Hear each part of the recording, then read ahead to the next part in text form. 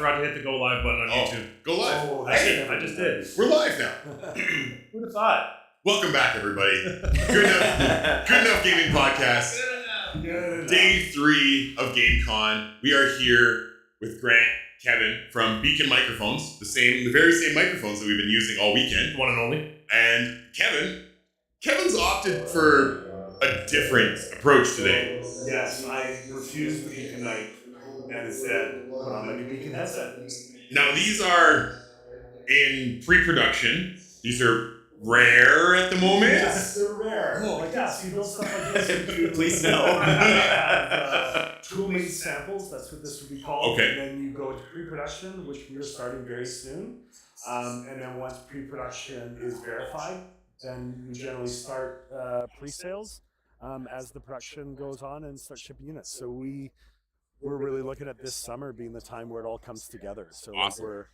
we're very eager to get them out in the world. Absolutely, and I think they're like the microphones themselves are amazing. So I can't wait to see how these look in the wild when people start using them.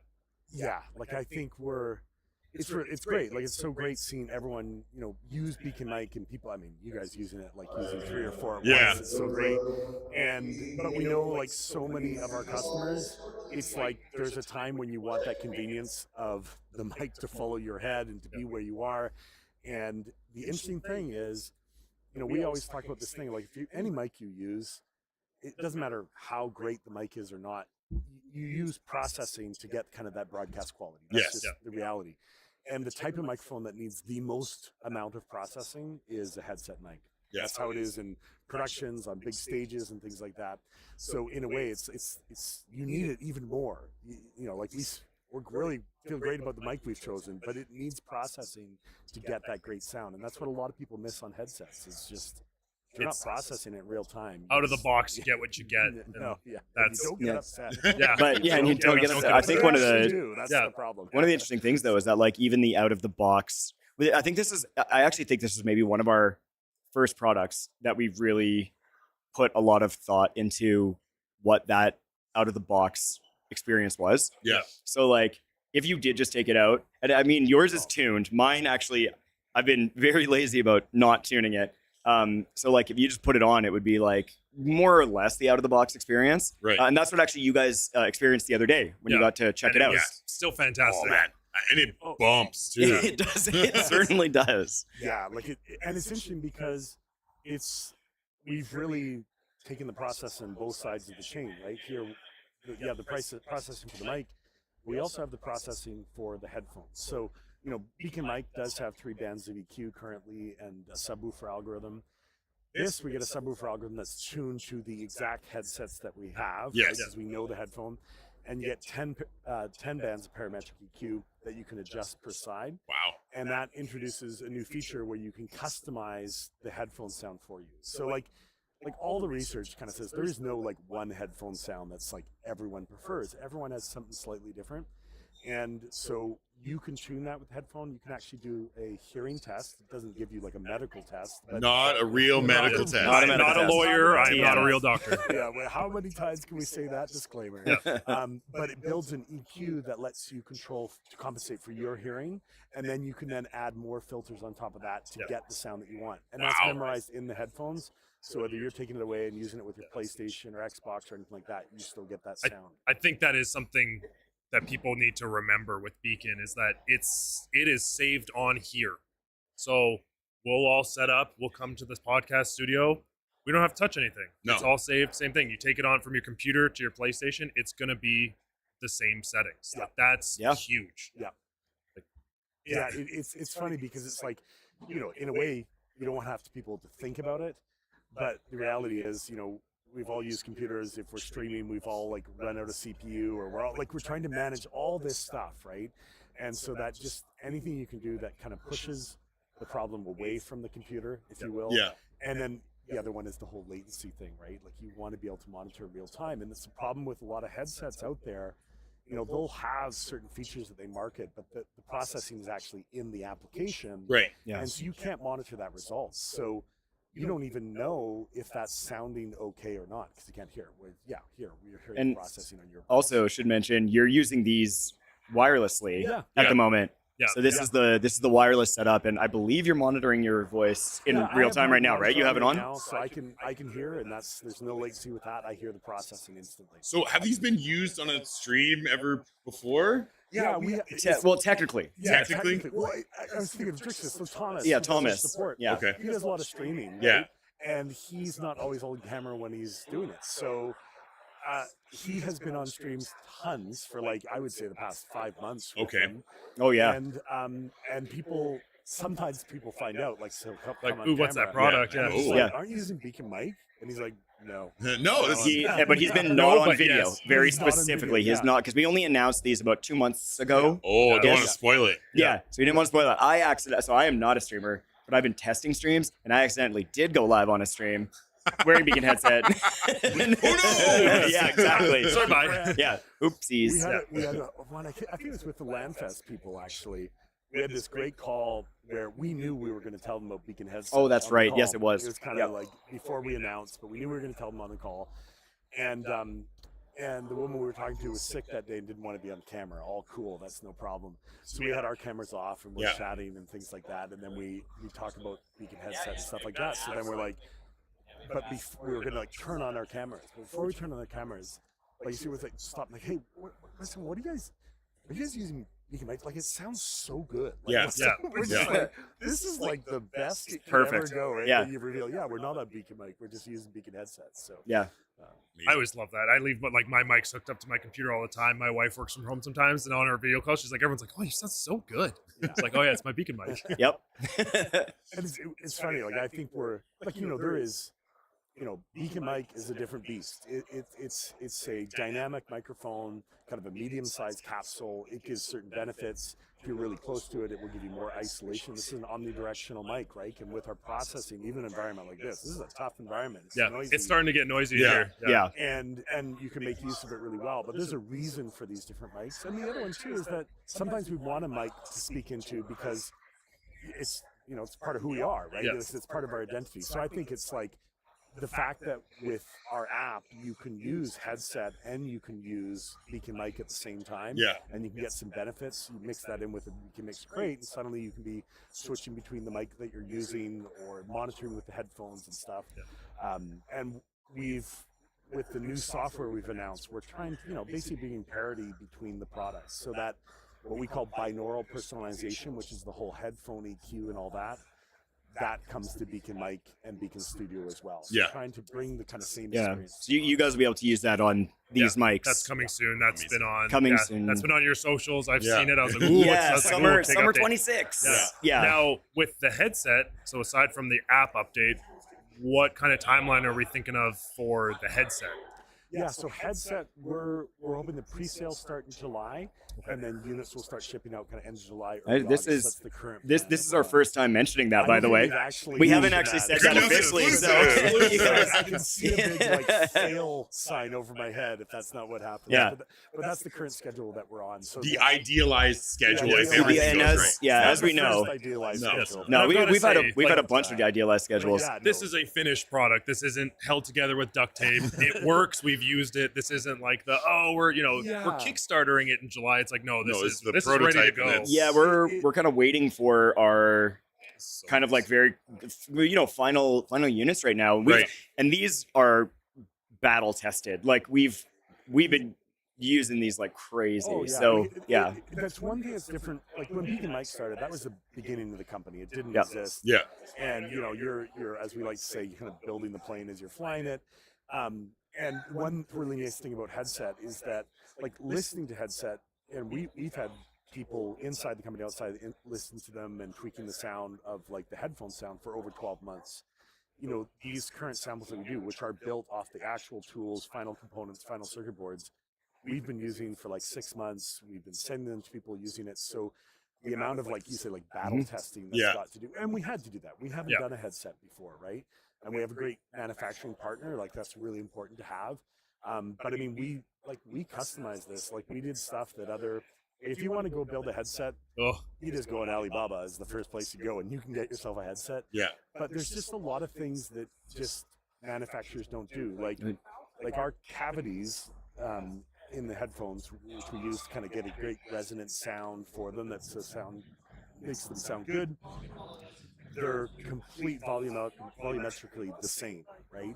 So you have electronics in one side, maybe not the other. So you change the design to make sure the volume's the same. Because if you don't, the sound of each ear is slightly different, and that's what a lot of headphones are. The sound isn't the same on the wireless headphones. There's two things on that I'll mention too. Is one of them, we teased like over a year ago the fact that we were making a headset on socials. Okay. But the only way that we did it was by posting a picture of a bag of rice. That's right. And so, exactly. So for most people, myself included, I was like, "What the hell? Well, like, what do you guys? What does this mean? Like, why?" Craig sent it to me. He's like, "You should post this," and I was like, "Why? Cool, but why? That makes no sense to me." But I mean, you'll be able to explain it better than I will. But rice is a very easy way of calculating volume of space. You just pour rice into it, and you measure the rice. So it's a great way of calculating one person figured it out, kind of. Yeah. And they were like, maybe you're measuring the volume of something within a cavity, and you guys must be doing something. And it was on Facebook, which it's not. We don't get a ton of engagement on there necessarily, and so it was like no one engaged with that. Yeah. And I was like, oh my god, that dude got it. So and it's cool when you can release something like that. It's fun. You want somebody to get it. Yeah. You just don't want everyone to get it. But That's a very niche. yeah, incredibly niche. Like the person must have been like an engineer of some sorts. Yeah. Like it's not common, you know. But it's a fun process of building a product, especially one that has to go on you and physically fit. And like the amount of I remember early samples we got, you're giving feedback, you're given like 150 points of feedback, and you're figuring out slight design changes and things like that to make everything work. And Ergonomics is fun. yeah, Yes. it's painful, but then when you get it back, you're kind of like, oh my goodness, that was worth it, right? We're excited to get it out there, and we're excited for it to be kind of in the ecosystem. Now, this might be pie in the sky. Now that the Beacon headset is on its way, is there an idea of the next thing? We never try to think about whatever. Beacon electric car. Ooh, Beacon car. The Beacon car. mobile. If you thought audio in cars was bad, Right now, exactly. No, we are always thinking about what's next. I think, if you look at our software update and you look at us doing Beacon headset, I mean, I think you get some clues of what's important to us, right?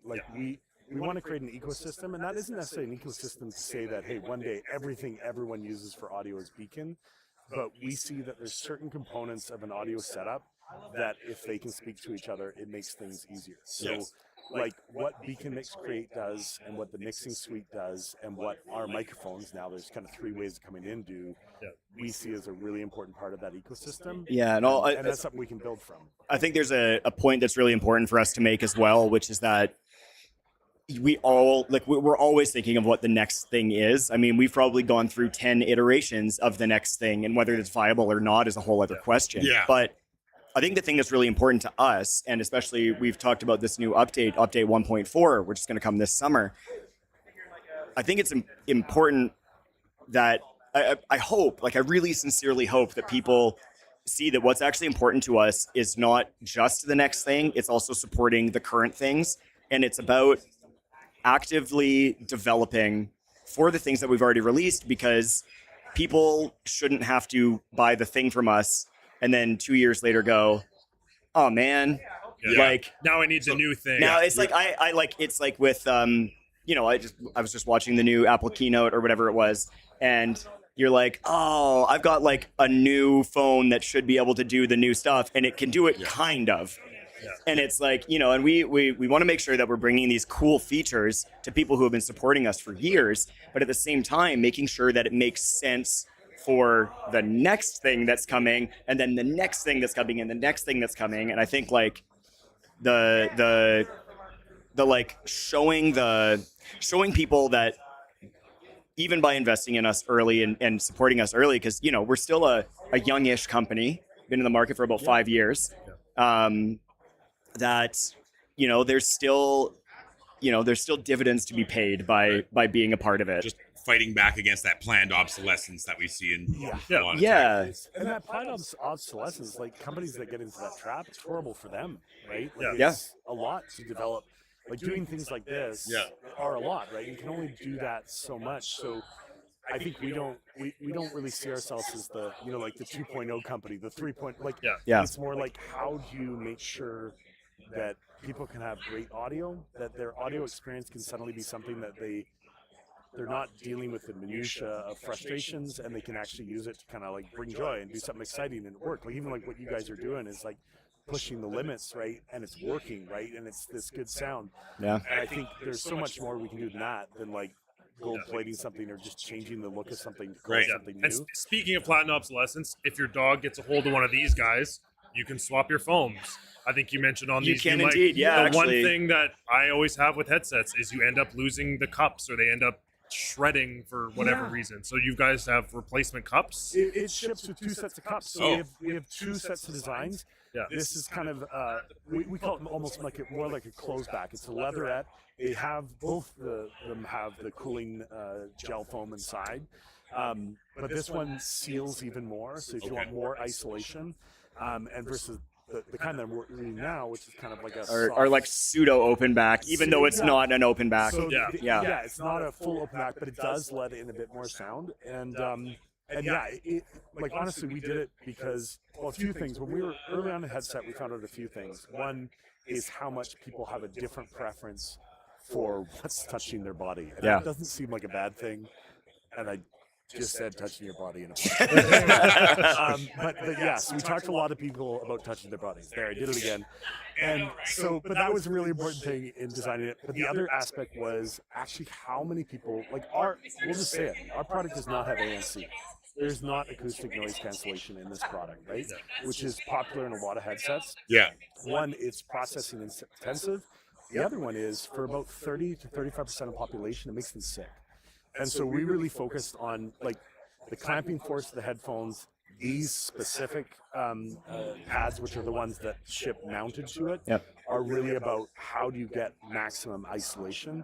And the amount of isolation we get with these ones on is like, it is like, you know, maybe they're not going to be your favorite set on the plane during takeoff, right? But like for all other applications, I think people are going to. And also, really the other thing is depth. I think that's one big thing. Yeah. Like I've experienced that with headphones before. Depth. Bottom out. Oh my Oh, yeah, god. they hit your Yeah, hand. when And it's it like rubbing hurts. on your Yes. ears. So these are I don't know. It's hard to see on camera, but they are good in terms of depth for different kinds of ear size. Yeah, the pinky Like test. you get a full like half a pinky in there. Yeah. Like, Oh, there's also the one. This is Craig, right? Our founder, brilliant. Like, is that R big enough for you? yeah. This is the I right know size. which ear it's on. We couldn't make it much bigger. Yeah. Than that. And we actually, and one of the other things we do have, if the R is not big enough for you, it's for also a on multiple the of back reasons, one we do there. have Braille as well That's so cool. inside. So on both sides, we have the L and the R Braille to make it easier to, That's the touch, super cool. the feel, that kind of thing. Yeah. So, guys, thank you so much for coming on today. It's really freaking cool that we were able to just plug those in and go. That's good for us. Yeah, Yeah. it was great. It's why we came early, and but I'm glad that it just fit in. That's Fantastic. Yeah. good. So Yeah, Beacon without the O, BEACN BEACN.com. .com. Yep. Mics, soon to be headphones. Yeah. We've got the mix systems. Yeah, we got Mix Create, which is kind of like our audio controller, let's call it. And then we've also got Beacon Studio, which is if anybody has an XLR mic already, they like all the cool processing stuff that we do on our other products. Yeah. It lets you plug an XLR mic right in.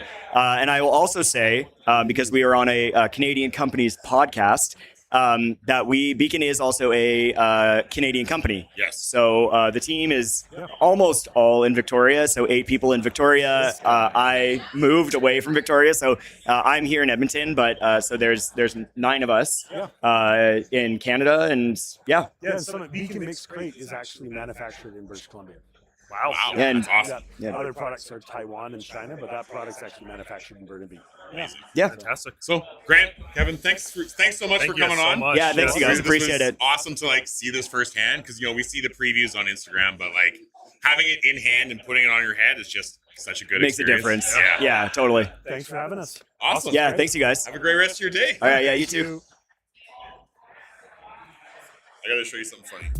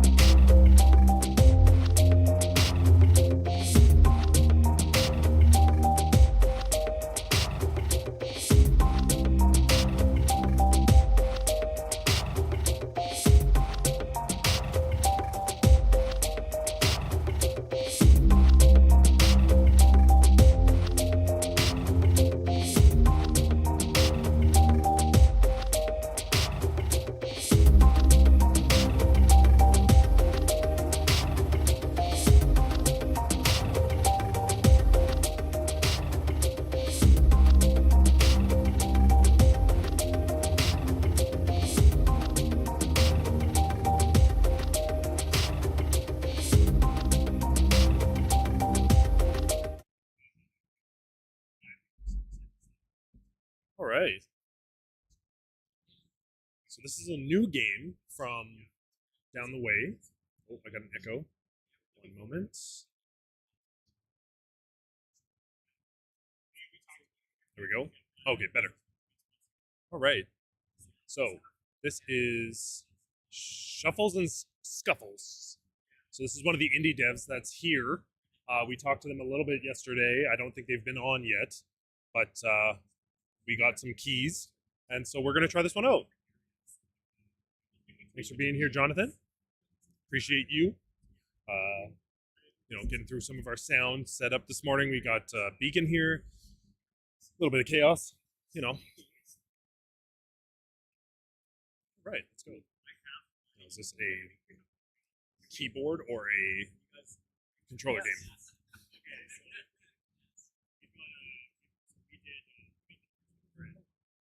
What am I doing?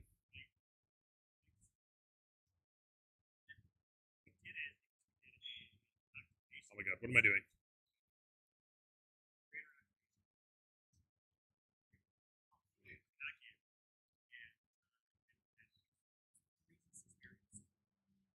Okay, we're gonna figure this out. Okay, so we're in the combat.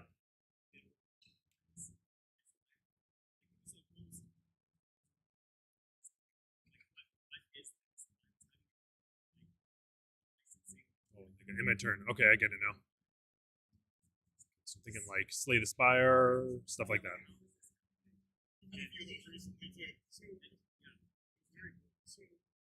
Got it.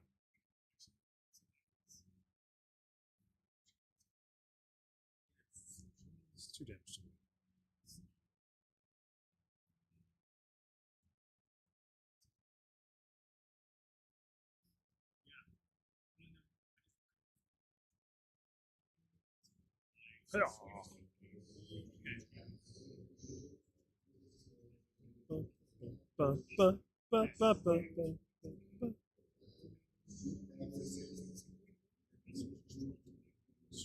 It's good.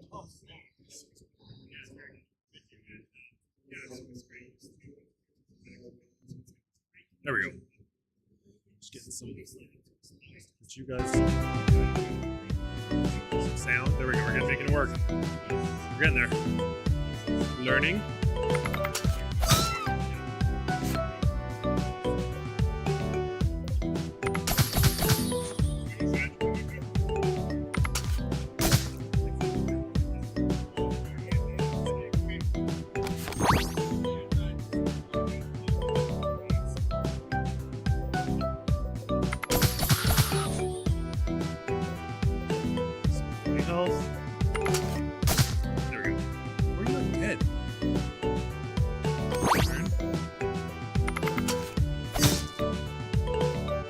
Has so much health. No. Was he healing?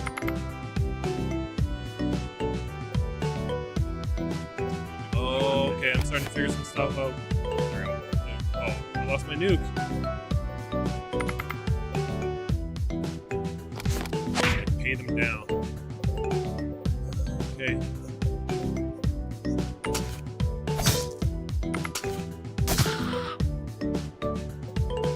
Should have been using all my points all the time. Oh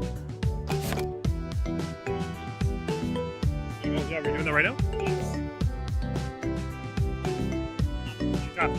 Right now? Oh.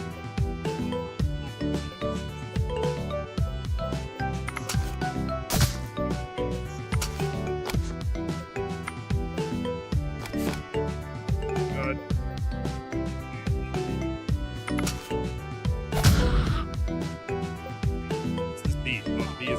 He is dangerous. Take some damage.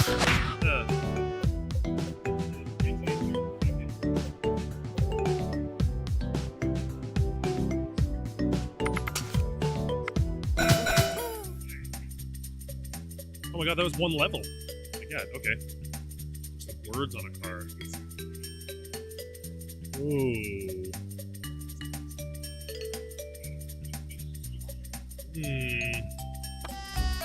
Oh yeah, shady cards.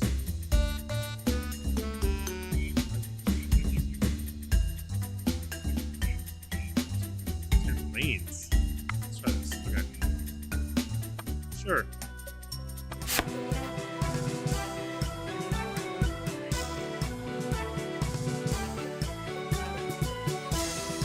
Like gambling a card? Or spin it. Oh no. Okay.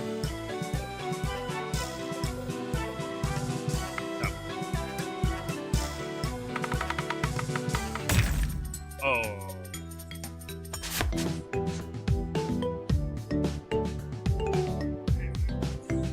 Okay, we're learning.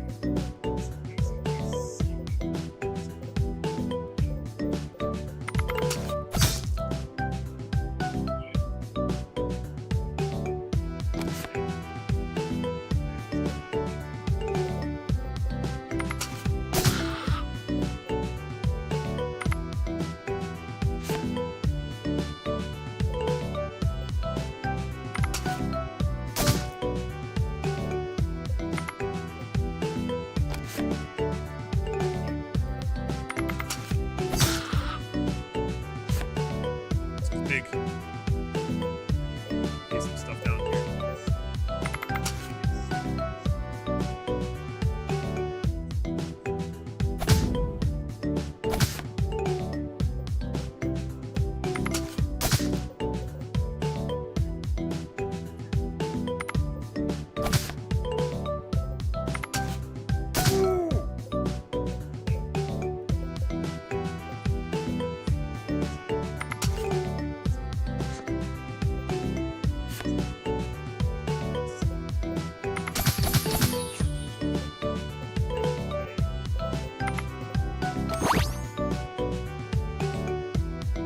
Music's so good.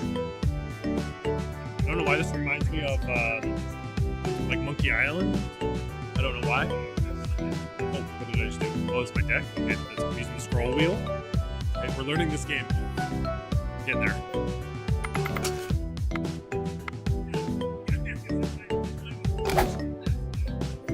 don't know what I'm doing.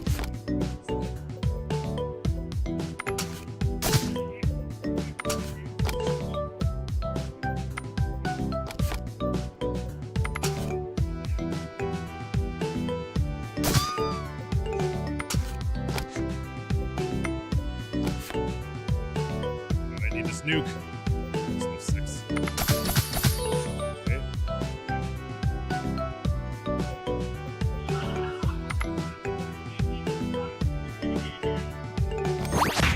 What's going on today? Not too loud yet, though. Critical mass. Oh, yeah. Card shop.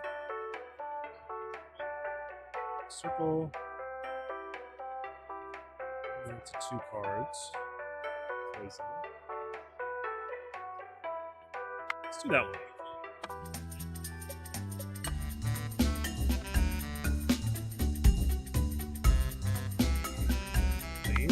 Okay. Build my deck. What are you trying to teach me?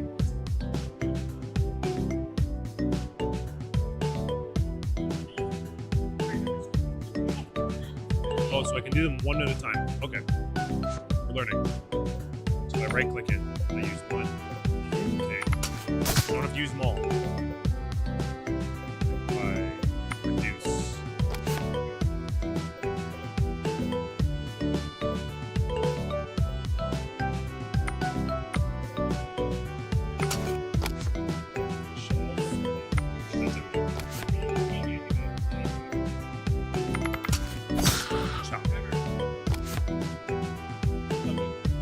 Okay.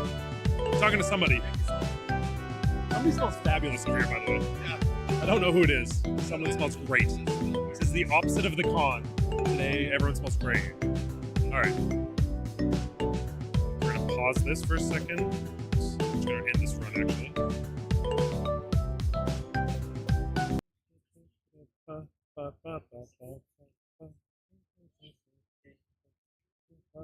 Get my name off the screen.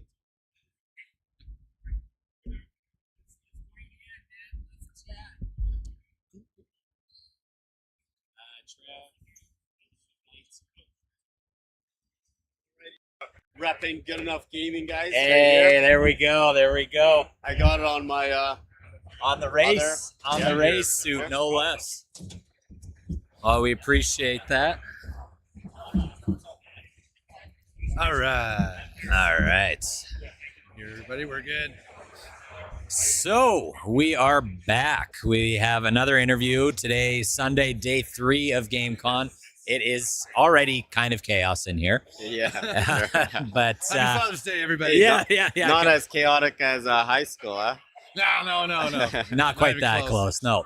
So who do we have here, and what game did you bring to GameCon this year? Yeah, so my name's Sho.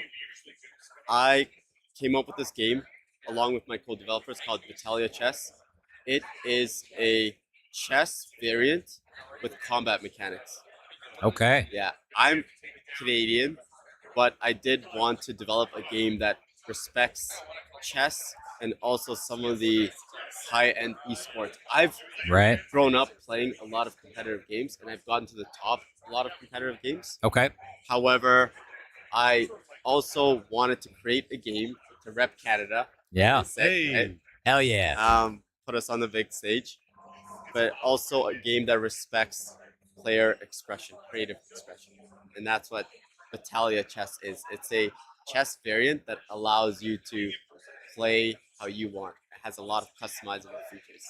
Very cool. So when we met you on the first day, we were going around and checking Yeah. out booths, like pre-show, which was great. Yeah. You had mentioned that, like, because this is a chess variant, you can choose how you want to map out your team necessarily. So, Yes. like with the relation of sort of chess pieces, like you could have 4 queens, or you could have like a buttload of pawns. Uh-huh. Or like, That's Yeah, so yeah, cool, yeah. man. That's so what's cool. what's the point system, and like what's the sort of the variant of Sure. of So classes you can they're choose? separated into 5 different classes: S, A, B, C, and D. Okay. What that does is that tag on every unit tells them generally the strength level of it and how much it costs to put on. So Okay. you mentioned the queen and the pawn. A pawn is a D class. A queen Okay. is an A class. Okay. Okay. So Got a it. queen hits much harder. Right. Has a lot more movement, and it has a good defensive mechanics and HP. Okay. Very cool. Gives you, as you said, you mentioned the customization side of it. That really allows every player to fully roster out their team to, do we what they just- want to do. We just finished the tournament. Okay. Tournament. 30 plus players showed up, and it was fantastic. I had so many people come up with their own custom brew of what they wanted to do to win that game. Wow. I Okay. have over 40 unique units. Check it out on our website, bataliachess.com, Okay. and it will show you a bunch of really cool mechanics. One piece I can kind of advocate for. Yeah. It's called a guard. Okay. So what that does is on your side of the base, it gets stronger. So on your half of the board, and it's weaker Interesting. on your opponent's side of the board. So it essentially serves the interesting. purpose to shield. Interesting. block Yeah. the Yeah. thing. Good defensive mechanics. Yeah. Now you mentioned the tournament. Were there any of the players that came with their own kind of setup or roster Yes. that Yeah. surprised you Yes. guys? Okay, so one thing that I did was after the tournament, I created the local game shops. Shout out to Net Ocean Games, fantastic game shop. They wanted their own board. It's not for sale, but they wanted their own board, and we Cool. obliged them. But so one thing the players did is after the tournament, we created a leaderboard. Okay. So all the players are able to go play and try their styles with other things. I'm on the leaderboard, and I gotta play against a bunch of the players. Yeah. I'm 3-0 so far. Hey, So there we go. Come at the cake. Yeah, Yeah. gotta take him Yeah. down, man. You gotta take me down, yeah. But on to respecting gamers, I like being able to respect the creative side of what you can do as a potential strategist. I don't Yeah. like the meta style of some esports, which is Neither do we. Yeah. right. Like this is what works, Yeah. and this is what you have to do. Yeah, this is the only Yeah, powerful the only components viable build one. or whatever. Yeah. Yeah, correct. Yeah. But I also wanted to respect the legacy of chess. We were kind of talking off camera about Yeah. our company called Clean Win Games. Yeah. We're gameplay heavy, and we are zero messaging. We wanted to Very appeal cool. to children, even 8-10-year-olds, to all the way to adults that really respect the chess game and want to hone their craft. Love that. The fact that it's gameplay heavy, I want to keep it there. Yeah. So here's the cool thing. So again, on sort of the first day preamble, what we discovered about this game was that there's a physical copy Yes. Yeah. and a digital version. Yes. So like whatever your preference is, like if you want to play tabletop or you want to play this digitally, that's available. So like which one of these came first, and how did this Yeah. come about? I did want to clarify something. So Sure. I'm not a game coder, but are y'all game coders? Okay. Absolutely not. No. I don't know. This guy has the luck of somebody he's been brewing. You might have some hidden talents. I man. don't know anything about game development. Hey, you did call the stream Relax. before. Remember? You're like, hey, is this supposed to? And then he was like, there's a delay, but then you actually caught it. That it wasn't Wow. live. So I don't know. I don't know about that. You might man. have some. Yeah. You might have two some of tech us. know-how. Yeah, definitely not this squad right here. Yeah. That's for sure. But like I said, to follow up with your question, I had this brewing since high school, Okay. and I did not have the funds for it. Game development is very expensive. If Yes. you want to get into development, you need strong backers, or you need to have your own war chest. When I started developing this, me and my high school friends, all of us are high school friends. One of them is my wife. We just started from the ground up. I kid you not, guys. Cardboard, Yeah, well, Yeah. cardboard, Smart. creating lines, putting little pieces as avatars, Yeah. and that was 8 years ago. Wow. And then over time, I just kept polishing my product, upping the quality of the physical edition. The goal is a complete video game. The goal is not a tabletop, but for legacy, I'm gonna put the tabletop for the fans that really Perfect. want it Yeah, out. Yeah, they'll yeah, love very cool. they'll love that Yes. for sure. Yeah. Now, I don't think we asked early on, but I mean, this is such a unique idea that I don't think we've seen in the gaming space. Where did the inspiration come to say that, like, you know what, this is the game that we want to develop? Where did that come from? Yeah. One of the main things is I think every gamer, no matter if they're casual gamers or big time gamers, they respect chess. Yeah. They know chess is the original competition gaming tabletop, right? Right. And I wanted to also honor chess while also giving the dynamic flavor of player expression. Balancing that, guys, was super hectic. Like I said, Yeah. took over Yeah, I 8 bet. years of polishing it. Yeah. But the inspiration ultimately came from, actually, I'm a writer.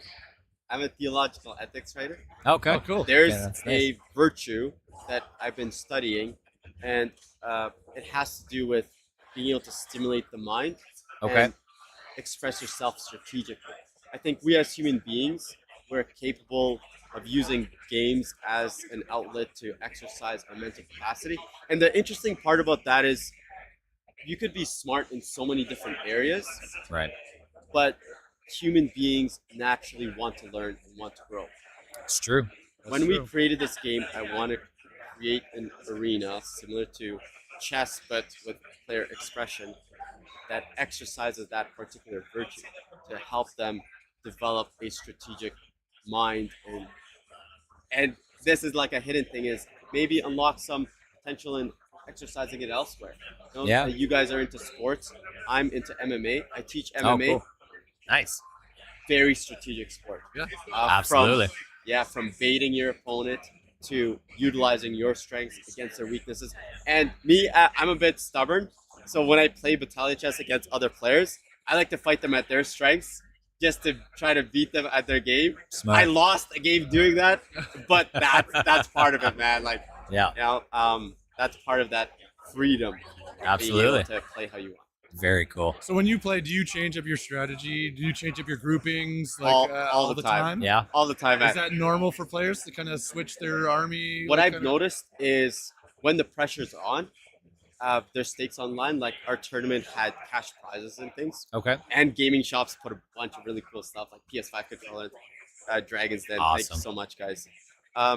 So when they're locked in tournament, I've noticed they, whether for better or for worse, they will stick to one strategy and want to keep improving it Okay. because they want to get really good. But I did have one tournament player, and he was so cool, man. Every game he mixed it up and caught his opponents because they're able to watch. We streamed all of it, so Yeah. it's on our Discord. You could go back and watch your opponent's prior plays, so you can kind of try to counterplay, right? I was That's just wondering, cool, yeah. okay, like, Yeah. so is that not a strategy in its Yeah, own? yeah, Like, yeah. It's to kind of just like be unpredictable. it's kind of like watching fight footage, right? Yeah. You're watching True. fight footage of your opponent. This one guy, I just released a unit in tournament, and he uses it the next time he plays. That's It's awesome. crazy, man. That's really Yeah, cool. Yeah, Got to Um, keep people guessing. yeah, it's Very for sure. cool. I was encouraging you guys to give it a shot. I don't think y'all regret it. When we had our business meetings on Friday, so much people were interested on the later development cycle of our game. That's Right awesome. now, we are in a vertical slice, which is a locked-in roller coaster. Yeah. Just a little snippet of it. Yeah. But we want community support and crowdfunding. Not even the amount, just the numbers. Yeah, To for show sure. that these developers, hey, I think their product's awesome, but Yeah. so do people. Absolutely. Now, is We there understand that. a kind of let's say a pie in the sky release date where Yes. what are you hoping for to get this out to the public? Depending on our funds, a realistic outcome would be a year and a half to 2 years. Okay. But the cool part is a couple things our game has an advantage of that many games have to overcome is we're turn-based. It makes it much easier for the servers and coding. Right. Okay. And Yep. we are also grid-based, meaning there's I'm no a big real fan of like, both of these things. Yeah. Final Yes. Fantasy, Fire Emblem, I like all of these. This is true. Yes. I did manage to kind of talk off screen to you guys. I want to ask you guys, as gamers and fans, what are y'all like? What are you really interested in? Did you get really passionate about one game in particular and put time into it? Well, I mean, I don't think I've necessarily been like I play one game and one Oh, game you're only. the jack of all Yeah, trades. I play a lot of games, but like Daryl mentioned, Final Fantasy and Fire Emblem.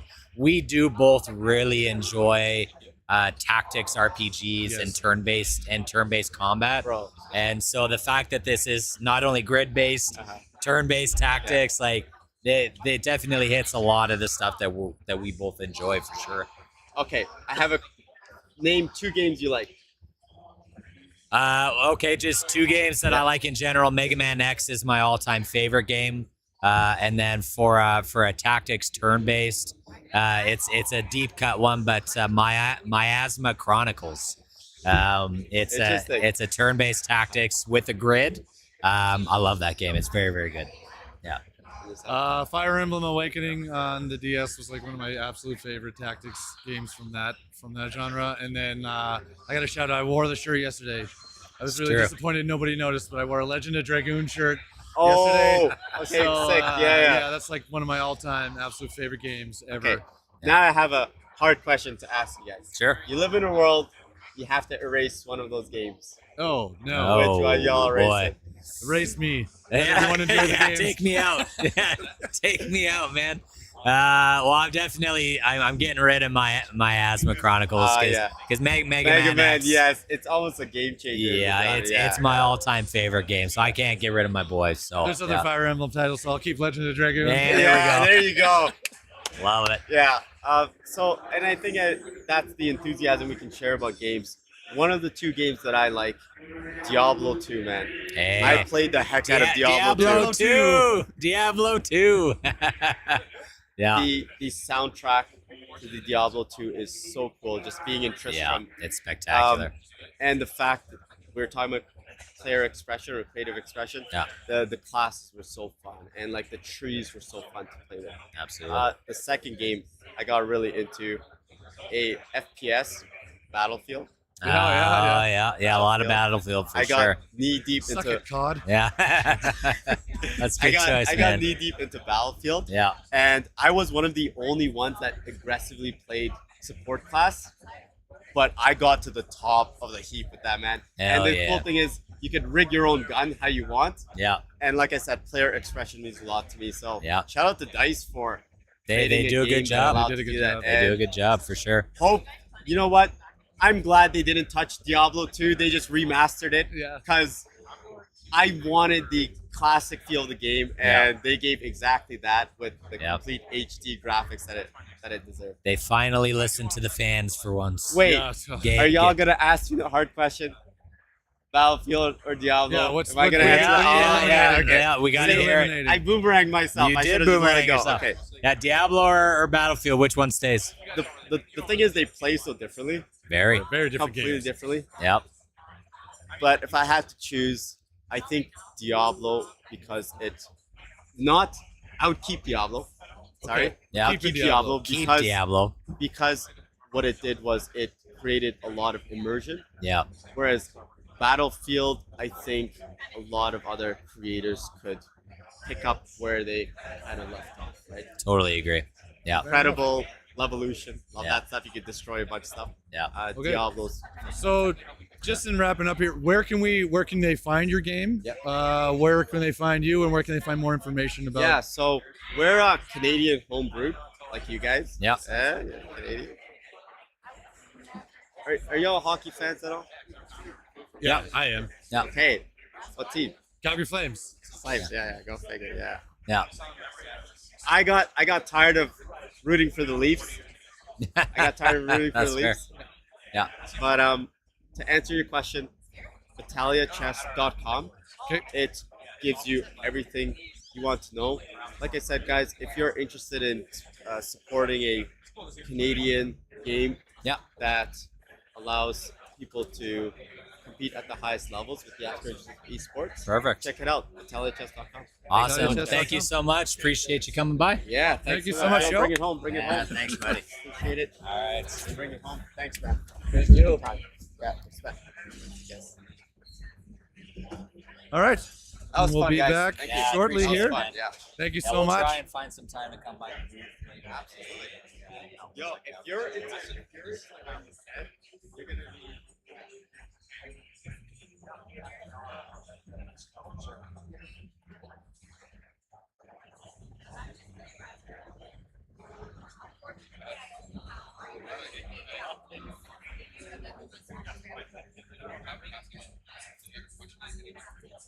Trevor gets roped in. Yeah, hell yeah. It's funny, man.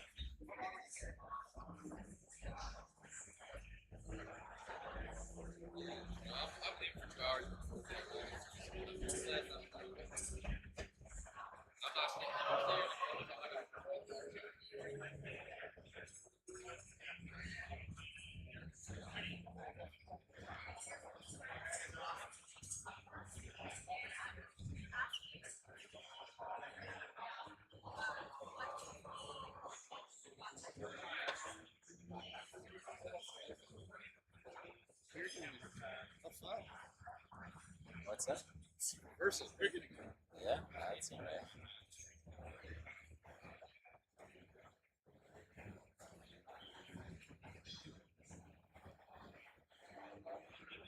Honestly, it's good to have Tia.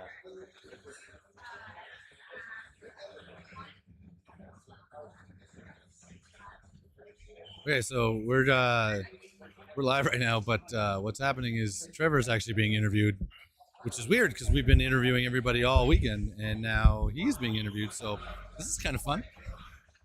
So we're gonna quickly do this out front of our booth, and then we'll be right back, and we're gonna have another guest. So stay tuned.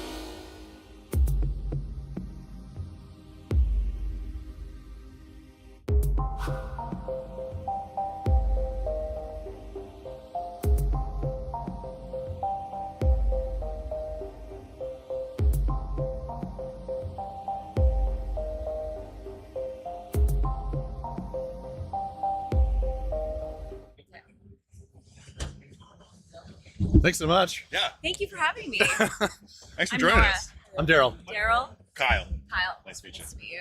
That's Trevor. You talked. Yeah, you just we talked talked. to Trevor. Yeah, great. Just adjust that. I feel so short. Yeah. So sorry. I literally asked for a booster seat last night. Oh no. Like on stage? Yeah, on stage we Oh, were my goodness. when we were playing for some reason the height of the table and like the chairs, I was like, can I get a booster seat? And they brought some out. Good, great. Hey, folks, we're back again. Nora, thank you for joining us today. Thank you so much for having me. I'm excited to be here. Yeah, it's we were fortunate enough to see you last night on stage for Tales of Wood Creek. Yes, which That was was- awesome. Amazing. It Deborah was Ann Wall is an incredible game master. Yes. I feel so fortunate that I had that experience. we got to talk to her earlier yesterday, and we're really excited to see it. So our buddy Jordan here got a little scared by Ginny D on the Right beside Oh Jordan my at the back. goodness. Screamed right Yeah. beside So him. I don't know if this is a spoiler or not, but yeah, she came up through the aisles as a Black Widow with a veil, and for somebody sitting in the audience, would not expect that. But Yeah. that is the part of the little surprises and audience interaction that she puts in her games. I thought it was amazing. It was amazing. It's incredible. So you've been at GameCon basically every year. Every year, yeah. The first year I came in as a celebrity guest, so Yes. I did not have any hosting duties, and then I've been hosting every year since. And Which is amazing. You've I'm done a gonna great keep job. coming back until they fire me. Yeah, my biggest question, what keeps you coming back though? I love the community here. Everybody's so, I mean, it's Canada. Everybody's like lovely and welcoming and Oh, so shucks. polite. And they always have like, oh, this is your first time here. You need to try poutine and you need to try this and you need to try. I'm like, have you been to Swiss Chalet? And I absolutely have, and I love it. There's hospitable. There's such a great sense of community here. I've never seen a mega stage like this in any other convention. I was floored when I saw it. And then I just love that you get to see both, these big companies that you love and look forward to their releases, but then you also get indie games and local businesses, and it's just like a nice mix, and it feels so nice being here. And a whole hall of Warhammer. Yes. Whole wall of Warhammer. The cosplay competition is insane. The goodness. cosplay Very competition good. was yesterday with a halftime show Yeah. Yes. with YDB. Like I've never heard of a halftime show in a convention, in a gaming convention before, and that was lovely. And then just seeing the amazing cosplay. There's no other cosplay competition that has the award prize like this one. Yes. I've never seen that before. And then just seeing the excitement and seeing the creativity and everybody having a good time. This is my Super Bowl. I love it. Oh, hell yeah. Do you guys have any further, we know we hijacked you a little bit today. My pleasure. This Yeah, is No, so last night during part of your introduction, you had mentioned you're a huge D&D person. Like you're Oh, involved yeah. in so Yes. much. Like you said, Purple Worm Kill. Like what else are you in? Like that was a crazy list. so much. Like this is the thing I do once a year, but I play so many TTRPGs and so many actual plays that I can't, if I had to list them all, I don't think I could. But I could talk about currently what I work. absolutely. Currently, I do a lot of work with the Glass Cannon podcast. You can find them on YouTube. They also have a Patreon for bonus footage, and they also do have a Discord community. But I'm in an ongoing season 4 of Time for Chaos starts this July. I Okay. don't have an official release date because they haven't released it, and I'm already doing. Please Exclusive. don't Yeah. fire me.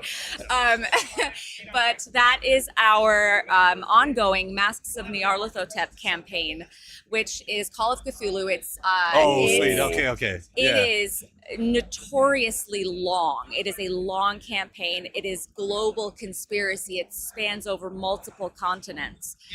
And it is, I don't want it to end. I'm 9 more seasons. Can we go Yeah. 9 more seasons? What if we go to Antarctica? I know it's not in the book, 6 seasons in a movie. but what if we did it?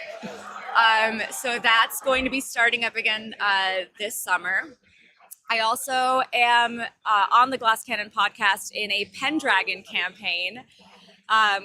And Pendragon is like your like classic Knights of the Round Table, Yes. Arthurian, kind of gaming system where the fascinating thing about it is that you have this like downtime period in between your storylines. Okay. And usually like when people have those times where they're like upgrading their character and what happens here, but there's so much fun mechanical things that you can do in that campaign. You can roll and I have a kid now. I got married, and this, in between It's the like little seasons. pieces of the game of life So, sprinkled in. and it really changes, like as far as the role play and to the story. You think it wouldn't really have an effect, those little moments where you're like ticking things off your character sheet, but it just makes it so much more dynamic. And so I'm having a lot of fun playing that. That for the sounds first awesome. time. Yeah. Like, do you have a general class that you sort of like gravitate to in D&D? Oh yeah, I'm a warlock girl. Oh, Through and okay. through. I'm a magic user. Love magic users, and I know there's sorcerers and wizards, but there's just something about like making a deal with some entity for that power, and when what happens what's the consequence of that deal in the story? You never know. Don't That's the tell me. fun I like that's part. the fun part. Now, do you ever take the DM side of things, or do you prefer to play? For home games, I'll DM, but I don't want to become the forever DM, and I'm an I'm an actor, so that's the part that I love, and I'm just afraid that I'm going to, not that a DM doesn't act, because there's all the You have to NPCs, act multiple roles. multiple roles. So I don't know. Maybe I'll become insufferable if I become a DM and I'm just like taking up all the time and doing all the voices. No, it's if I think for a home game, I haven't dipped my toes into like a recorded actual play, but I Okay. might. I don't know. Now, do you have any projects? I know you said you wear many different hats in many different ways. Do you have any projects coming up that we should be looking for aside from Glass Cannon podcast or anything like that? Oh, well, I filmed a movie earlier this year, but Okay. I can't mention. I don't know. It's done. It's in post production. Okay. It rhymes with no. Listen, that's if I did that, you would know. Oh, okay. It would give it away. So I couldn't do that. And then I will be filming another movie in the fall. Oh, congrats! Amazing. So Busy. It's been a busy year. I'm very grateful. But I go where the creativity calls to me, and there's the thing that I do love about tabletop gaming and role-playing games is that you get to scratch that itch in the time between you're not in a film production, and you still get to like hone those skills. Absolutely. Yeah. Well, we're not going to take up any more of your time. Thank you so much for coming This on is today. amazing. For having me. You're amazing. so great to talk to you. We see you every year, but now we actually got a chance to. I look forward to next year seeing you guys, and this was unexpected. And Fantastic. I had such a good time. Thank you. Awesome. Everyone Thank you keep very an eye much. out for Nora. She's invading your YouTube channels and everywhere. One D&D podcast at a time. Yes. All right. Awesome. Thanks, Nora. Great. Thank Good you enough. guys.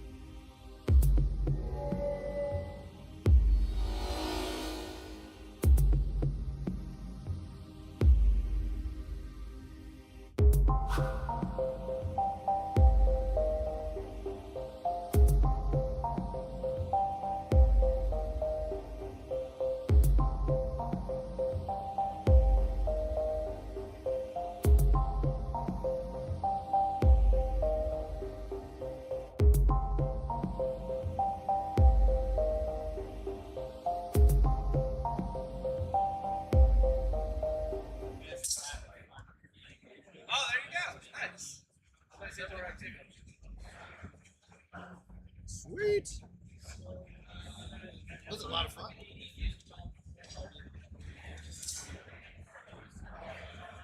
That's Let's go.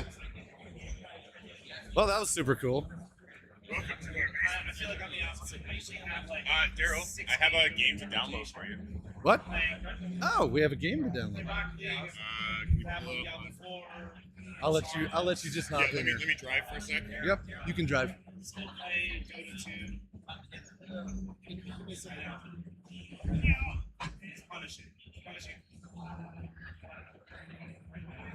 Yeah.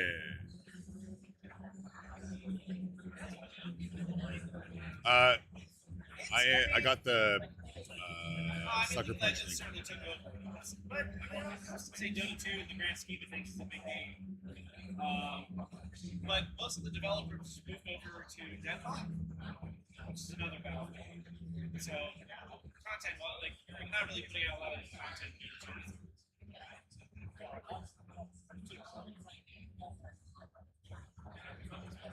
How we doing, guys? Good. Now's the chance.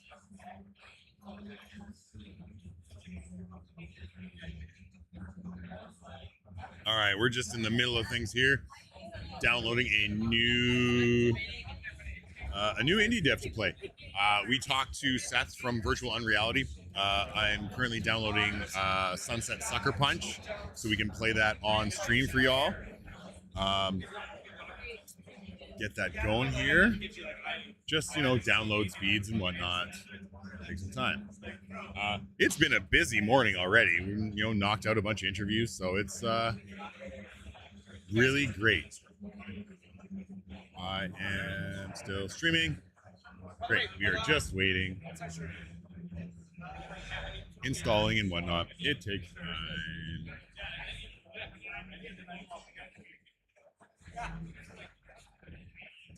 Did we go to... There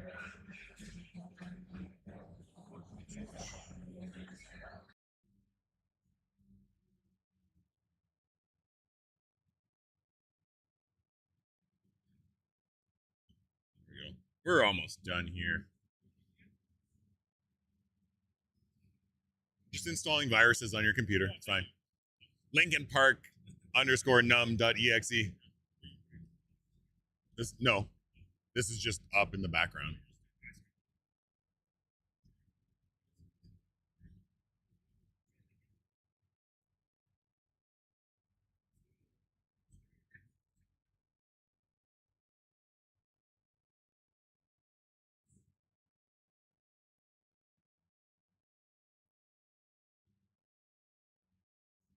Oh, that's not what I want.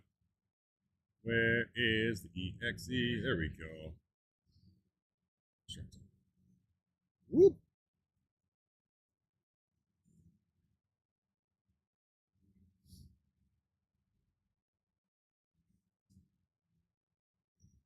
Hell yeah. Let's go.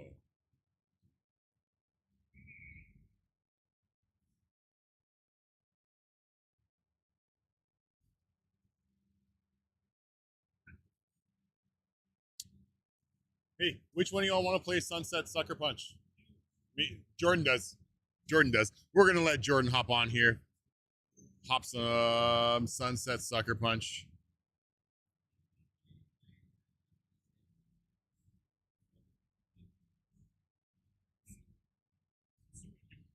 Oh yeah. Hey, before Jordan gets into that, Trevor's gonna do a giveaway.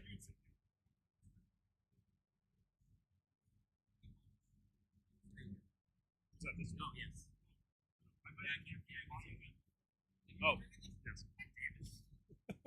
Where's the Sharpie? Oh, here we go. I don't got the vid. Yeah, we're good. All right, we're doing a giveaway. All right, you ready, Kyle? 1, 2, 3, go. 1, 2, 3, go. Oh, giveaway!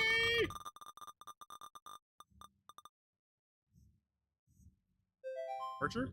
Archer!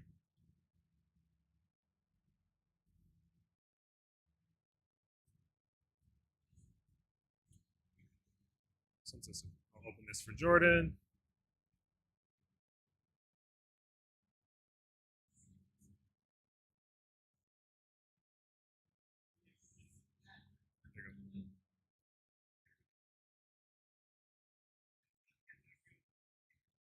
Sunset Sucker Punch isn't working. By the way, it doesn't work. What? Go to the zip file.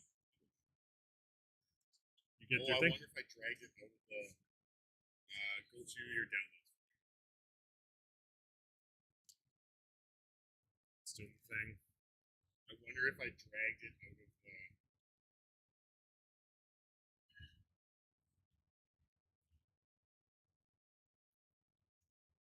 This one?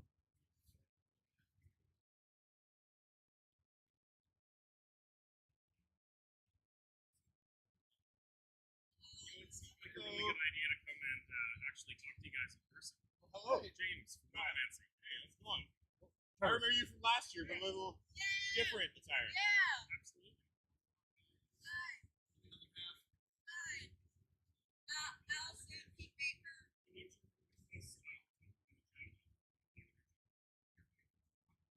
There we go. There we go. Oh, for the. Sorry, it's been fucking. For that. What was the club? So we met last year. We Roll for beer. Sorry. Yeah. but I realized that I spent the whole weekend and I never actually got a chance to come over and say hi. So we did a bunch of live streaming from the family, and we did a bunch of work with Beacon this weekend. It's been I haven't. I honestly haven't had time to go through. so if there's stuff that you want from a TTRPG or like Beacon's got a big Beacon, like Beacon.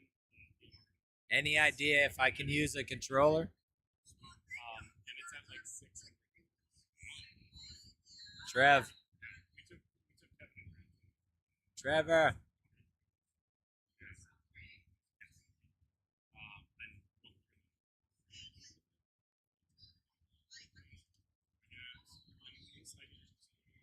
All right. it's going to be a very, very good next couple of years. Yeah, they came in as great talk they're surprised. They actually used the headset into like on the stream, so it was great. Yeah. David had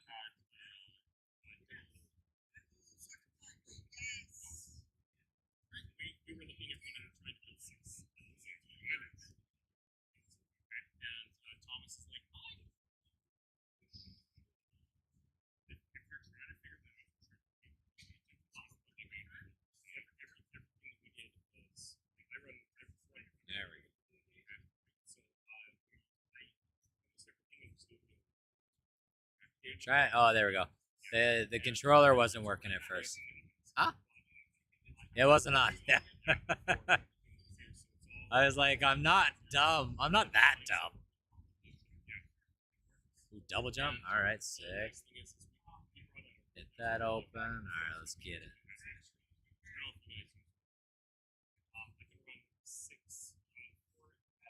Whoa, particle effects. That's cool.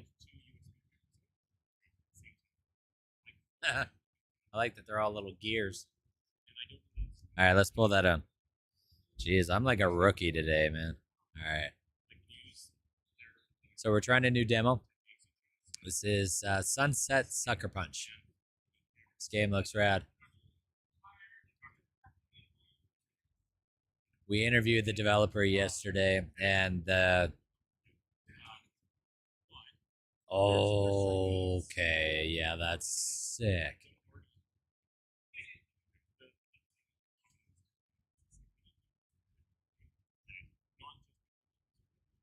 That's cool.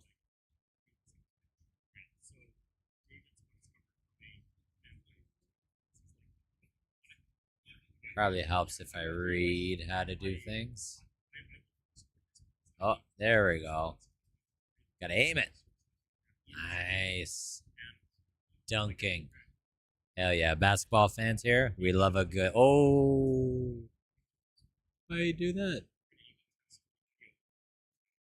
Ah, there we go. Got a dash. Nice. I'm really doing a terrible job actually reading Enemies are only defeated once they are dunked. Oh, we'll dunk. We'll Dwight Howard dunk on a bunch of enemies. Oh, bullet time. Sick. Oh yeah, you want to get one in the face.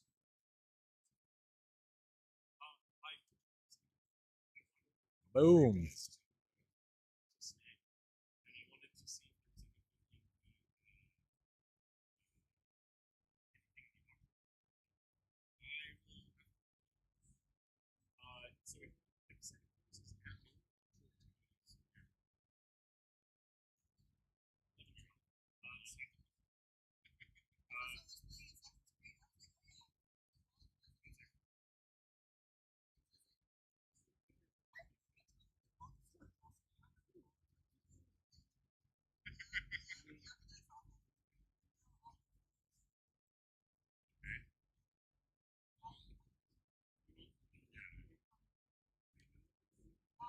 Was that Dark Hell MT?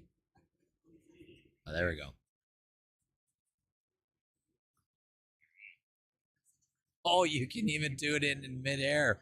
Oh, that is cool.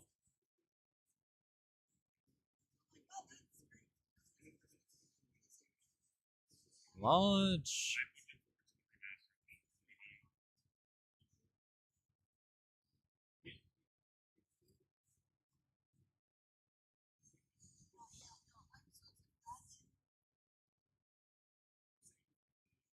Oh, why are you shooting at me, man? All right, I'm gonna launch it at you, big boy. Sick. Off we go. All right. So, open that bad boy. Oh, where am I going? Which way do I want to go? Let's go this way.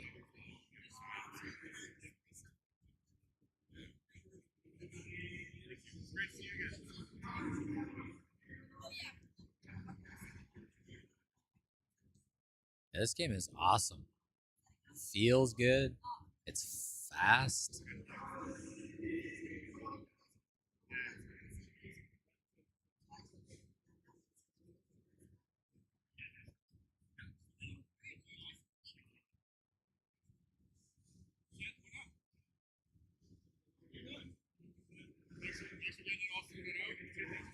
Awesome. It feels so good. Man.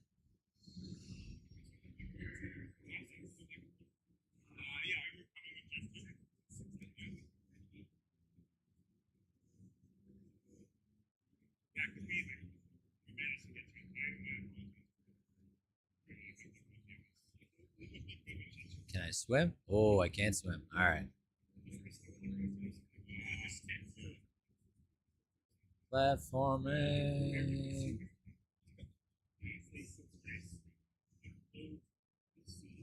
Boom. All right. Use the tether to push start. Oh shit. Hey, you can't do that. What?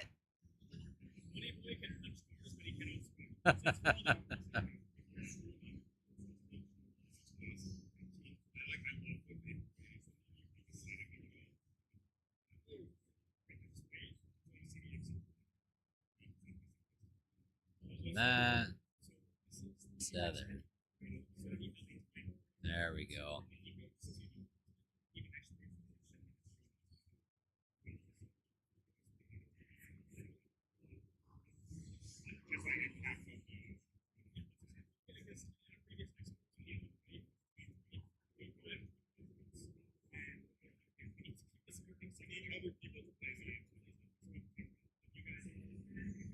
Let's fuck shit up. You can turn off the timer at the top too.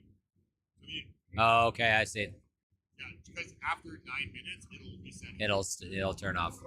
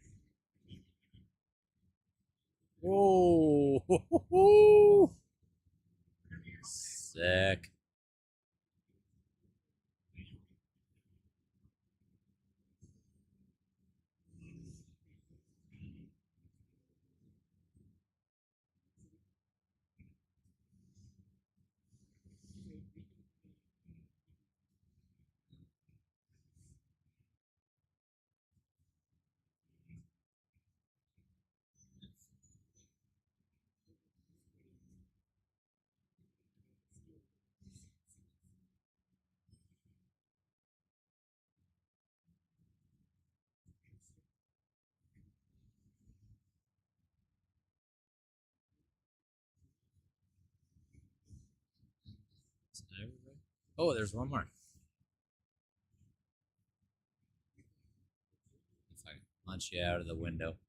Oh, that was funny.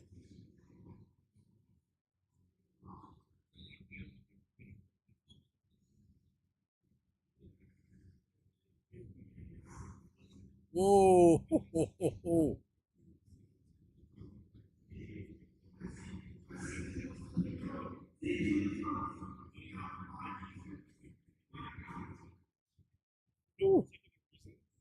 The cars in this arena have health bars. Do with that what you will. Okay. Good to know. Oh, I died. Shit. Oh, man. All dunked enemies restore HP. Okay, that's good to know. There we go.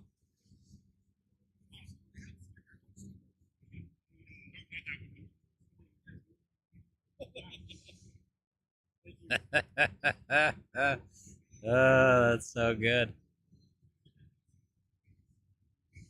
Woo!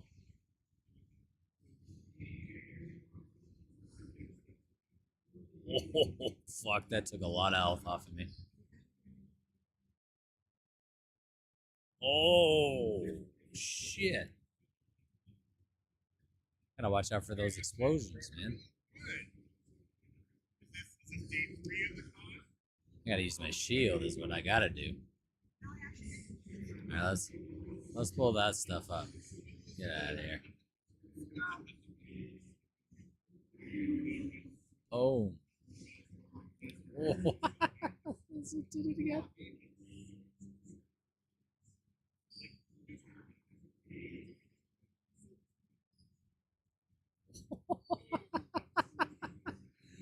Oh, I love when you die. You just get fucking tossed, man. That's funny. All right, Kyle, you got to try this. That's really good.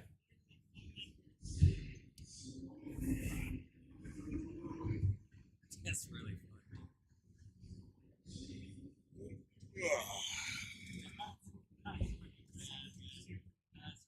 Yo. Oh, it's Dark Hill. What up, Dark Hill? We're giving this a shot. We talked to Seth yesterday about Sunset Sucker Punch. Now we are giving it a go. Okay. How do I do the thing? Okay. Standard attack. Ooh, what does that do?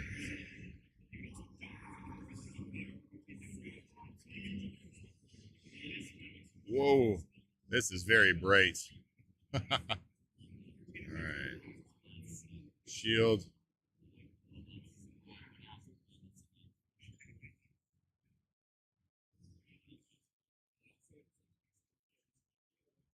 Oh.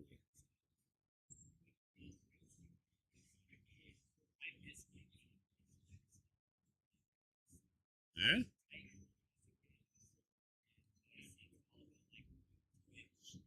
What am I missing? Oh, I see.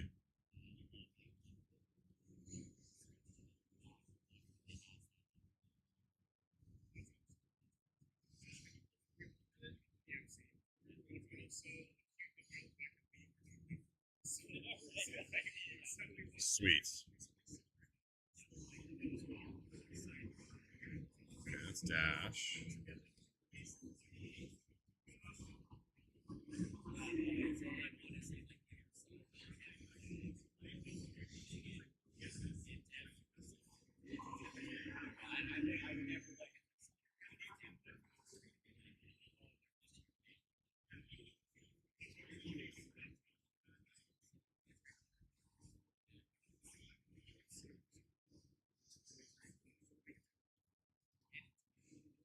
Oh man.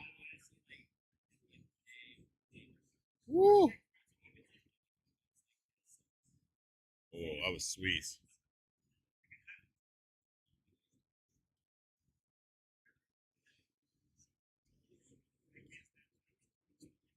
Here we go. Oh shit! I guess I should actually dash through it. You know, basic things. Watch out. Whoa. Oh, I gotta hit it back there. Yeah.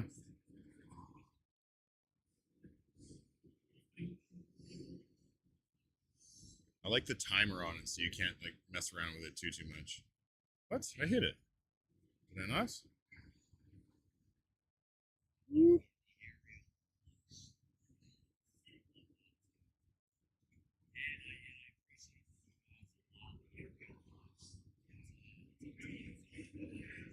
Okay.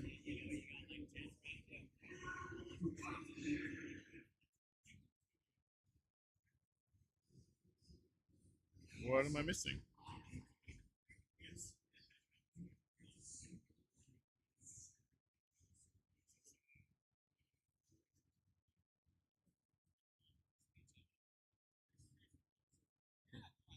What am I missing?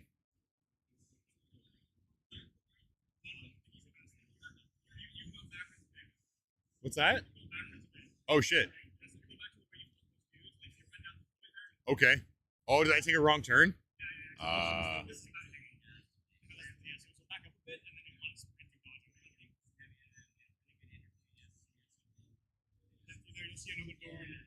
Oh.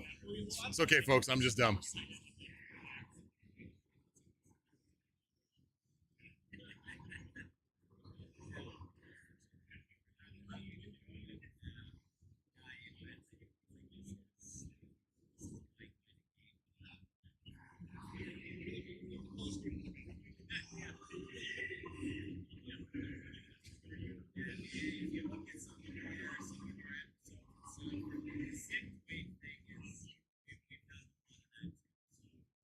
Oh man.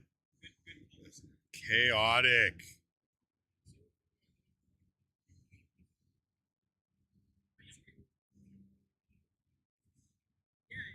Bah.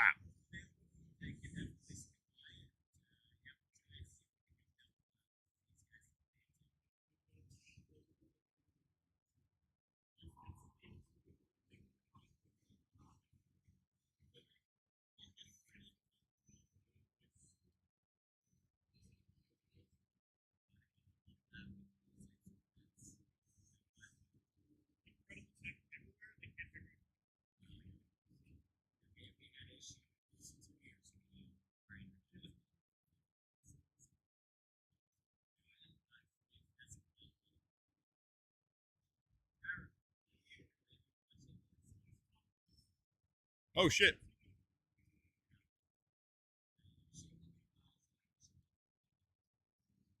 Trav, it's good.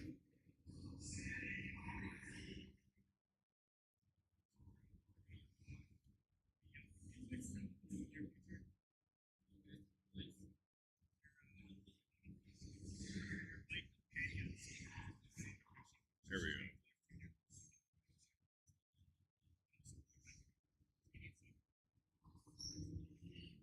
Oh, oh.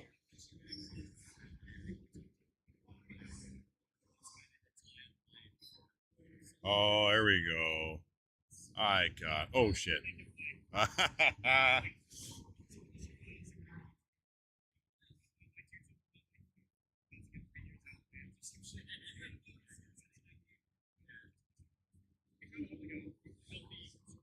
Wait, just kidding. Whoop.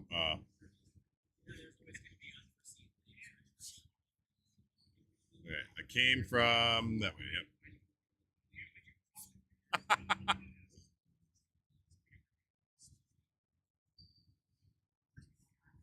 It's okay, folks. I'm just a little bit stupid today. Don't judge me. You don't know me.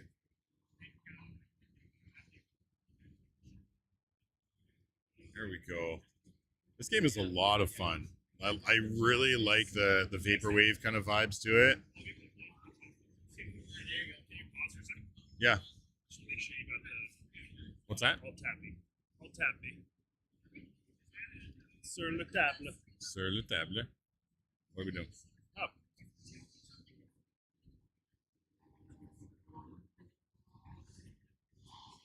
Oh, get some audio in there too. Okay, there we go. All right. For the people. For the people. Sweet.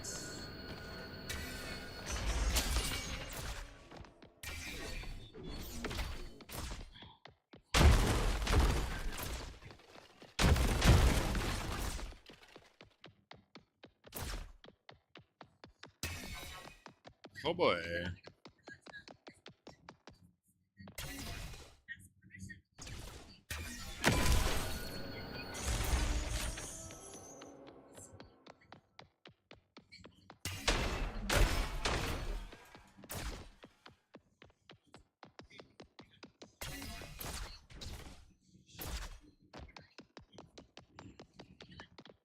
Hey, do we want to get Ronnie in here for a bit since he's around and we got a bit of time? Edmonton's Ronnie.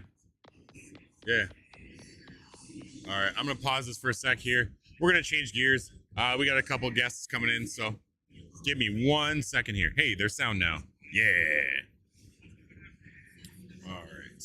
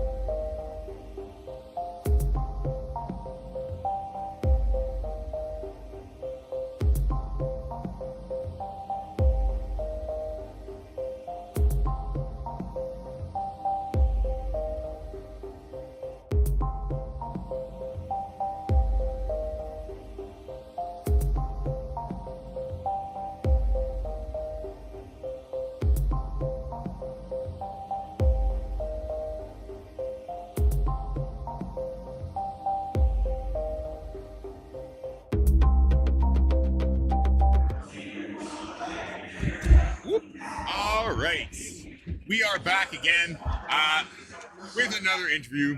This one, we've got Ronnie from Edmonton Screen. Sorry, I interrupted you mid-sip there. No worries. Thanks for joining us today.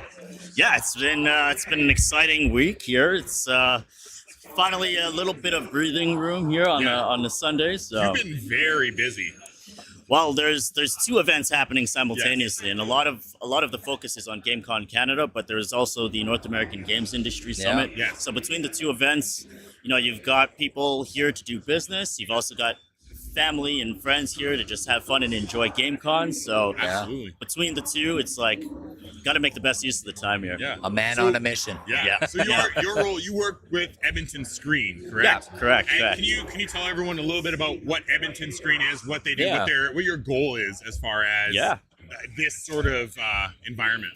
Yeah, absolutely. So my role with Edmonton Screen is a digital media and technology specialist. Okay. And we have a very rare role in the city here as an economic development agency.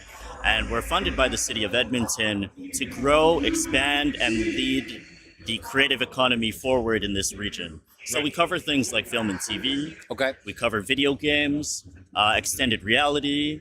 We're now exploring and adding esports into our portfolio. Oh, wow, nice. Okay. So the entire idea is the city of Edmonton believes in the people creating content here in these different industries. Right. Amazing. Our role is to represent, advocate, and support them with the funding we receive, with the opportunities that we can explore, just like GameCon and Nagus. Yeah. And really find those gaps in the industry where indie studios, emerging indie studios, or mid-cycle businesses need help. Like we look for ways to support them and help them. So we do it for film and TV, and then we also do it for the digital media and technology sectors. Right. And you guys have 10 studios that you're supporting here in the indie game Wow. Yeah. dev section.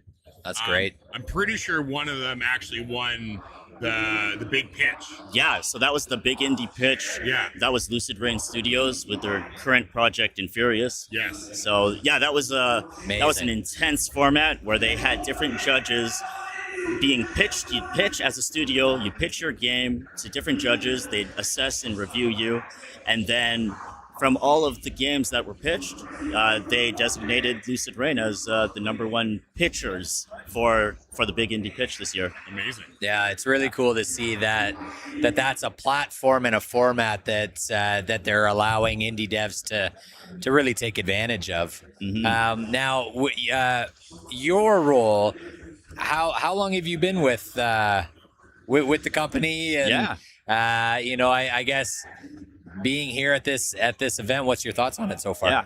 Well, with Edmonton Screen in particular, I joined the team about 10 months ago. Okay. I've been involved in video games and I guess in the computer hardware industry for many more years prior to that. Nice. And our involvement here at GameCon, we've been here for the past few years, bringing our local studios and helping them showcase. So we've done that again this year. One of the major differences is really just the indie booth and the way that they're designed. It's a lot more welcoming. It's a lot more inviting. So our programs that we've created, they're linked to GameCon Canada, but 5 of the 10 studios also end up going to Gamescom in Germany in August. Oh, amazing. We've heard about that. Mm-hmm. Yeah, that's amazing. That's a big trip. Yeah, it's a large commitment, and it's a very different experience in terms of scale. Yeah. Largest gaming convention in the world. Yeah. I mean, it's incredible. Pretty much. And last year, I believe they had 355,000 attendees. Holy shit. That's a great way to get your game in front of a lot of people. Mm-hmm. I mean, it's 355,000 attendees coming from all over the world. Like, what is that? That's 3 Red Deers. Like, let's go 3 times the size of Red Deer for one convention. Yeah. That's nuts. That's incredible. You can't get that kind of exposure elsewhere. Yeah. It's a unique thing. Now with you guys obviously being involved in the games industry, we very much appreciate that there's companies and organizations out there advocating for indie devs and AA studios and local too. And local studios. Absolutely, What would you like to see kind of improve on the municipality side? Because obviously, I feel like Edmonton has done a pretty good job on sort of championing this sort of industry and making sure that there's resources there. But not to name any names for other cities, but I feel like there are other cities that don't necessarily value this industry as much. So what would you like to see sort of improve on that side of the space? I love this question. I think when people think about video games, they think mainly about entertainment, having fun. Some people might still think it's just for kids. Yeah. And we clearly know with multiple studies and numbers that the data tells us quite the opposite. Absolutely. It's widespread now. So one of the things that I would really love to see is shifting the understanding around the video game and entertainment business. Right.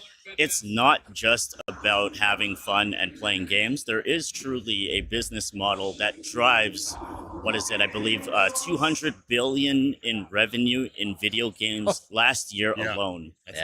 That's 200 billion going into purchasing video games, purchasing the IP related to video games. Yeah.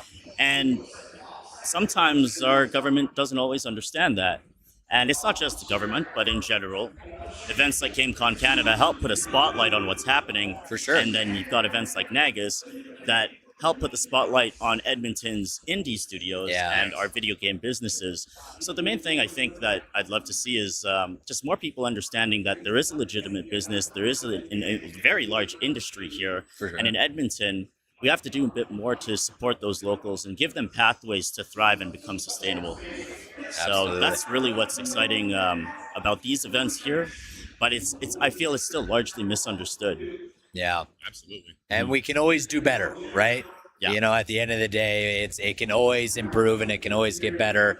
You know, the one cool thing that we've experienced at GameCon is the amount of just spectators coming through that have played a game and love what they've seen, and then being able to tell them like, oh yeah, that studio is actually in Edmonton, or you know, that studio is Canadian, and the fact that they're just blown away, you know, that they've played a tangible product that's Canadian made. It's really cool to see that become more and more of a thing for sure.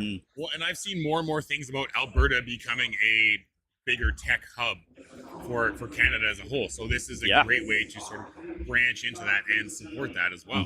And going back to your question earlier, Jordan, it is misunderstood because video games have like three intersecting areas. It's creative, it's tech, it's entertainment. And when you combine all those three, you've actually got video games combining and intersecting in a way where no other medium does it. Like movies, there's a lot of intersecting, I guess we'll say subsectors that, like music and film, they go hand in hand. But then there's the multimedia madness that happens when developing a video game. So now you've got something that's homegrown, and it's mind-blowing to know that, you know, games like, you've got the new Star Wars game coming out as the successor to KOTOR, built right here in Edmonton, which is crazy. So it's really I'm hoping in the future, as we advocate for the sector and for the industries here, that we can really educate more people on the reality that there's a business here, and we can definitely do more to support them. 100%. Now, we touched on Nagus a little bit at the beginning. Obviously, this is the inaugural, you know, year of bringing this here. On our end, you know, it sounds like the feedback has been very positive. You know, a lot of the developers have been very happy. I guess, what are your thoughts on Nagus? And is that something that you'd like to see come back again and again? Maybe, you know, with some tweaks or, you know, things that can be improved there? Yeah, I think so. There's a few industry summits that are well known. You know, you've got GDC in San Francisco. And you've got PAX as well. And in Canada, you've got a couple events more on the East Coast. You've got XP Summit that just happened in the Atlantic last week. With Nagus showing up, what's unique about it is we haven't had an event like this in Western Canada in years. And what's really unique is the production value for the first year was amazing. It was phenomenal. I think that's something you just don't expect from an inaugural event. I'd love to see it come back every year, of course, because it really helped our local studios get insights that they didn't have access to. Without traveling to San Francisco or across Spending the country. thousands of dollars. Exactly. So I would love to see Nagus come back. I think it's a great complimentary event to GameCon Canada. For us here in Edmonton, it makes for very few excuses to not attend. Very true. They made it accessible with their price points. They allowed students to also be part of the event and made that affordable as well. And I think, in the future, it just makes a lot of sense for us to continue supporting what they're trying to build here. And then it gives us all an opportunity to connect with people traveling from out of town. We had publishers from all over the world. That normally, and I've spoken to multiple from China, France, there were some from Brazil, and they had never come to Edmonton before, but they came for Nagus. So it was great to see that. Amazing. It's a great draw, and I really hope it continues to get bigger. Because they sold it out first year. And that's a great sign of support. First year sold out. Amazing. So it tells you that that's a resource, I think, that's been severely lacking and severely wanted, you know, and like you said, for a lot of these indie devs, this has maybe been the first opportunity for them to get in front of a publisher or an investor that, you know, they can truly, you know, rather than sitting on a Teams call and, you know, just doing a pitch deck and all that stuff, it's nice to actually sit down face to face. And that's the same type of feedback that I heard speaking to different indies that aren't even from Edmonton. some from Vancouver, saying like, I'm so glad that I could take a flight to Edmonton and meet with publishers and potential investors that I've never had a chance to speak to. Yeah. So it's really unique in that way. And then from the publisher perspective, there were a couple here visiting from China who said they had 22 meetings over 2 days. Yeah. People have been Yeah. busy. Holy Yeah. smokes. Yeah, like that's just, I love seeing that. You know, I hope that it continues to build and it gets bigger and bigger every year. Because I agree with you. I think it's something that we really need. And like you said, it's a differentiator, you know, between, okay, you've got GameCon, you've got some other Canadian events. You know, maybe as a developer, if I can only pick one, you know what, let's do GameCon because I can take advantage of Nagus. And, Yes. you know, there's more value added to that. So. Yeah. We have 5 student projects being showcased at our booth. Okay. And I believe 4 out of the 5 have stated this is their first convention. Wow. Okay. GameCon Canada, very first Setting the bar high here. showcasing. No kidding. Yeah, no kidding. And then for Nagus as well. So that's the first for these studios, or these, I'll call them project groups, aspiring indie studios. And when I hear that, I just say, you know, this, like you said, it's a good standard to set. Not all conventions are of this scale. Yeah. So at least moving forward, if you travel to another event, even GDC's show floor is smaller than this. Yeah. Really? Yeah. Now I gotta ask, because I mean I could talk to you forever, but I gotta ask. You mentioned five student projects are at your booth. Mm-hmm. Can you talk to us a little bit about that? And you know how do you find these kinds of projects? That's really interesting. Yeah. Well, as a economic development agency, we want to make sure there's a pathway into the industry. And one of the areas we found an opportunity in is looking at the local post-secondaries, understanding their video game programs, whether it's through computer science or a diploma program. And then we said, well, how do they get real-world experience now that they've built a game and they understand a little bit more about the craft of making video games? Right. So the next step was, it's time to learn a little bit more about business development and get them familiar with the rest of the industry. Okay. Right. So we created a Trailhead program that works with the University of Alberta and NATE. Oh, so cool. between Okay. these 2 schools, we invite student projects, and the idea is to provide them with mentorship with other indie studios that have more experience. Okay. So this allows them to have a comfortable transition into the industry, such as showcasing at events like GameCon Canada. Right. A lot of these students don't think beyond the courses that they're in when they're in school, and fairly so. There's a lot of information to digest. For sure. Yeah. So our idea was, let's get them connected to the industry by giving them a taste of what indies and AA studios do at conventions like GameCon Canada and Nagus. So the idea is, from May leading up to GameCon Canada, there's a series of workshops that they go through in the Trailhead program. Okay. And it familiarizes them with industry-specific knowledge that isn't always covered, and typically it isn't covered in post-secondaries. Right. So this would be things like, what does showcasing actually look like at an event? Right. Like even with you guys, you've got a booth here, you've got ways to interact with people, invite them into the interview. And we want to tell them, you know, you've got to put yourself out there and showcase your game, find different ways to attract people, and maybe they'll wish list, maybe they'll give you a playthrough. Yeah.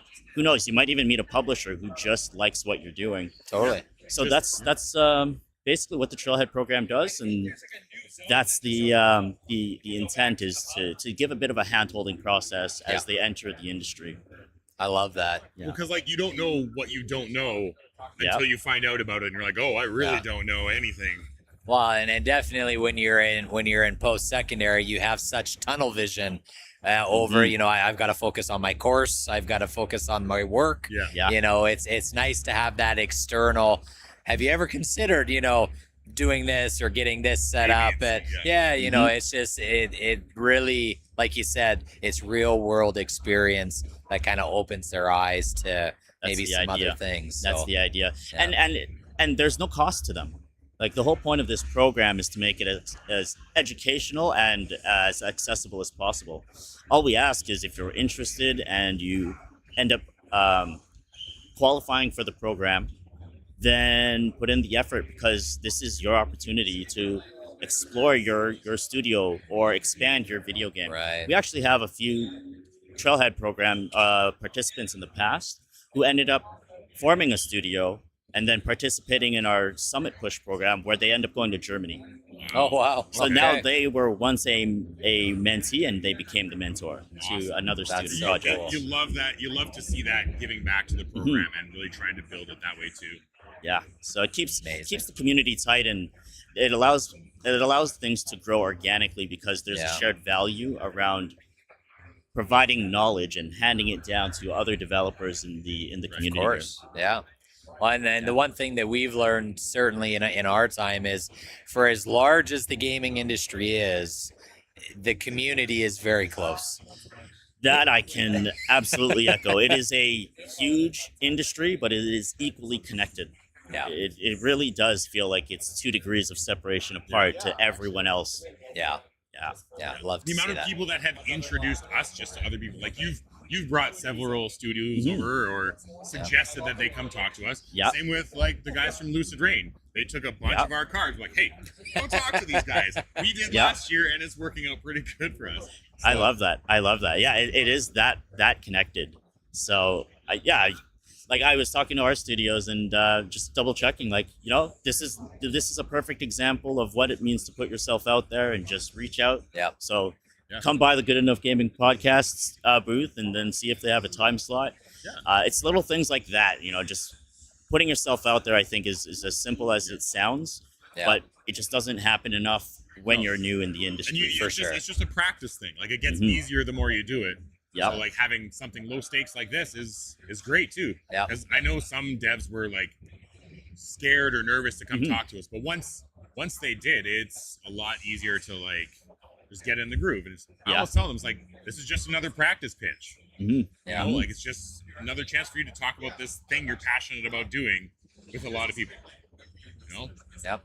So if people are trying to find more info about Edmonton Screen or all the things you're doing, let's do a quick shameless plug here. That camera right there. Give them Absolutely. Hey, everyone, I'm Ronnie Villanueva with Edmonton Screen. If you're in the Edmonton region, you're an emerging developer studio, and you're interested in getting more involved in the community, we've got our website, edmontonscreen.com. Check it out for more information. We have a variety of programs, to not just the ones we spoke about today, but there's other programs available to help you get more involved, not just locally. Maybe you need to travel to an event for professional development purposes. You can get support from us for those types of things too. So that's me. That's us at Edmonton Screen. Awesome. Amazing. Ronnie, thanks so much for coming on today. It was great to talk to you. Yeah, appreciate it. Yeah, Thank thanks, you. man. Thank you. Yeah, thanks. Don't wanna Really appreciate it. Hit the Yeah, it's mics all over. These good. are nice beacon mics. Yes. Yeah, we.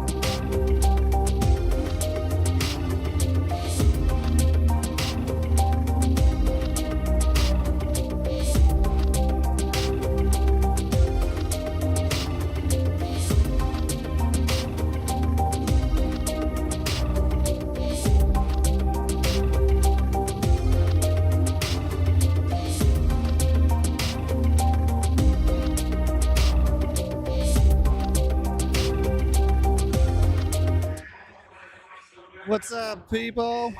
It's me. I get my chance again. Kyle didn't budge me out. Yeah, you heard me, Kyle. Budging me out, not letting me play games earlier. All right, back to Chained Echoes. 1 second, Arrow. Oh, yes.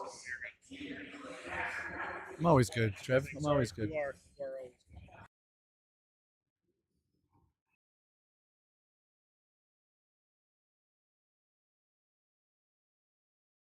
Sorry. Please hold.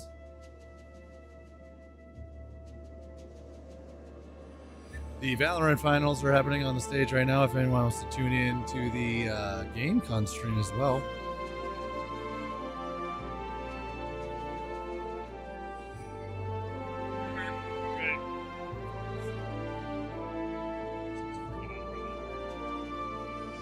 So angry.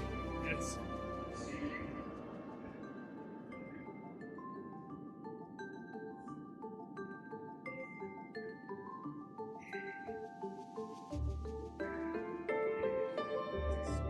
The Wheel of Death.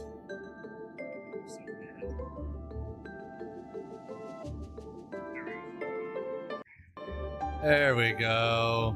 There it is. Okay. Oh, there it is.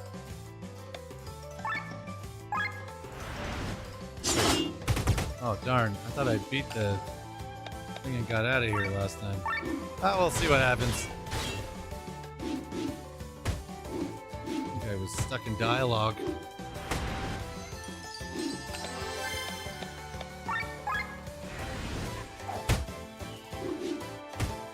If I have to fight the Kraken again, at least I know what to do this time.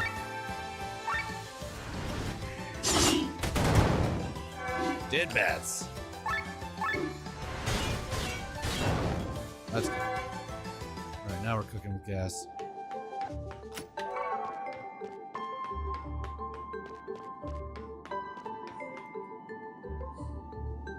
Oh, yep. Gonna have to fight that thing again, so.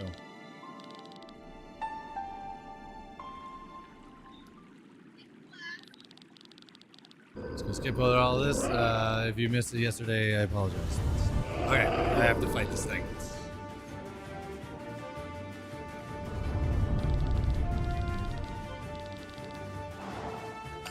Alright, so the trick last time was to kill the healing tentacle. Not waste my time with any of the rest of them because it can just revive the other ones. Lessons were learned.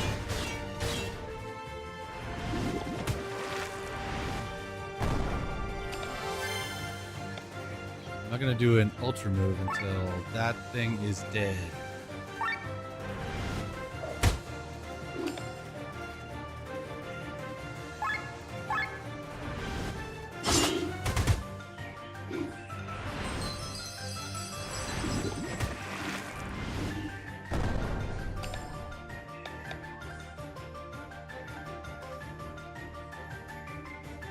Good enough.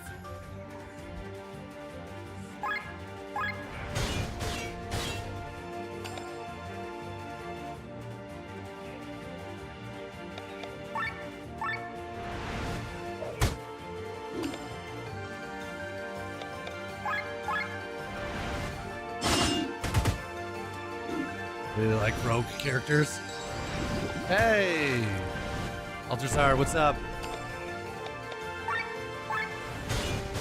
Oh man, it's been extremely busy. We've interviewed almost nonstop since Thursday afternoon, and just still going, man. Like just trying to find some time in between, enjoy some games. But really great GameCon. Yesterday was so busy, so really great to see that. Oh, I lost one. Wasn't paying attention.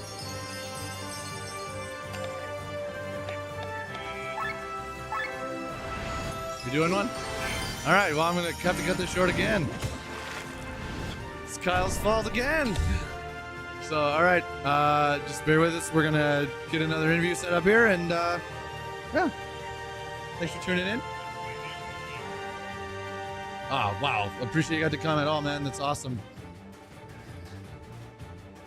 It's only going to get bigger next year, so be right back.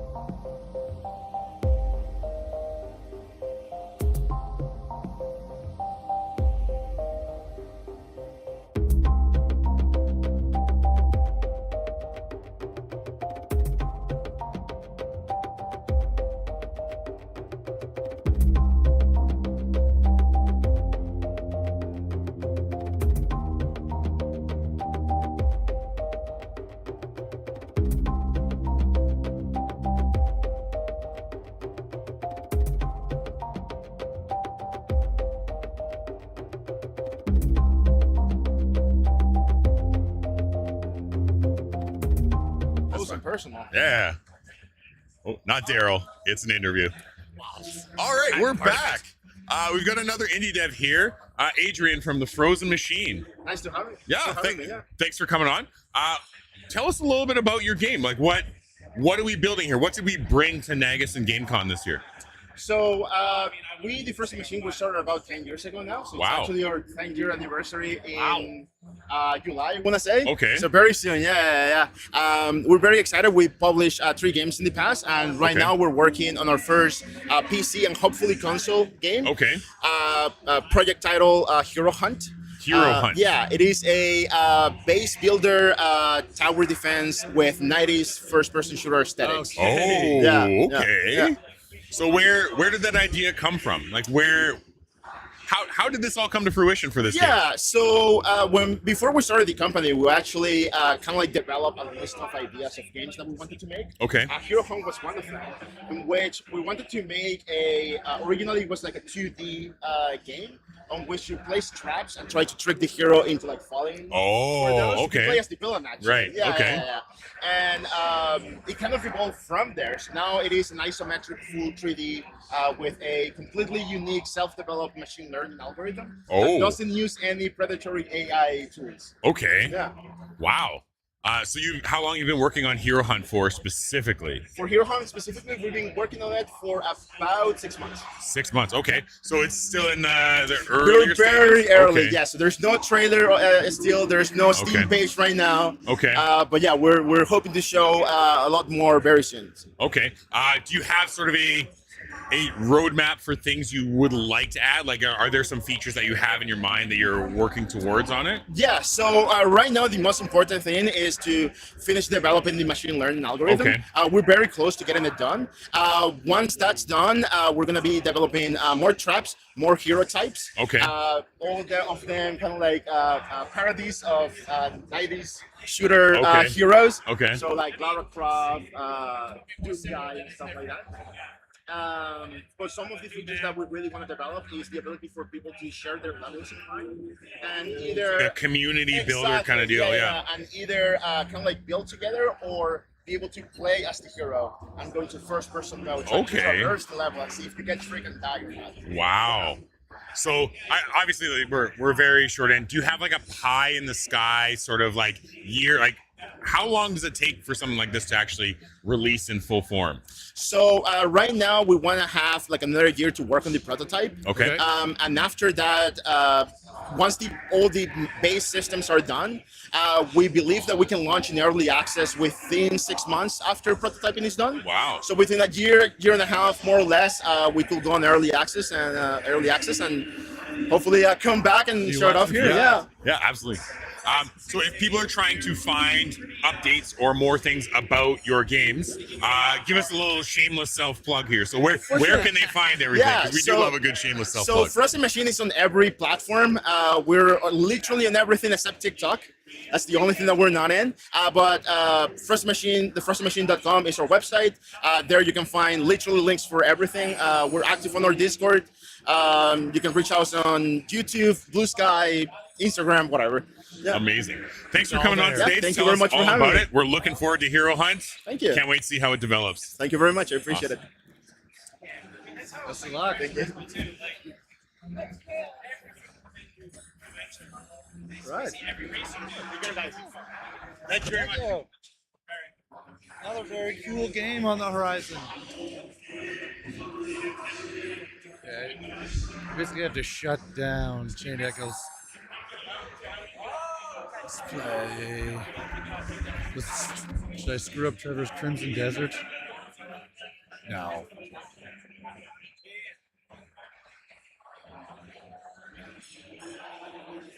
About to make Jordan's year. So I'm gonna fire up Sonic Racing.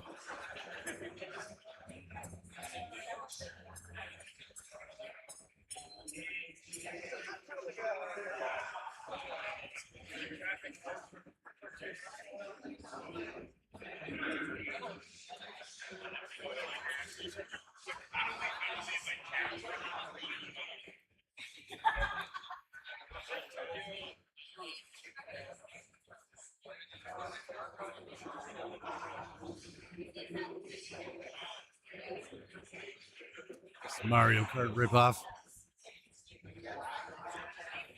I pushed it. Yep.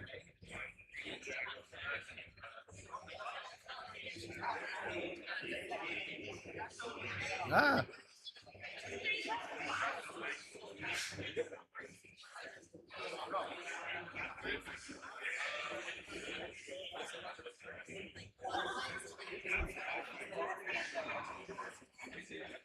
Don't know what's happening with this app today.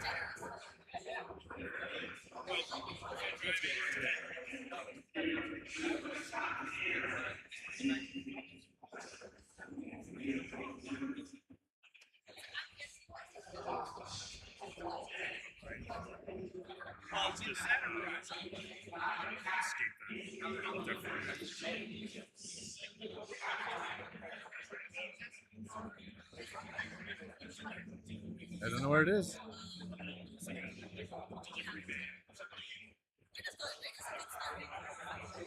Open.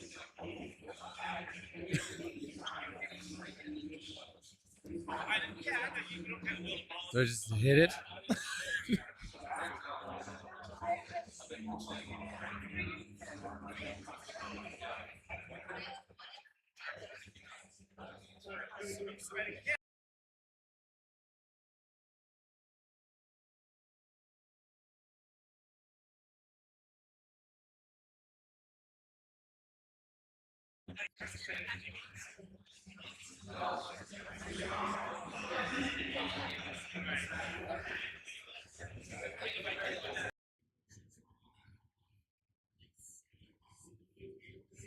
There you Good? go. Yes. Okay. Let's try that again.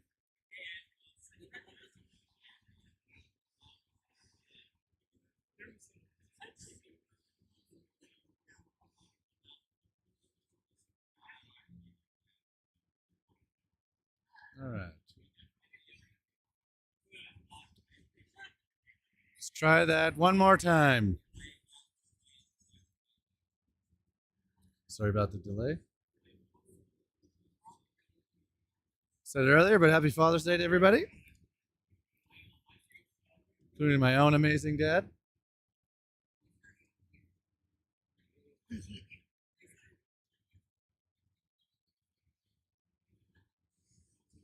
I hope he's having all of the naps he's ever wanted today.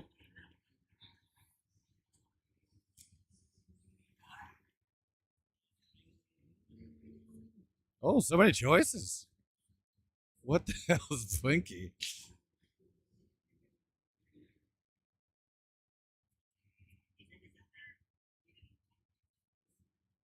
Oh. Dread? Just looks like crazy. These fun characters. Whoa.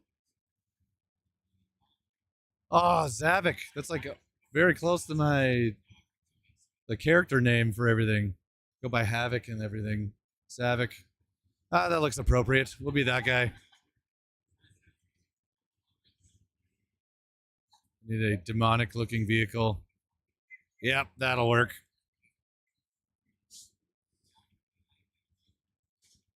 I've never played this, so I'm going to play normal. Ooh.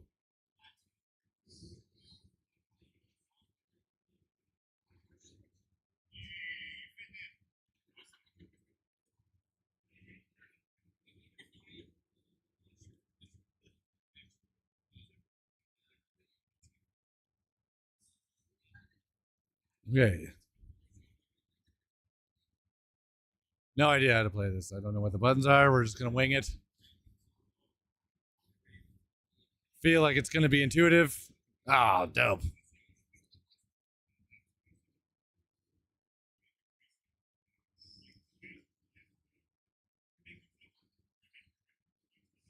I have been known to bully a little bit, so here we go. Oh, that's fun. Oh. Yeah, I saw the Red Hood cosplay. That's sick. Is there like auto steer on this? What the heck is going on with this? No. I feel like I should be going faster, but I don't know how to. All right. Well, that's helping.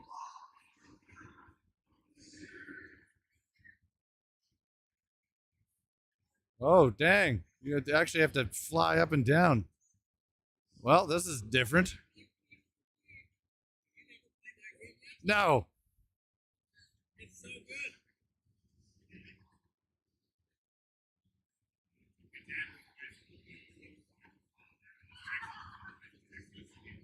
What? Okay, so that thing was not a good thing to pick up.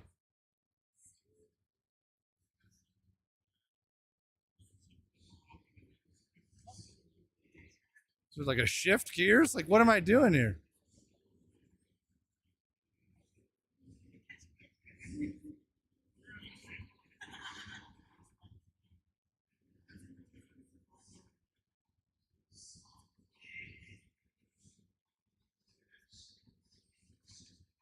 Let's go.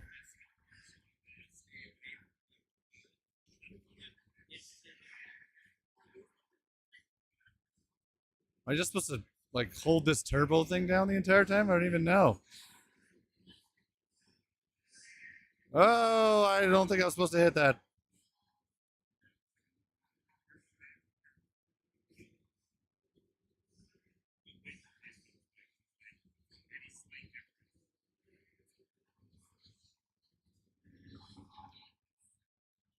I don't know why I have like infinite boost or any of these things, but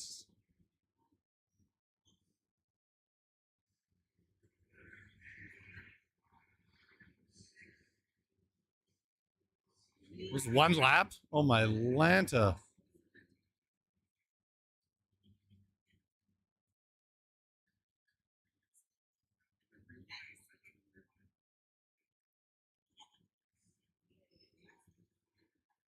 Ah.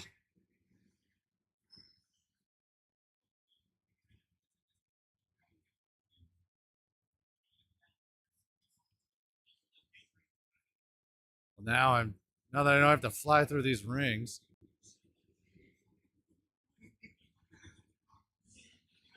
Hey, get out of here.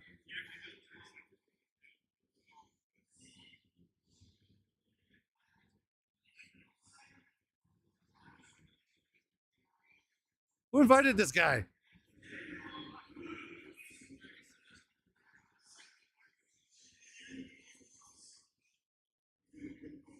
What is happening? Oh, second place. Somehow.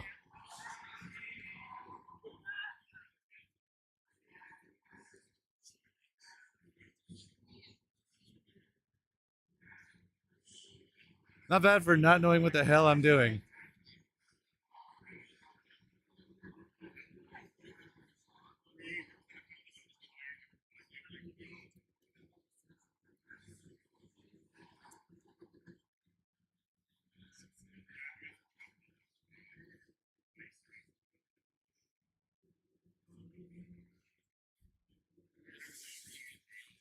All right, let's go. Beat my rival.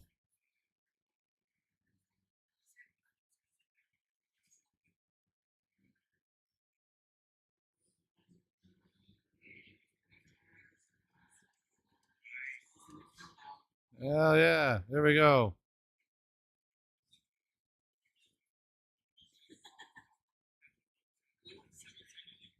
Oh, that's not good. Is there like a drift? Oh, there is. Oh my goodness. Okay.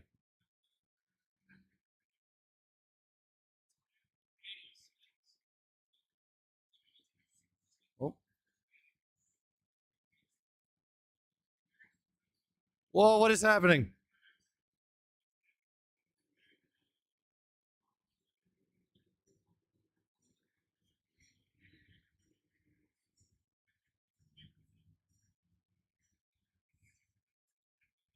I don't know what that was. I just did a 360.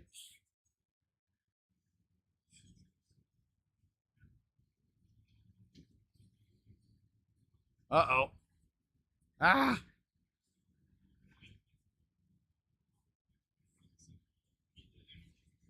Okay. I don't know what that was.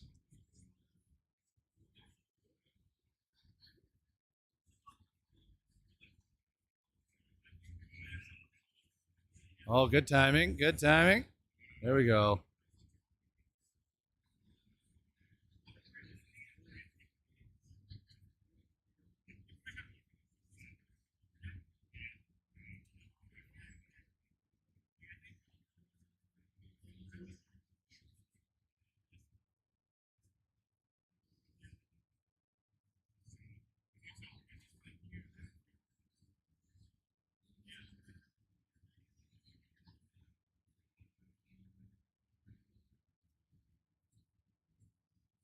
Whoa.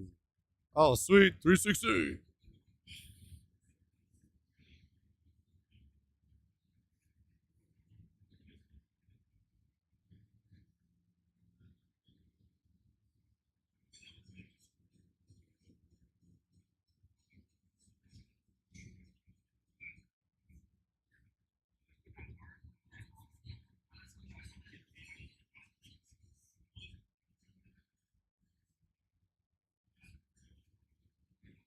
Well, that worked.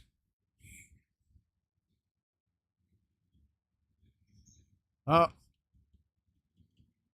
Ah.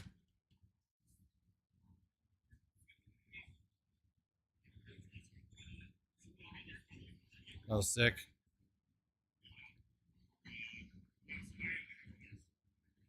Oh, no.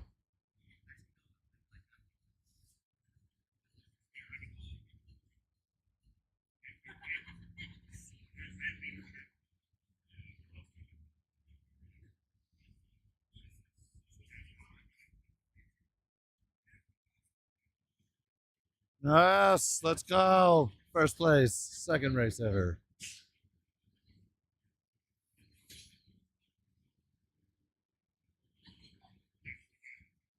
Something important with those red stars that I'm not doing, but we'll figure that out as I go as well.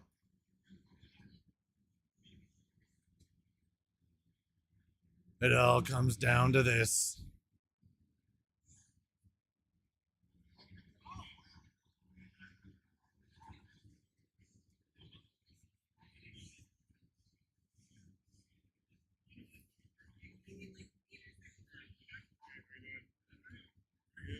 All right, gotta take down Amy.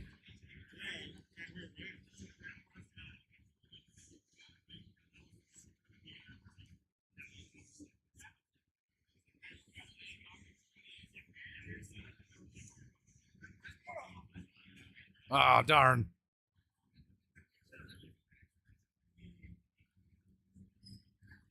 Not a great start.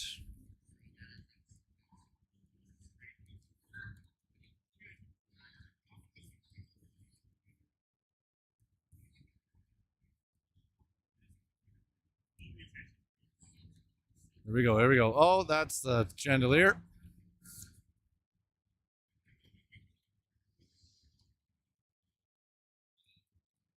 Oh, yeah. Doing tricks. Let's get it.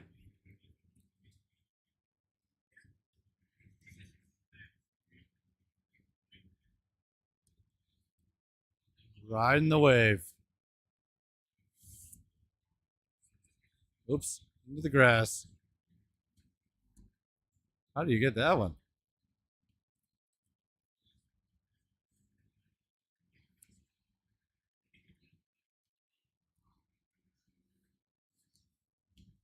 Get some.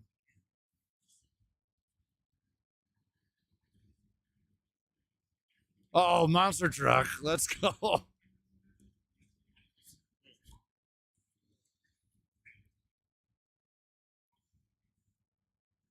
What the?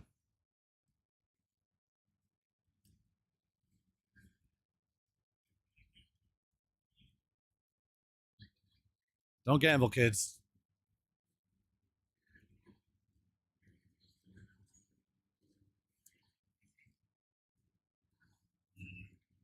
Okay.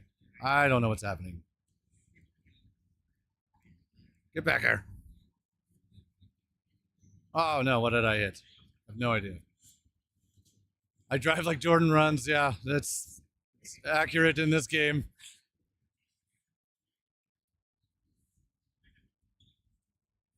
If it's not Need for Speed, I don't really know what I'm doing.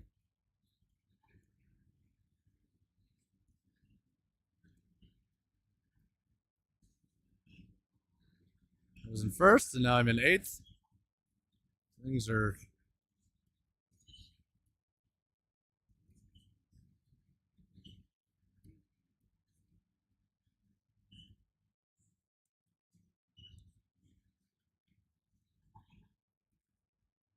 What is happening? There's no warning on being shot. Definitely going to lose this Grand Prix. This is not going well.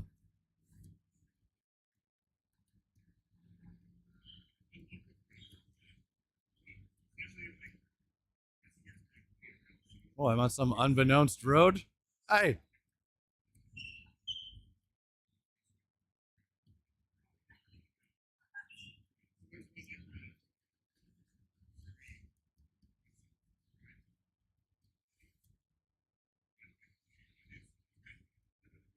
Hey, get out of here.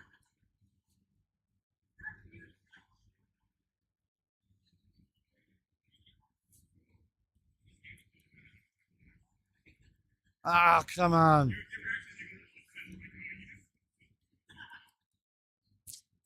Well, damn. That was not good.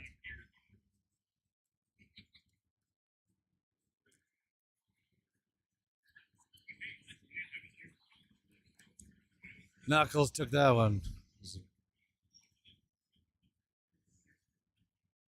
Oh, there's even more. Okay, so there's still a chance. So you're saying there's a chance.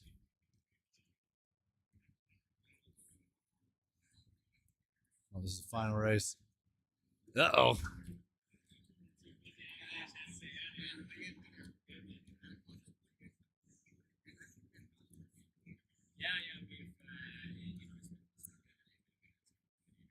Whoa. Okay, I gotta finish first.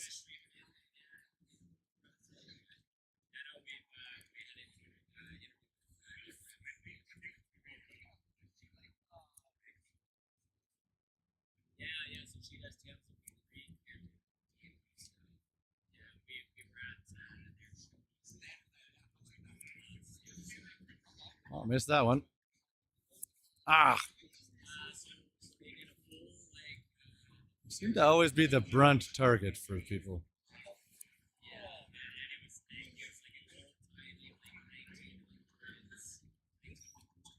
Okay, here we go. Taking over.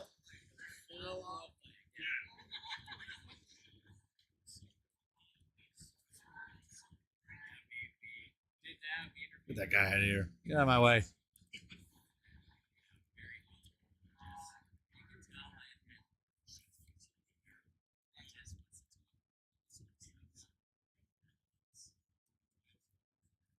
Go faster.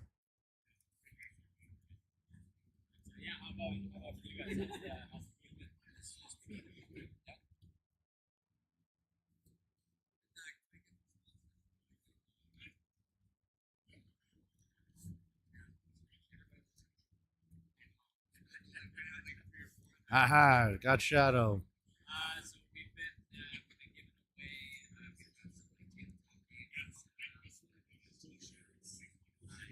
Uh-oh. What is on earth is happening here? No! Oh my god.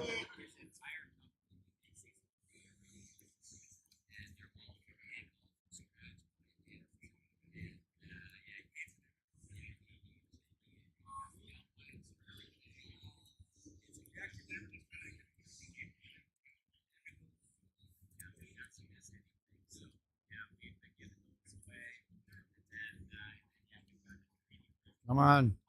Come on. We gotta get her. Running out of things here. Oh no. No boost.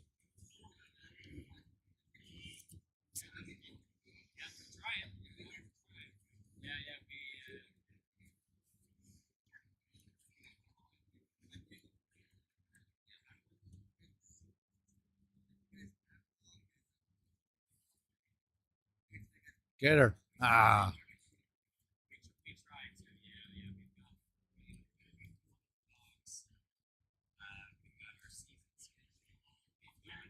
Oh, I got passed by more people.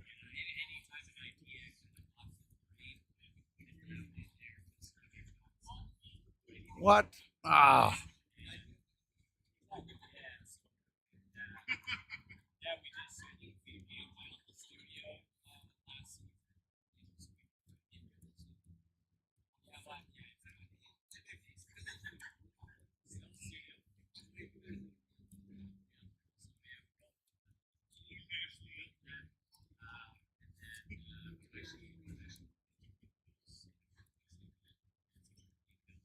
Go, go, go, go. Oh.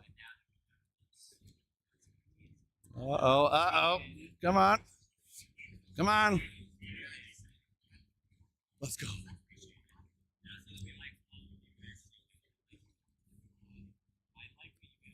Oh, she finished third. Does that mean I won? Winner, winner, chicken dinner.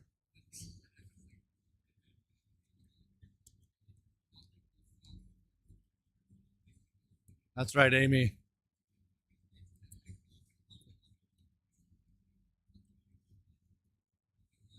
You win.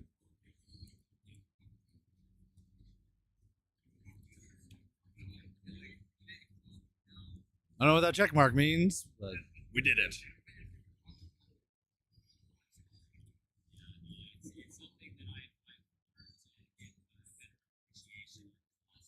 yeah, Zavik. We don't talk about that fourth.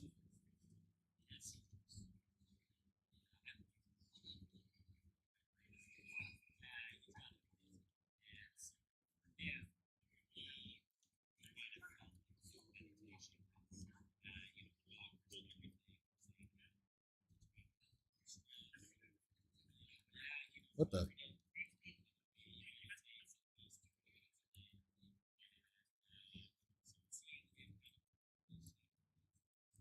Acceleration.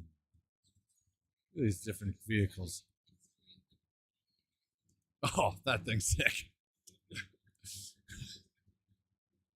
Yeah. Keep those out, go. Keep that out.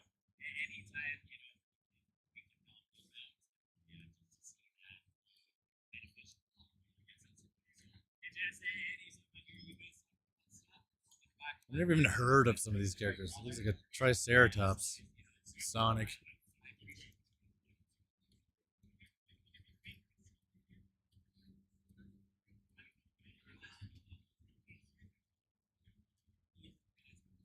I don't think this guy's part of the Sonic franchise, but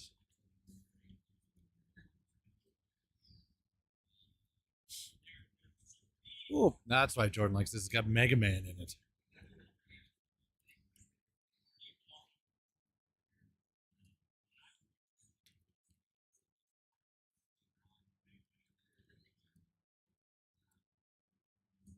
Ooh, titles. Loyal customer.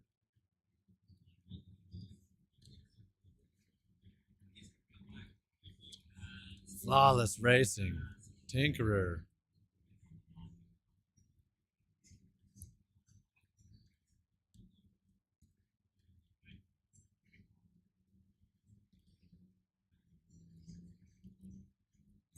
Too far.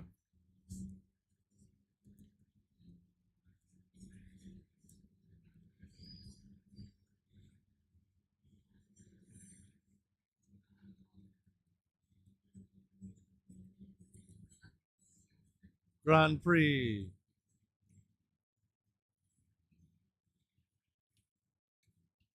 Let's be somebody different.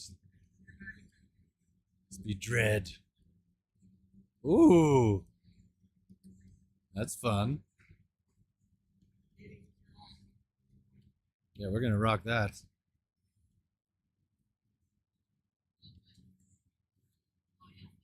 Okay, let's go. Might as well just keep going on here, unlocking everything in order. Oh, SBO. Big. It's a heck of a name.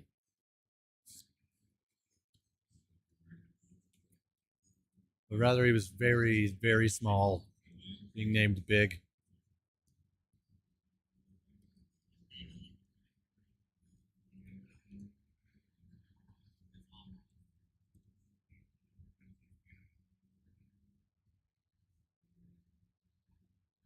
All right, let's go, Pirate Knuckles.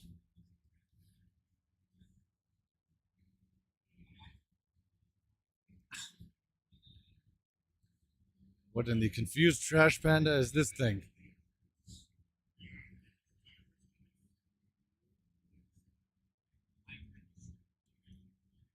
Oh no.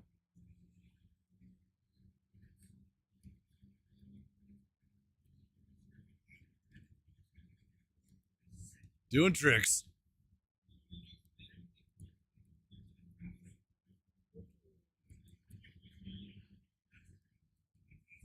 Well, you can control the drift. Oh, that's pretty rad.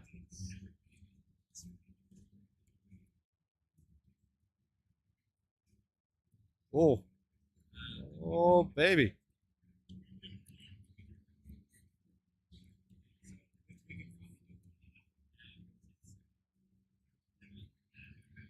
Holy crap. He's still flying. Just drifting in a monster truck.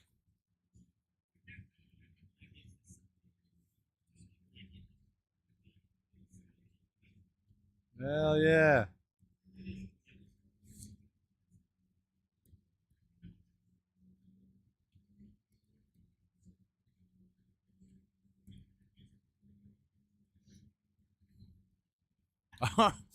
What are these things? Like furry Pac-Men?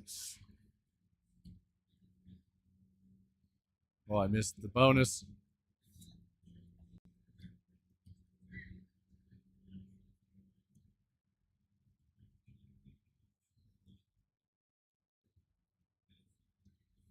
I'm coming for you, bro. Monsieur Big.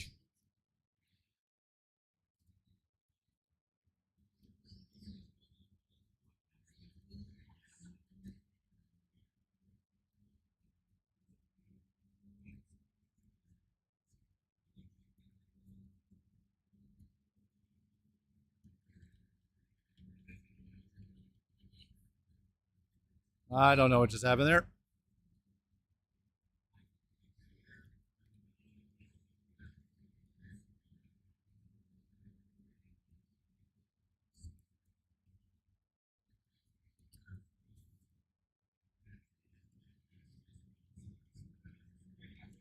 Oh, drift.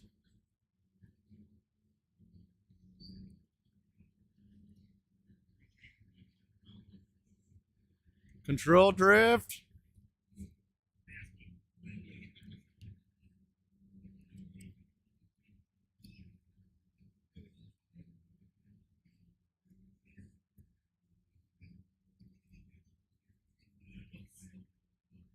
Oh, those look special.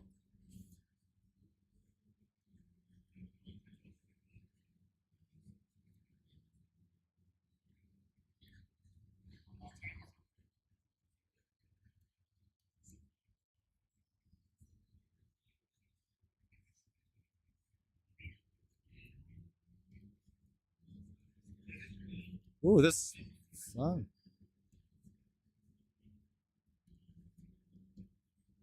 Crush that one. Oh. No game audio. Hold on.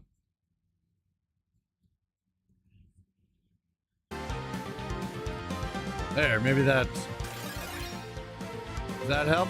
Got game audio now? Hey, okay, sweet. Sorry about that. Just listening to me do nothing. Woo! Driving in silence is always weird, no matter whether it's a game or in real life. We need audio, we need music. Good Thanks, show. Valhalla. My turn next.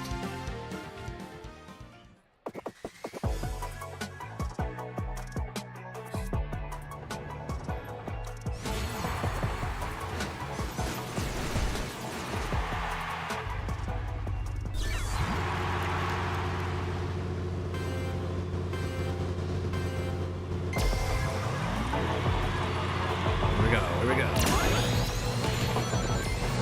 Excuse me, coming through. Normal driving for Edmonton, just a little bit of contact.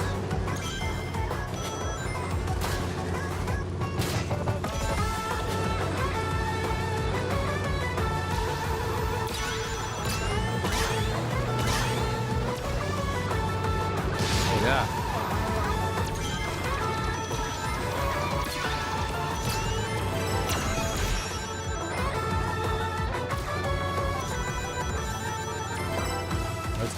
Third place so far. We're gonna just drift around these corners.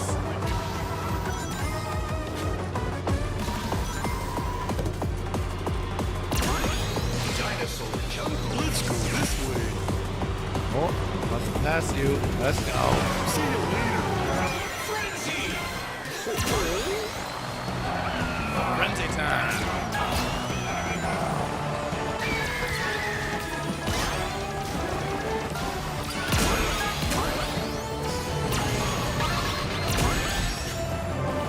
Ow. Oh, dinosaurs. Okay.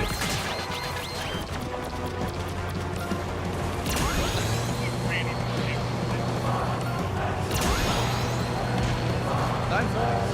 Okay. Sounds good. Okay, we're gonna take a quick little break, and maybe I'll play some more racing. Bear with us. Trevor's done for the day. He did his beacon one.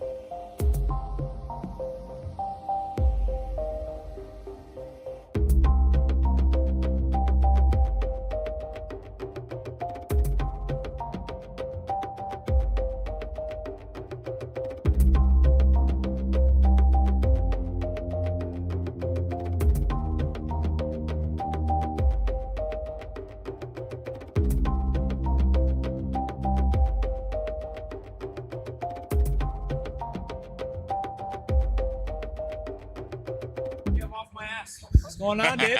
Sorry? What's going on? Are we sitting? Are we doing this? Yeah. Let's get into it. Fuck. Oh, All right. Oh, fuck. Everyone's in trouble now. No.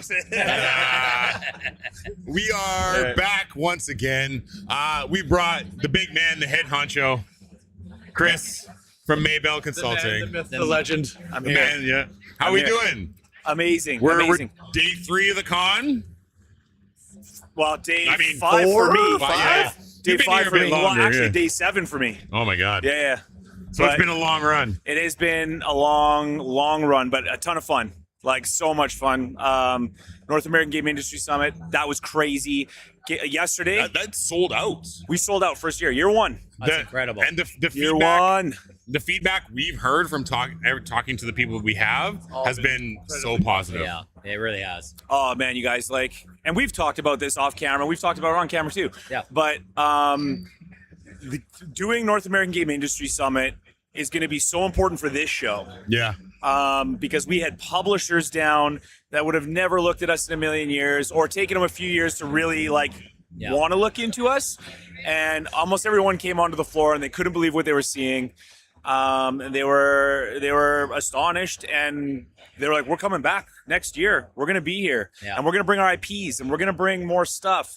We're actually going to expand North American Game Industry Summit into an extra day next year. Oh my goodness. All Yeah, right. yeah. And there's going to be some exciting stuff, but yeah, I don't know. It's just I mean, we talked to some indie devs who had 10, 15, 20 meetings over the couple days. The meet to match and just making pitches. Yeah, non-stop busy. Getting their product out there, such a unique and amazing experience for them. And there's already follow-up for some of them, which is amazing. we've almost all of them have asked what we're doing for next year and how we're going to do this. And I'll tell you guys, we're going to go from 50 turnkey booth spaces for devs to 250. We're going to Wow. more than double down on this. So for them, it's invaluable. And I was so happy that they got to sit in front of these publishers and get noticed. And we don't know if anything's going to happen yet, but I've had a handful of guys tell us that they're getting second and third meetings getting ready to be booked with what I publishers that want to talk to them. So can you imagine if one of these games gets picked up and it happened from this event? I mean, that's the goal, but that's what we're hoping for. Well, that's been the coolest thing to see is some of these indie devs without Negus, probably wouldn't even have had the chance to be face to face with a publisher or with an investor or the fact that you guys are offering that, like you said, it creates such an additional value for the GameCon side of it. Yep. That hopefully continues to grow. And it's incredible. We're gonna go hard next year, guys, and we got some big IPs coming next year that are gonna be at both, which is great. I can't wait to see what next year brings. We're already started working on it, so it's gonna be interesting. It's crazy that this event hasn't even finished yet. Yeah. And we're already okay, so next What's year. next? Yeah, what are we doing? Every year, I think this happens to me a little bit, but this year specifically, I'm already just hyper focused on next year and what we can be doing. And we've had such good advice from people too on things that they'd like to see. Okay. And some of the stuff, it's we've tried that, but and some of the stuff is that is a great idea. We're gonna do that. So yeah, it's been great. Do you want to elaborate on a few things that you might try and look into for next year? Do we get a GameCon exclusive? Is that 2027 exclusive. I'm gonna start telling you guys all this stuff, and Mark's gonna fucking lose his shit. Yeah, whatever. Because he's gonna be look at all this extra work. Yeah. No. We're gonna add an extra day. We're talking about doing. We've got a really big company. I'm not gonna say who out of the United States that does massive video game showcases. You guys saw our video game showcase. Yes. It's good. Yeah. We just started. I like doing it. It's fun. But there's guys that do it a hell of a lot better than we do it. And they come with a lot of big IPs, a lot of AAAs. Yeah. And they're like, we want your stage. We want to do it with you guys. So if we do Sweet. that, we're talking about a video game showcase that would be huge. And it could lead into, and we've been approached for the North American Games Awards. Whoa! So That'd that be could sick. that might actually be its own day. So we might have to Oh my do God. Monday, Dang. Tuesday, Wednesday will be North American Game Industry Summit. Yeah. Thursday will be the North American awards, game awards, and then Friday, Saturday, Sunday. So you guys are gonna take more time off. This is gonna be so awesome. It's gonna be huge. It's the Nagas. Oh, the Nagas? North American Game. You gotta be really Awards. careful how we say that one. Yeah. Yes, but also World of Warcraft. Yeah. No. Naga.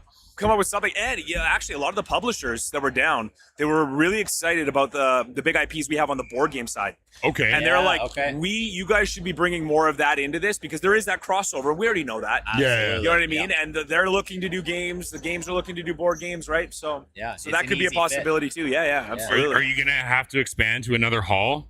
We're expanding to another hall for sure next year. That's awesome. We're also talking about rearranging everything. Okay. Okay. 'Cause I don't like the fact that like 3 years is enough.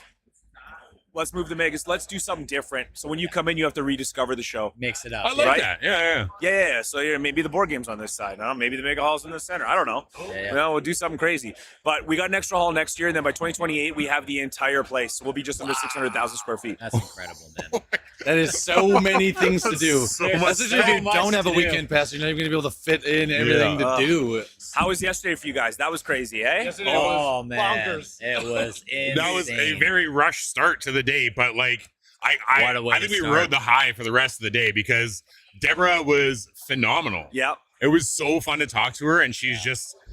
I didn't even need an energy drink. I was just jumping. I was Yeah. just bouncing from that whole interview. And then we ended up getting to go see her show. Yeah. Tales of Wood Creek, and it was so cool. So awesome. You should have seen how high Jordan jumped when Ginny D screamed in the back No of the. way. It was a puddle. So funny. My soul left my body Oh. for a couple of seconds. He literally grabbed onto me. How cool is that too? Like because whole show. none of the fans knew she was going to be involved. No. Yeah. I did not know she was going to be involved. I missed the whole thing because I had to be somewhere else. So I wish I was there Yeah. to see it with you guys. But Mark called to tell me, and he was like, "Oh, you won't believe what just happened." And Some Mark dude did know. pissed himself in the. Oh my god, yeah. There It was was no like pissing. kind of aware, no pissing happened. but like, Everybody relax. Oh man, no, That's it was so a crazy cool, day, man. and we actually ran out of lanyards. That's nuts. Like we had over So 20,000 people yesterday, and then we had to actually order more lanyards, and they just arrived at the hotel. So Wow. we went to pick them up because we, Yeah. Ran what out a of pound land. of lanyards. Yeah. Like, You need you know, them, I man. thought for sure we had enough. I thought we were gonna have extras for next year. Yeah. Oh well. So much. So what you're telling us is next year we're gonna need to be here the whole week. I was That's gonna. kind of what it's coming to. So I was gonna say. So we're last time we're on Father's Day, and I know you guys. You're gonna have to take the week off. Yeah, it's gonna oh man. to figure this out. You gotta figure it out. now, if it's on Father's Day again, It won't be. okay. So, because I think we may as well just have the GameCon GEG collaboration Airbnb. We talked about this the other day, and problem is my hotel sponsors are watching, and they're like, "You better not go anywhere." That sounds like a hell of a lot of fun, though. Yeah, it does sound like a lot of Hey, fun. We'll build a hub. we'll order Yeah. a bigger pizza next time. We're going to get the biggest one available. 56 inches. Is there one bigger than that? Yes. Oh, okay. Really? Yes. I'm down. I'm I don't know down. how And you box that thing, but yes, Yeah, there is a man. bigger Josh one. is the biggest pizza guy you'll ever. So we got the right guy. Yes, Yeah. yes. Sign me up. Yeah, I'm I'm down. in. I'm definitely down. All right, now to bring it back to GameCon. Okay, yeah, let's do that. What would be the highlight for you of this? Do of you this have a year's highlight? Show? Yeah. Is Oh, there God. something that stands out? Every year, I get asked this question from other people too. Like, what did you like the most? And the problem is I'm running around like so frantically. The mega stage every year is obviously exceptional. You guys already said it. You know, working with celebrities like Deborah Ann Wool. Not everybody is amazing to work with, but Deborah was amazing to work So with. 100%. She always is every year. Like, I'll bring her back every year if we can. Yeah. Plus the announcement of the new God of War. Like, Yeah. like, The timing what was- amazing timing on that, Such hey? good timing. gonna be Yeah, so it's good. incredible. I gotta go to the Warhammer booth, you guys, because Yeah. every year they just go harder and harder. That paint and take area was massive. It's insane. Like last year, the paint take was nice. They had the banners. They had this year they got the great big giant lit up walls, Yes. and And it just gets more and more elaborate, and they're bringing more and more cool stuff. So I think that when you see like the crazy cons online and like people going, like that's what it looks like in the Warhammer. Yeah. Yeah. Like that's like we've hit the mark here and everything that looks like the best thing you can go to. Did you guys see our battle armor that was made for us? No. Oh we my did not goodness. see that. The No. purple. Yes. Oh, okay. Was he wearing it on Yes. stage? Okay, yeah. That's he made that for us. There's a base that's gonna sit in our office, and it Oh, sits with a hell sword yeah. like this, and all propped Absolutely. up with our insignia. And That's so dope. good. Warhammer's happy. They're gonna make us some extra little add-ons for the suit just to throw in there. But what a cool thing to have in the office. There, that's my highlight. There you go. Yeah, I That's like it. that. God. It's a good choice. We're going to need to see a picture of that once that gets situated in I your will office. send it to you guys. It is Oh, going to be man. like right when you enter the door of the office. Yeah. Let's be sitting I'm there. gonna crawl in it and then I'm gonna scare Jordan again. That would be perfect. That would be perfect. What was the highlight for you guys so far?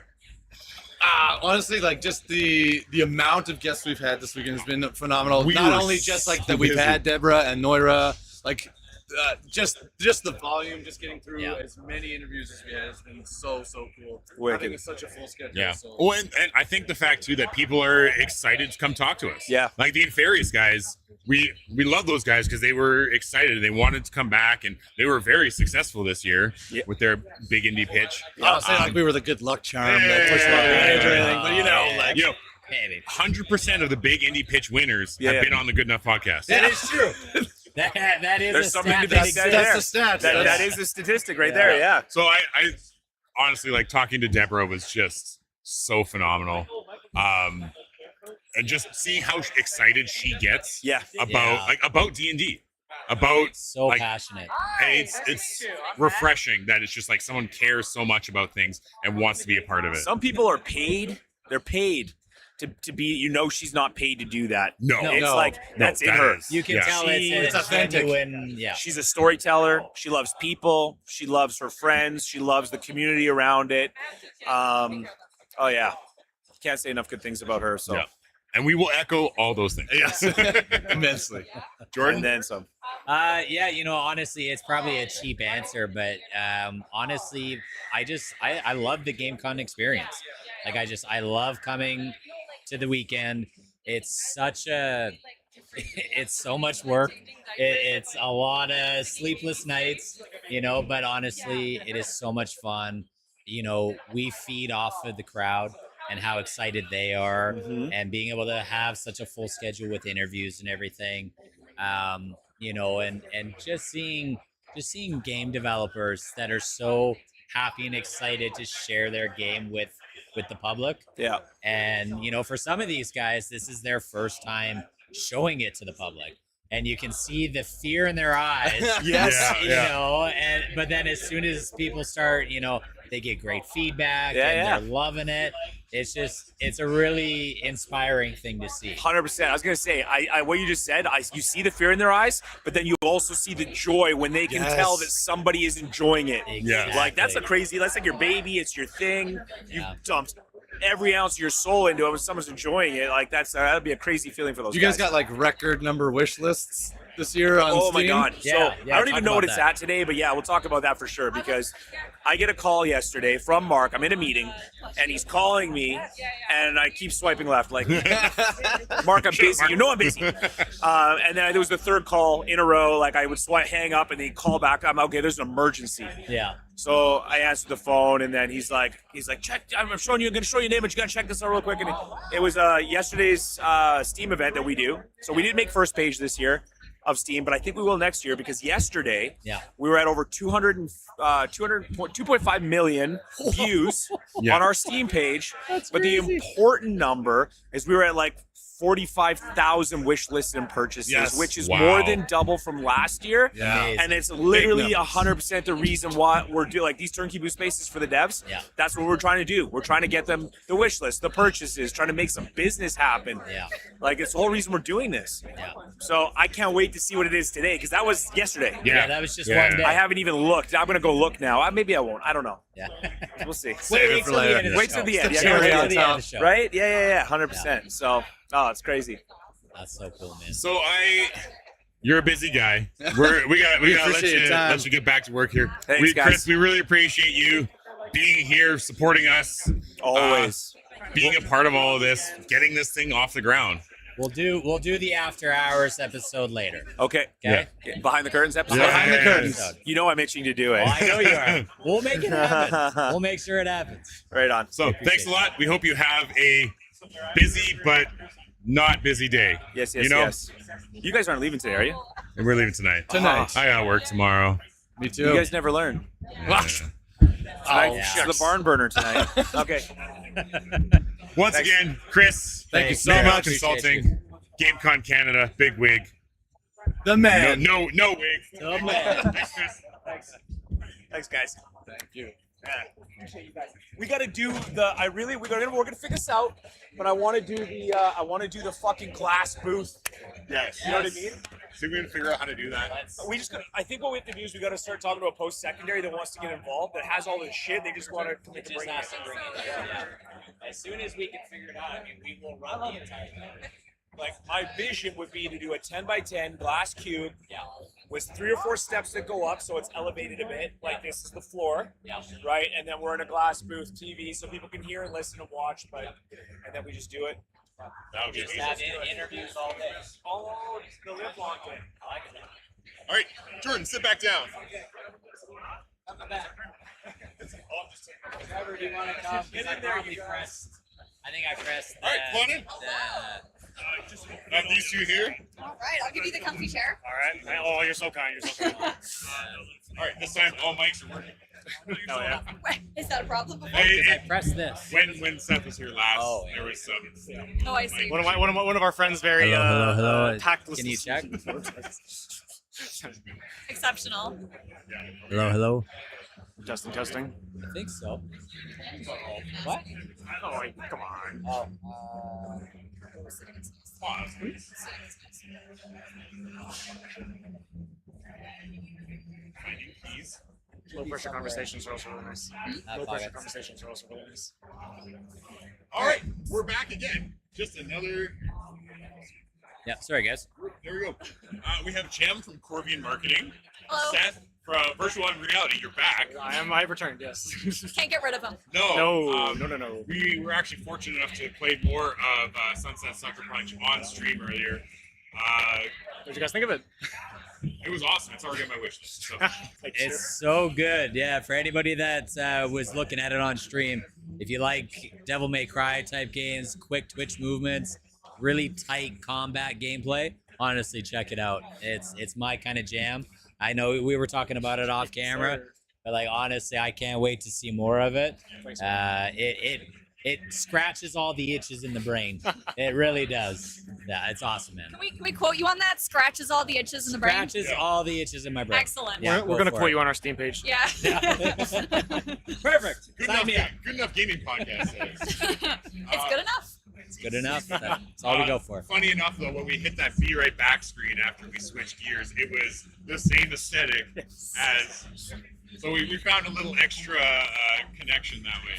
I thought that was on purpose. I thought you guys had like managed to put together an entire screen in a few minutes. No, that was just all pure happens. coincidence. Exceptional. It works out very well.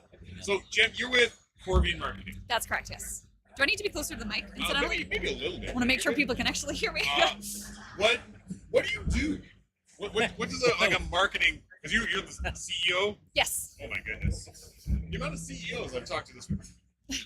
The CEO of Corvian Marketing. What do you do with your marketing firm?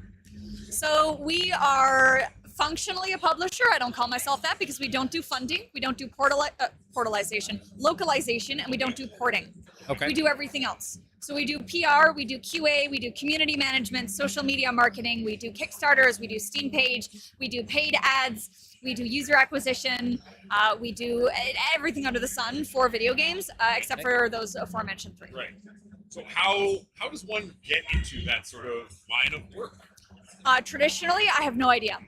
I used to work at a corporate marketing company that I got laid off of, and I needed to pay the bills. And a very dear friend of mine, she's actually here walking around, Anna Wolf from Stika the Game. They're developing a Unreal Engine 5 horror game based on Ukrainian folklore, terrifying. Oh, cool. And they were just starting up, and she said, hey, come run my Instagram for me. And I said, sure, I need to pay the bills. And that snowballed into where I am now. So I started out as a freelancer, just kind of stumbling my way through it. Now I'm here. Very cool. How many different developers does Corvian represent? Currently, so I call it my murder because it's a murder of crows. My murder is 12 or 13 strong. Okay. Yeah, and we have capacity for up to 20 at a time. Oh wow. Now, how did the two of you link up to start working together? Oh, this is a really funny story. This is a very fun story, and it's going to allow us to shout out so many of our other developer friends developing cool games. So incidentally, what a banger question. Great question. 10 out of 10. 10 out of 10. So I was invited to showcase Sucker Punch at VGLX and at the Toronto Game Expo, just like a few months back in like October and November and such, right? And so come October, I was seated next to a couple of very fine gentlemen, Nick and Nihar, at S Cubed Studios. S Cubed Entertainment. S Cubed They're Entertainment. a multimedia company. Currently, their game is DC3 Viral Menace. Think like Magic School Bus the game. You shrink yourself down to microscopic size. They're actually working with the CDC and the University of McMaster because they've done such an exceptional job mapping the human immune system. So, Nick and Nihar, we love you very much. You're very, very talented. Okay. Yeah, incredible human beings. Some of our closest friends. Very cool. And so we shared a table at that expo, right, VGLX. And so at the time, it was just me expoing there. And so, we kind of made quick friends there, and they largely kept me human while I was there because, I didn't have the chance to go and get some food or take a break or anything, And so we hit it off, and we're still buddies now. And at the end of the expo, they said, "Hey, we're gonna get you in touch with our marketing lady. She's excellent at what she does. She's highly recommended and stuff. And we'll set up that introduction and stuff like that." And so then a week later, maybe if that, we got an email, and it was for an intake call with Corvian Marketing. Yeah. And so fantastic, we sat down, we had that chat at the start of November, and we had this talk, and all of her services sounded really good. And then she realized on the same day that we realized that we can't afford her because we are broke indie devs. And so she was all polite, she was all, okay, well, you can reach out with any questions you might have. She was really sweet about it, but we can't afford her. So we went our separate ways. That was it. Toronto Game Expo came around at the end of November, and there was this, on the second day, there was this little coffee event that her company had been sponsoring. I didn't know that at the time, but it was sponsoring it. And so as I'm sitting down there, a bunch of awkward game devs trying to make awkward game dev social talk and stuff, I see her standing out the front doing the address, and I think, I know that lady, And so after she'd done her address, I walk up and I go, This hey, is where it gets embarrassing for me.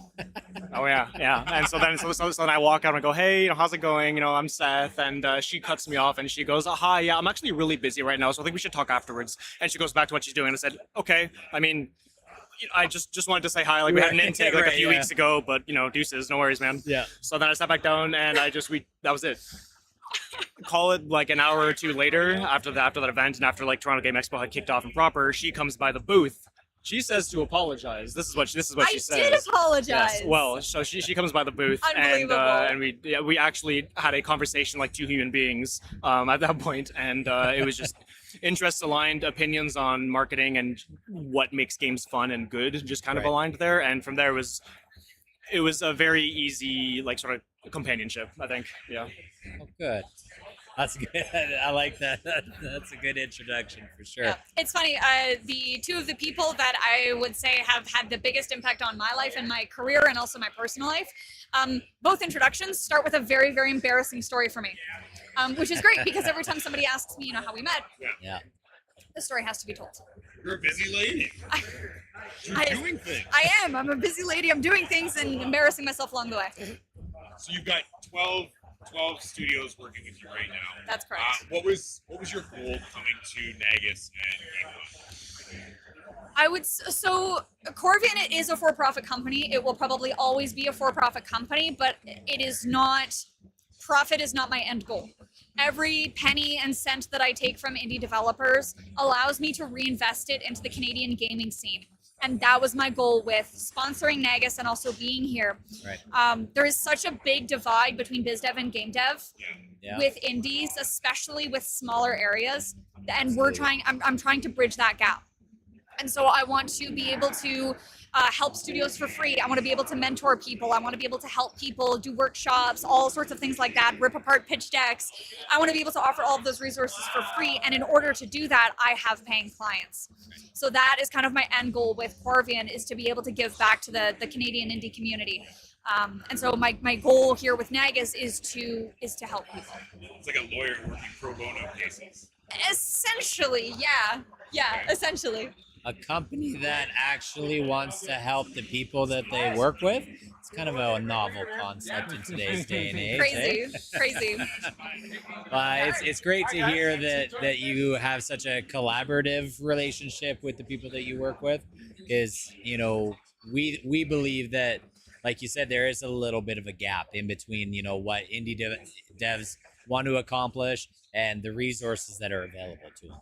And it's nice that you've kind of found sort of that divide that you can sort of patch together. So yeah, absolutely. And I think a lot of it is just like, I'll speak to devs and I say, what's your pitch? And they go, I don't have one. What's your USP? What's a USP? Where's your pitch deck? Oh, it's 37 slides.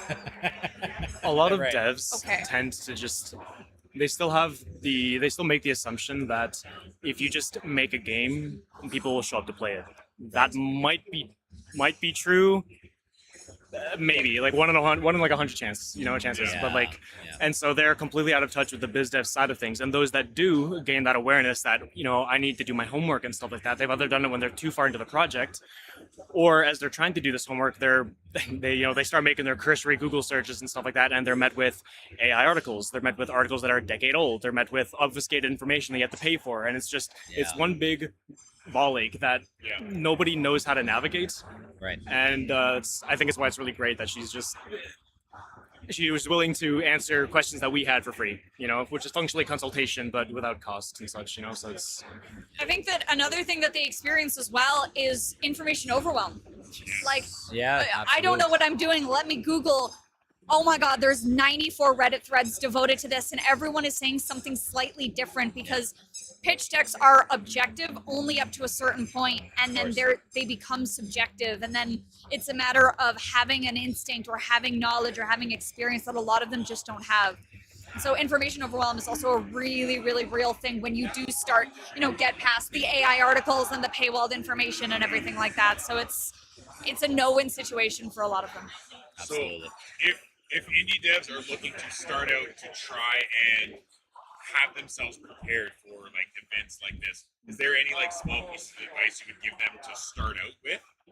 Where's the jumping off point for an indie dev to be here and to try and sell themselves? Figure out your CTA. Do you want people to buy your game? Do you want people to wishlist your game? Do you just want people to look at your game? Do you want feedback from people? Right. CTA is call to action. I was about to clarify, but CTA is call to action. Figure out what your call to action is. What do you want out of the people who are going to visit your booth? And then every other piece of prep that you do should be structured around that. Do you want people to wish list? Make it easy for people to wish list, or including your pitch that you should wish list. From a marketing perspective, that would be my biggest piece of advice. From a developer standpoint, I'm sure there might be something different. Now, are we talking just like, launching into making a project, or actually coming to these events? Coming to these events, like what as a developer that is here, what are some pitfalls that maybe other devs can avoid for their first time in the future? Be ready to talk to people is kind of it.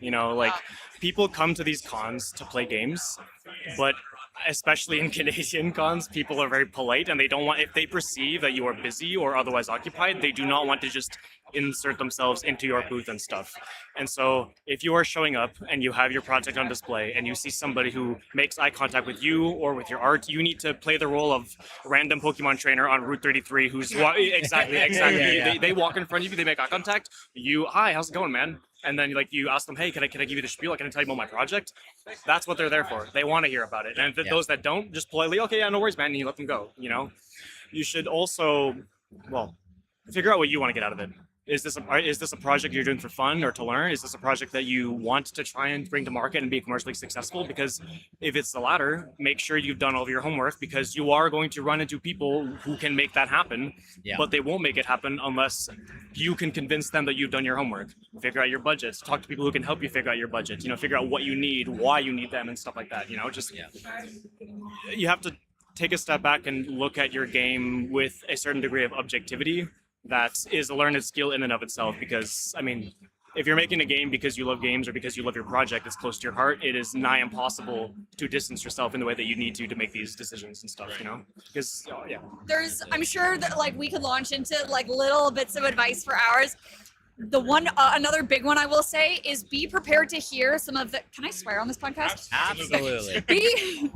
Be prepared to hear some nasty shit said about your game. Yeah. Be prepared for someone to walk up to you and look at your, let's call it a roguelike deck builder, and go, have you tried making it more like The Sims? Your game kind of sucks right now and it should be more like The Sims. That's not someone who's going to play a roguelike deck builder anyway. That's somebody who's going to play The Sims. Yep.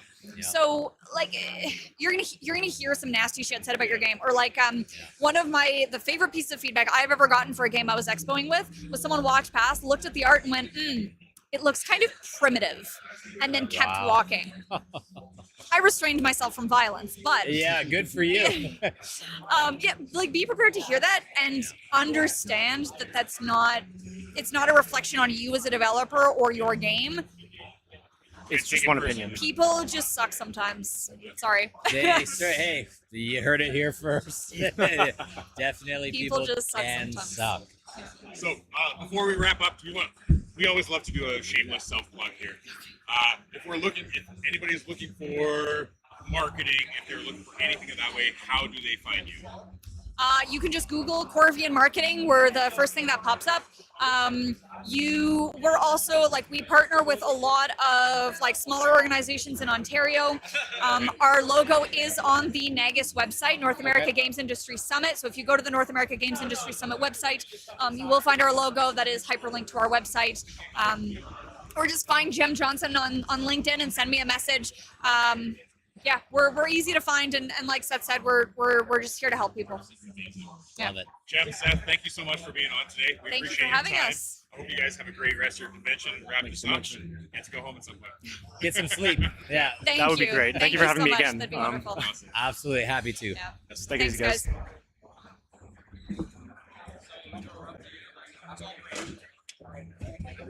the beer either. Yes.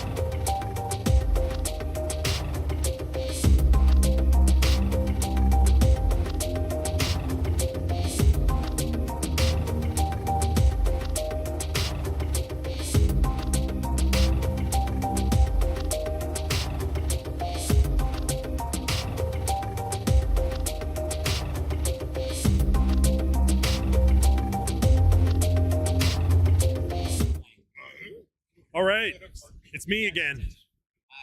Hi, it's me. I'm the problem. What was my garb? Come on. All right, we're gonna do some giveaways. Which camera am I on? There we go. We'll go this way. All right.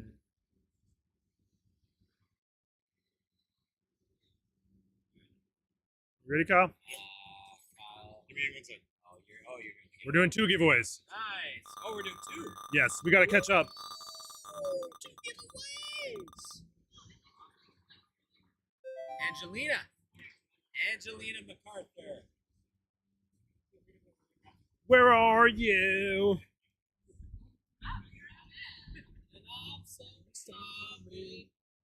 All right, you ready for the second one, Kyle? Excited. 1 second. Do it now. What are you waiting for? Come on. No, that's the wrong one. Sorry. Sorry, I'm working on it. There we go. And the winner is Gabrielle. Gabrielle. Are they related? They might be. Skate sisters that won our giveaways? Because that would be amazing. It's a big day in the MacArthur household. Yeah, Gabrielle MacArthur and Angelina MacArthur. That is funny. I really hope they're related. Oh. The Mini Jones. Look at this little guy. For you. That little guy. Look at this cute little guy. Which camera am I in? Just a little Jones soda. What is it? Orange cream soda. Tiny.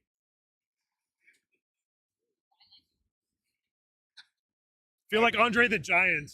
Yeah. Anybody want a peanut? Do you want to open up? It's so good. Is it good? I haven't had it yet. No. Is it good? Yeah. Oh, sorry. There you go. Yeah. That's sick. Save that when I need sugar. Yeah. Woo! There's a lot of that? dangerous. Yes. There's a lot of dangerous liquids over here. A Yes. little concerned. Yeah, tell me about it. So we're gonna use that later.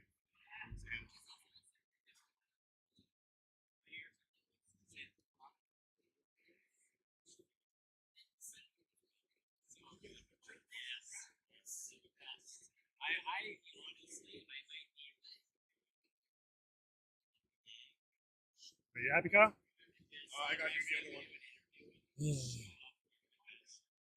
All right, well, I'll start something.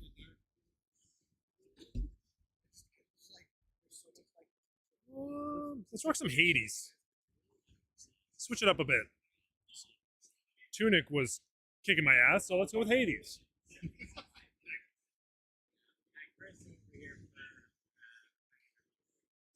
Daryl's getting naked at the booth.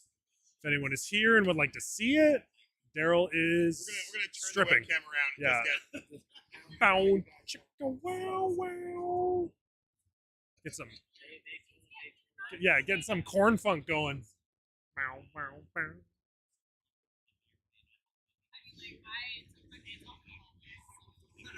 I did too, but then I was asked to leave. So literally, I was wearing just like a hoodie and Yeah. pants, and I just like sat down and like because I needed a bit.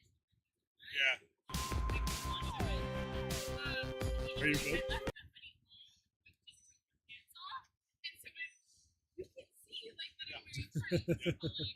Still. There we go. It's not for people who don't know me. All right, I just started this the other day. Ugh, headmistress.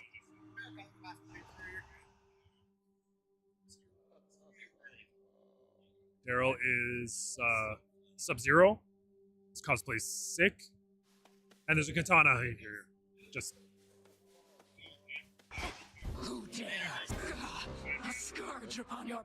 Oh, yes, Dora. It's just. Oh, sure. trying to remember how I play this game. The cauldron's ready for me now. Who are you?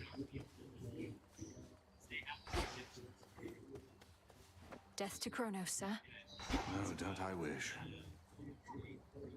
The good witch put you to the test out there, did she? Quite an intensive teaching style, I always thought. She expects a lot from you, but that's just... Then she must be disappointed with my results, although she's careful not to show it. Same as you. Come, I know how dispiriting it is to chart one's course only to lose one's way. We rarely get where we must go the fastest way we can. As long as we get there at all.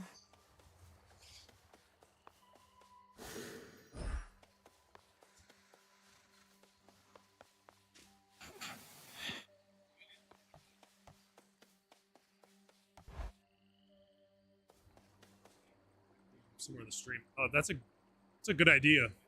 It's Hades 2. I could add it.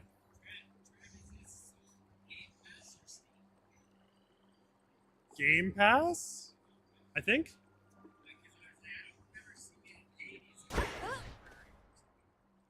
What is happening? Got some, like...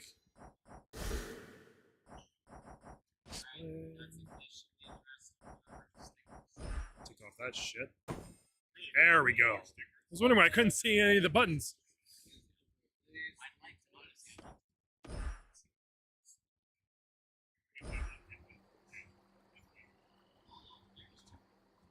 Keep that open. 1 minute. Let me add something.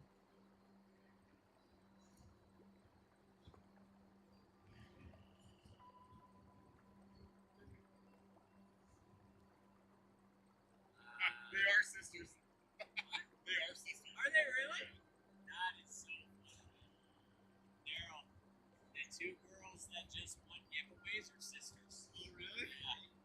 There you go, Kenton. They said baby down in the bed.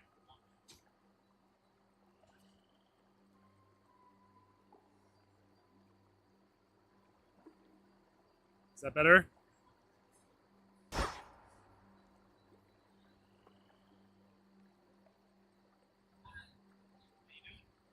There we go. Get that out of here. Aha! The altar of ashes.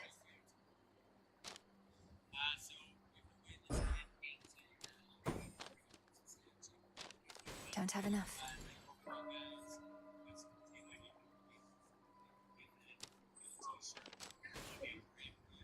Oh, I don't have enough. Okay.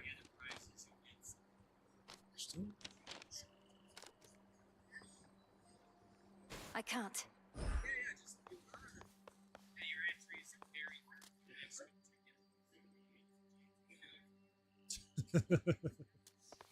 If it was me playing Tunic, you just cover the whole screen because it's garbage.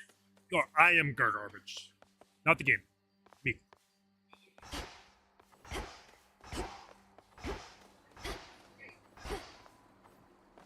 The task comes fast. The silver pool.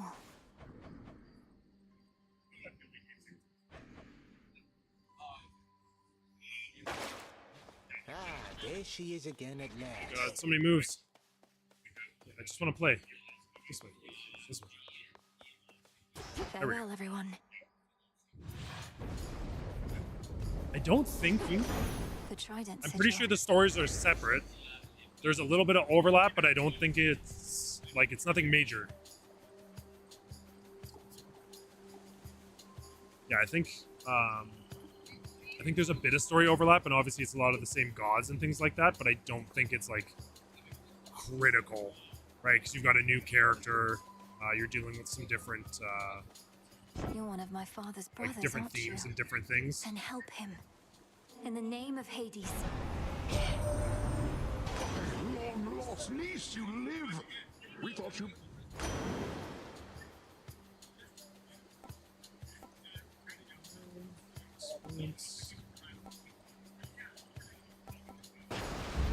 May all our enemies drown. I think that's offensive. Oh god, what are my moves again? There we go.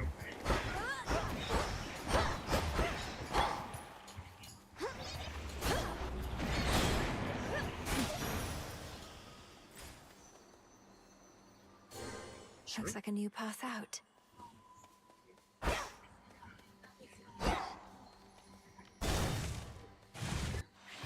trying to remember all my buttons here. I haven't played this game in a while.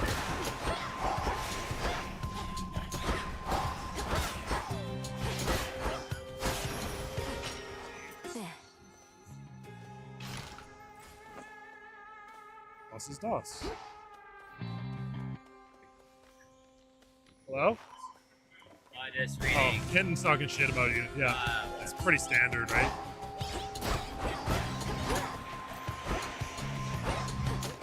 No. And no, you don't need to play Hades to understand Hades. Jordan would know that more than me. Alan thinks that our contest is rigged because he doesn't see his name on the pie slices. I told him that just out of spite, I removed all of his entries. It's fair. I can disqualify him if I want to.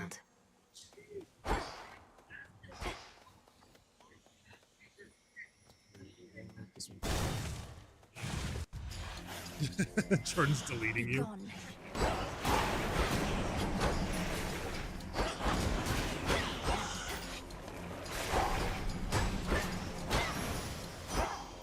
That's settled. I don't remember what any of these things are. Thank you, Clown69.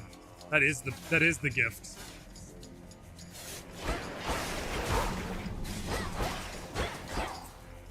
That's what the podcast is all about.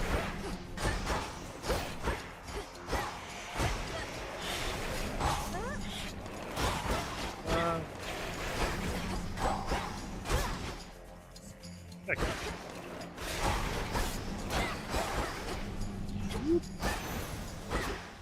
A gift. Gift. Nice.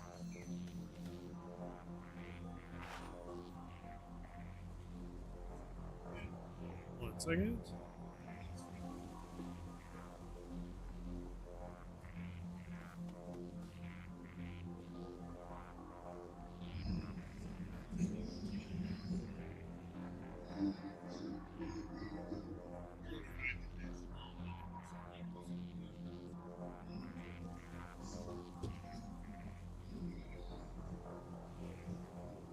One minute.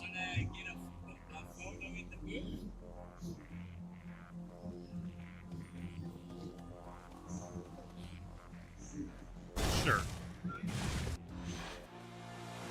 Go back beneath the earth. Oh god. Oh my god.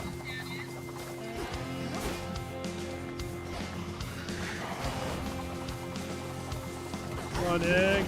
Oh, I'm gonna die.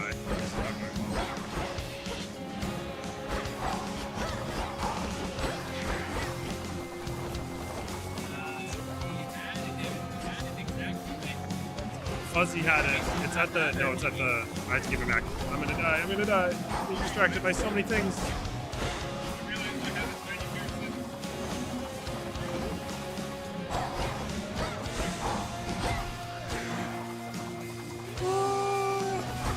Oh god.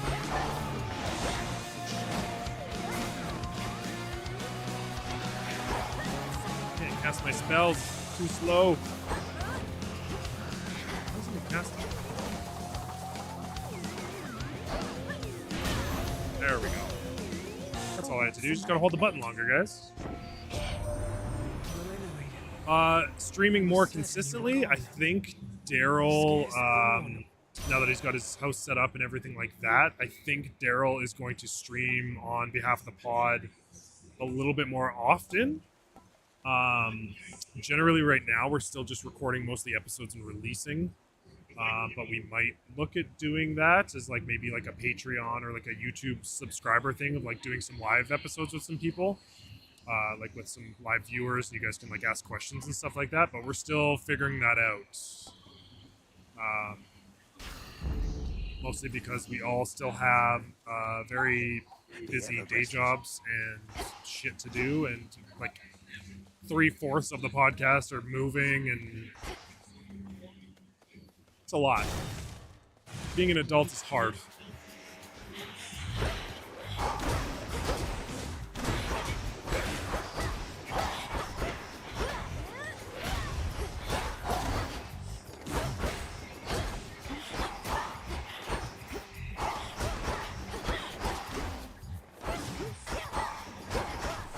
I know you're not an adult, Valhalla. A soul tonic.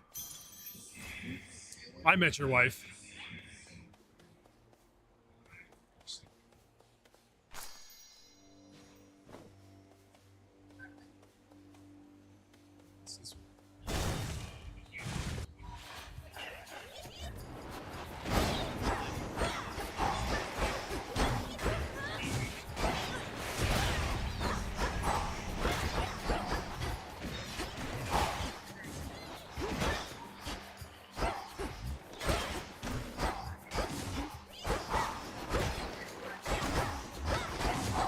Cosplay convention happening just in front of me outside of our booth right now. It's very distracting. Apollo.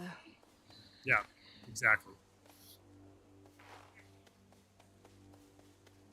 Kronos is up to something, but not even Athena knows what. His assaults on Olympus always fail, even if they've kept us occupied. Hey, What's his next move? A possible exchange.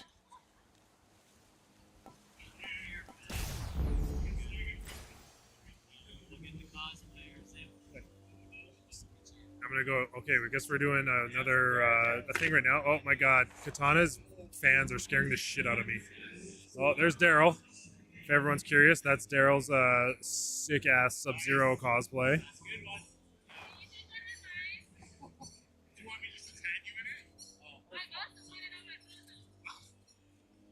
Cosplayers, I told you.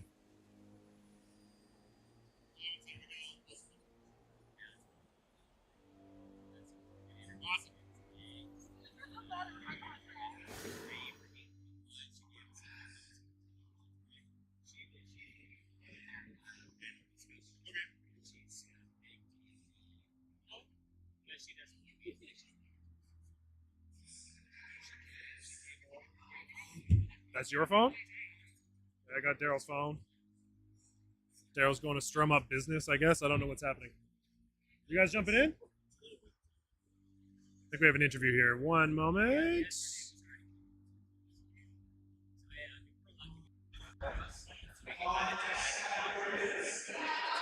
Working? Nice. Oh, get in here. All right.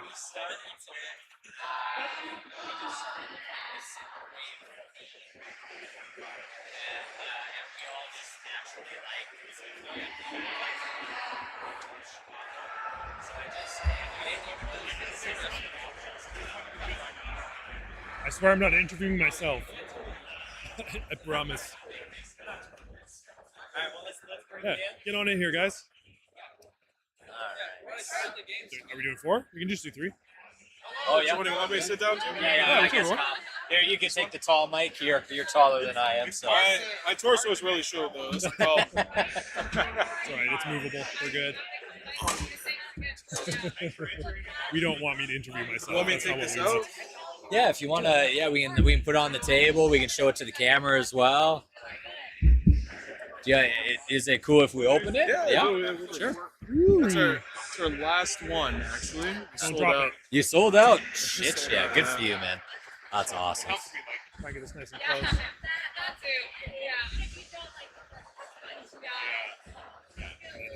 This to release? That's going to be for the back buttons here. So if you press this, then it locks it. Oh, so you can that's use it, cool. Because some people, I never grew up with back buttons, right? So I don't use them. But you know, some of the newer games, especially the Call of Duties, you end up, I remember the first time we tried a Steam Deck and they had them, and I just kept accidentally doing. Yeah. You're always pressing them. I'm surprised that Steam doesn't have that. That feature. Yeah, to be able to like lock it. That's odd. Yeah, you would All right, so we're here. Who are you and who are you here with? Introduce yourself. Introduce yourself. What's going on, guys? My name is Adam Hepburn from ELO, and that's basically ELO is the company. Adam's my name. Yeah. That's easy enough. Really easy to spell. Yeah, so Adam, we talked off camera a little bit yesterday, kind of about your journey and how things have progressed over kind of concept phase into production. You said you had some fun stories. I got stories. I always like to tell these stories because I don't want people to get into something that they will end up regretting for the rest of their life almost. It is running a business is hard, but hardware specifically is something that is very unforgiving. Just to give you an example, this controller, because we had to make our own custom molds. Yeah. It costs about $400,000 from just the R&D and molds. Trev, This is you wanna before you hold make a that up? single unit. Yeah, hold it up again. So, as a small company without an individual, without any sort of external investment, Yeah. You're taking out mortgages on your house, you're selling, sold my rental property, took out a mortgage on the house, had to go down to China because of the cultural difference Right. and live there for a year and a half, Wow. learn the language, yell at the engineers in order to get this stuff over the finish line. Yeah, man. Holy smokes. Lots of relationships broken because of that. Yeah. Yeah. Well, and here we are. We've got some finished products, and what I guess a little bit about the company and sort of what got you into this. What was the inspiration for you to say, you know what, this is kind of what I want to do and what I want to focus on?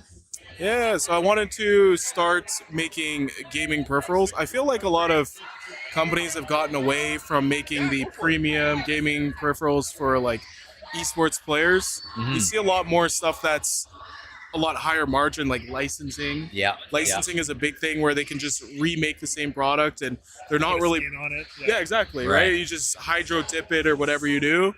And they're not really pushing the envelope. If you look at the technology that's available for mice or headphones, or even though it's more expensive for the consumer at the end of the day, Yeah. there are people who want the best, right? They will pay $500 for a keyboard, right? And it's not for everybody, but there are people. Yeah. But the problem was keyboard and mice and headsets, it's very saturated.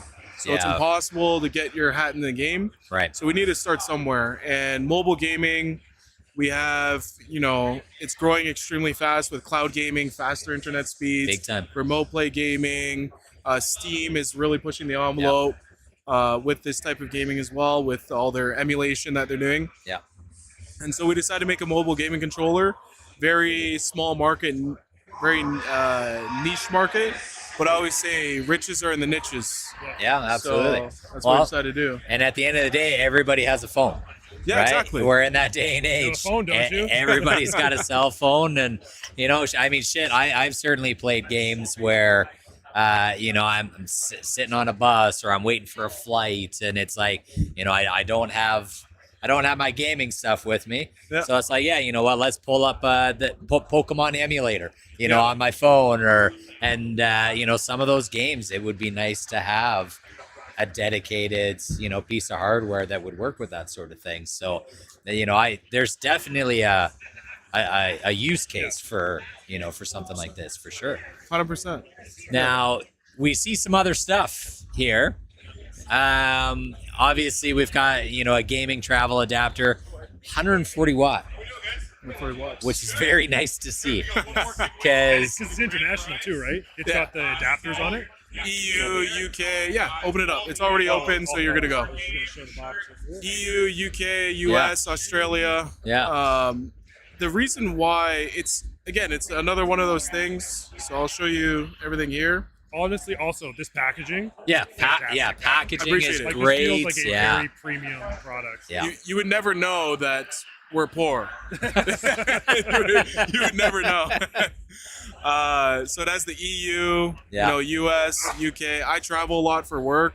We have the 140 watt cable right here. That caught Jordan's And eye. retractable. Retractable cable. Thank the Lord. Yes. So nice.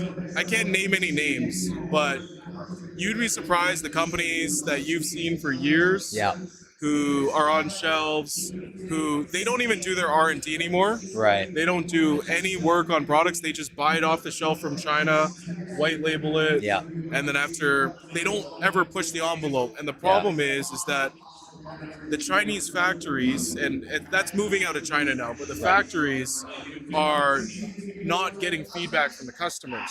So the products that they develop aren't solving the problems that people are running into. Right. And that's the thing.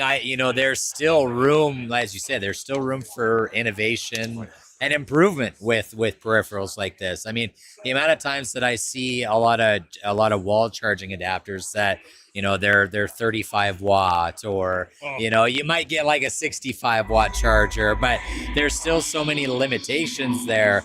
The fact that you've got the multinational charging adapters built right into it. This solves like 8 problems that I have like, immediately. Exactly. Right? You don't have to worry about bringing your cord. You don't have to bring your brick. You don't, like, there's so many things here. And like, I was impressed of it as just like a regular, like, North American. Yeah. And I think you pulled it up and you were like, oh no, it's a like multinational. It's like, oh shit. Like, 100%. Yeah, man, it's great. This is my most used product out of all these. It's the travel adapter. I use it. We're actually using like 3 at our booth right now because we bought some of the lights from Europe. Okay. So we couldn't. So we had to plug it into this before. We're like here. Oh, we're not in Germany anymore, right? Yeah, so that's fair. Yeah, it's pretty funny. Now to come back to the controller here, you know, obviously we've got it here, you know, and I mean, this has a really nice kind of premium feel to it. I like to think I have a little bit on the larger side of hands, and you know, this feels nice. It's comfortable. You know, even the back buttons are in a natural position for the finger. You know, that's my issue with a lot of back paddles is it's either in between my middle finger and ring finger. I have to like hold it differently. Yeah. You know, there's always a compromise with kind of how you hold it. But like this naturally just, you know, my middle finger is on those paddles. I don't have to move it in any different way.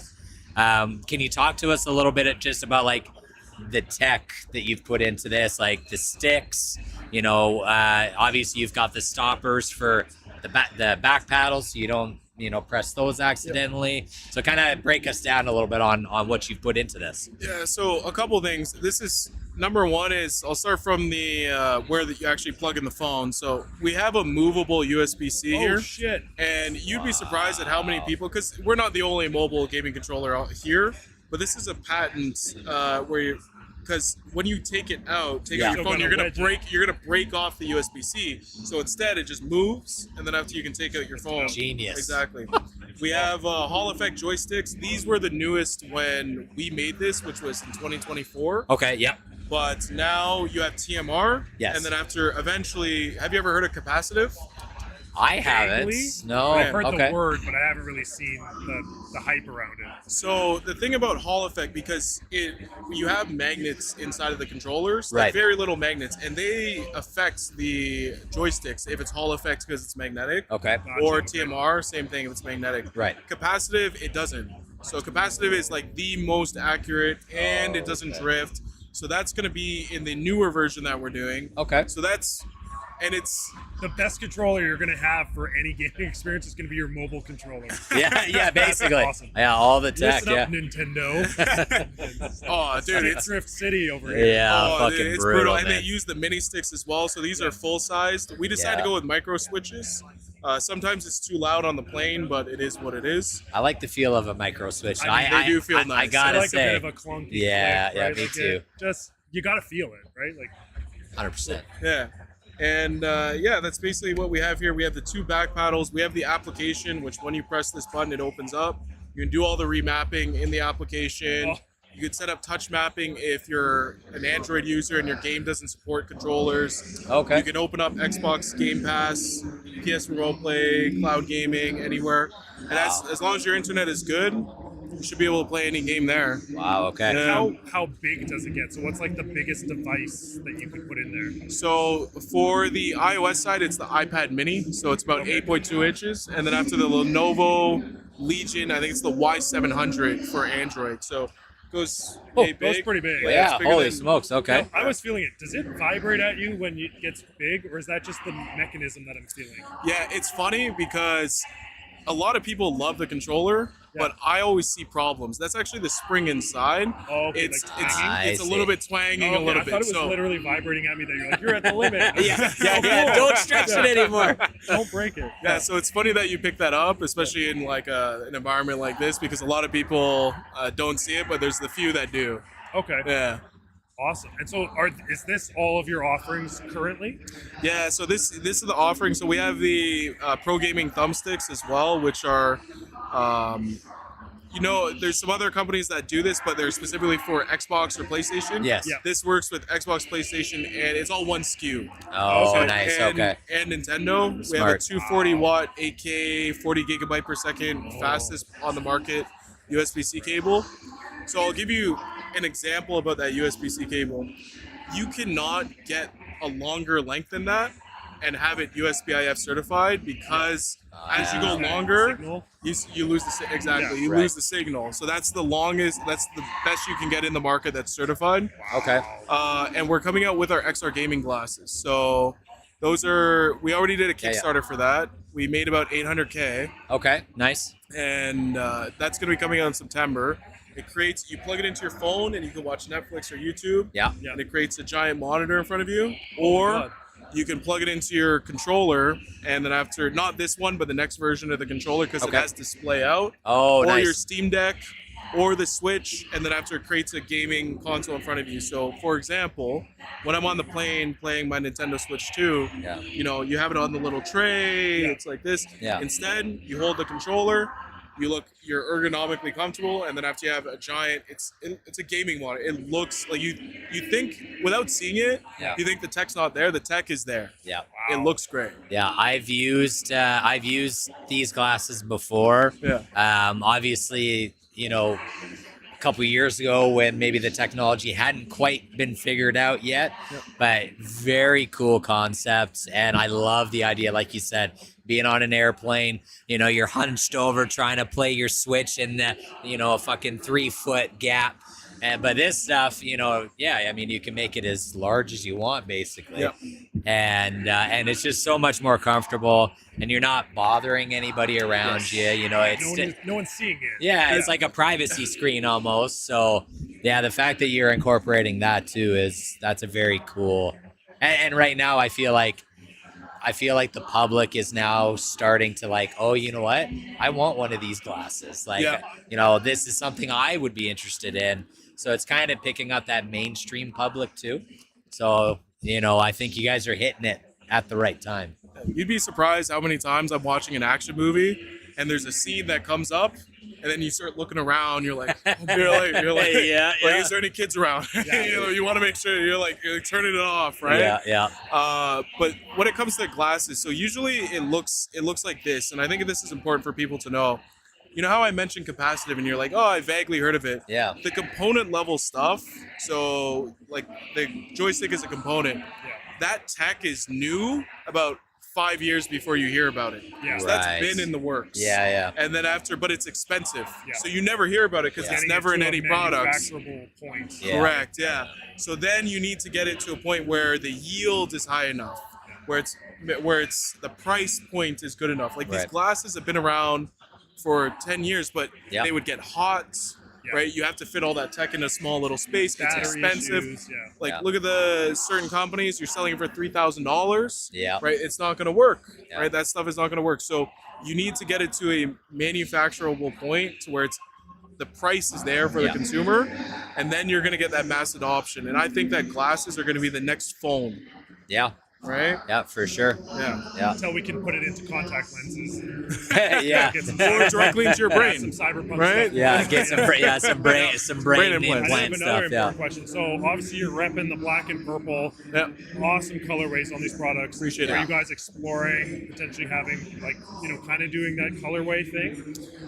It's funny because my engineers have always said we should do like RGB, let's do RGB. And I said, everybody does RGB and it feels kind of like tacky to me nowadays. Yeah. And I want our brand to be, when you see that, you're like, that's an ELO product right there, right? Yeah. So I'm pushing it this way. We'll see. If people the customer should always win at the end of the day, depending, long term. You have to make sure you don't make short term decisions. Yeah. But we'll see what they say. And a lot of people like purple, surprisingly. I It's a gaming honestly, color. It seems to go well with a lot of yeah, yeah, it really leans into it for sure. And I'll be honest with you, like I have a third party controller for my Switch too, and the RGB that's on it, I turned it off immediately. Yep. You know, so like I agree with you. I think it's overused a lot in the space, and it does start to become gimmicky a little bit. You know, to me, like Trevor said, like your packaging is very clean. It has a very premium look and feel to it. And then the purple just gives it that little bit of differentiation from. Not just black on black on Yeah, black. exactly. But a little touch, right? Yeah. So no, it looks really nice for sure. So now you talked about the glasses kind of being the next, product coming to market. Yep. Are there any, let's say, pie in the sky ideas of products that you'd like to do down the line, and if there's stuff in the works you can't tell us, that's okay. Yeah. But what other things are you kind of wishing that you could do? So the one that there's 3 products that we're working on right now. Okay. I'll tell you about one of them. It's going to be the second version of the controller. Okay. That's going to be coming out later this year, and we are fixing every problem that all the customers told us. So number 1 is that right now this is in Xbox, right? A lot of people that use PlayStation layout. So we're having modular joysticks, so you can move it from here to here, swappable out. That's awesome. And you can upgrade and also you can swap out the buttons for, the clicky or silence. Okay. Ooh, nice. Right? Yep. The other thing we're doing is we're going to be removing the bridge here. Okay. And it's going to be wirelessly connected here. It's not Bluetooth, because when you go to Bluetooth, if you're in a place like this, it's a disaster. Yeah. It's a disaster. Yeah. So, and it's still going to be a direct connection, but now you can fit a full-size iPad. You can put it on anything. Oh, that's really cool. There's one other thing it's going to set it over the edge. I can't tell anybody about that, but that's fair. We are going to be also adding in more buttons. So we're going to have 4 back buttons and 2 buttons up here. Okay. And it's going to be the perfect mobile gaming controller for all your mobile needs. Take that how you want it, right? But it's going to work for every mobile device. That's really fantastic. cool. Yeah, I mean, love that. We're in the era where I'm getting advertisements that say anything can be an Xbox. So if that's true, and I want to play my Xbox live somewhere, yeah, you can do you it. need it, right? and you need and a I'm controller sure for as it, man. hell not doing that just like on my phone. I would be using this. Right? Yeah. Like that's, touchtouchscreen controls, dude. Oh. I'm it's a too nightmare. old for that, man. No, I it's a can't. nightmare. I'm used to the GameCube. I use it a lot for emulation. Yeah. The GameCube, dude, it's great. All right. Fantastic. Yeah, I'm Need a not controller. doing claw touchscreen. Oh, dude, yeah. Like that's out of my realm of expertise. So, yeah, no. Well, hey, man, thank you so much for stopping by and showing us this in person. where can people find Yes, you? shout out what name, where can they Website, find where it? can they buy this? Yeah. Yeah, so ELO is the company name. ELO esports.com. So ELO Esports, because we're trying to make everything professional grade esports level products. Yeah. So that's what we're looking to do. Awesome. Very cool. Thanks for stopping by. This has been eye-opening. This is awesome. Yeah, this is kick-ass, man. Appreciate it. Honestly, yeah. It's exciting Adam, product. really Yeah. appreciate your time, man. I'll leave these with you. I'll get 2 more of these. I'm going to ship these to you because we're out. Okay. Yeah, but I appreciate you guys. Hey, man. Absolutely. Yeah, Yeah, guys, check this stuff out. Honestly, yeah, the quality and everything, definitely worth taking a look at. Perfect. Awesome. Adam, hey, man. Really appreciate you. Thank you so much. It was fun, man. We love talking about this kind of stuff. It's super, super cool. And I wish I can't wait to be able to. We have to talk about like.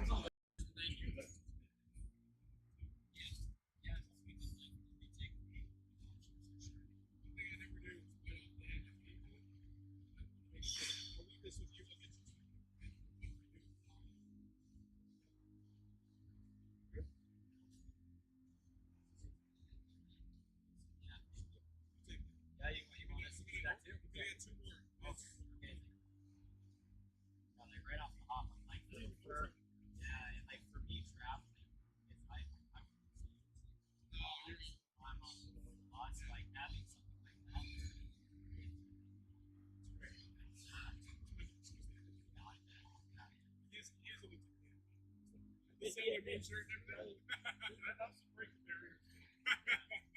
Yeah, you look here, intimidation. What you say to me on the YouTube comments? We appreciate it, man. And yeah, down the line, we can definitely we've got our started. And what we've done in the past is we'll do episode blocks. If you want to sponsor like 3 episodes, on that, so you can listen to the and we'll make sure we have that product on today. We'll have something great.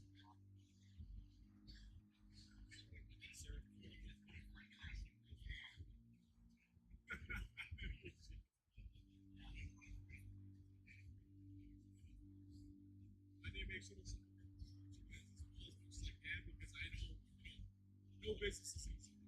No business is easy. It all sucks. It all sucks. So that's why when you get rich, you're like, oh, this is what you should do with your money. Yeah. Thank you. That's what you're doing.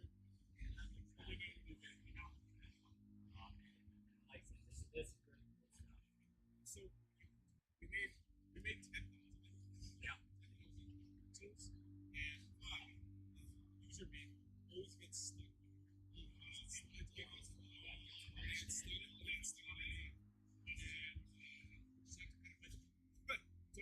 Yeah. You can't close the box anymore.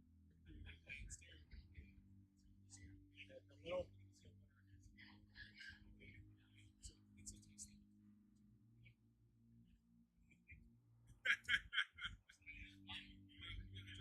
it's a test.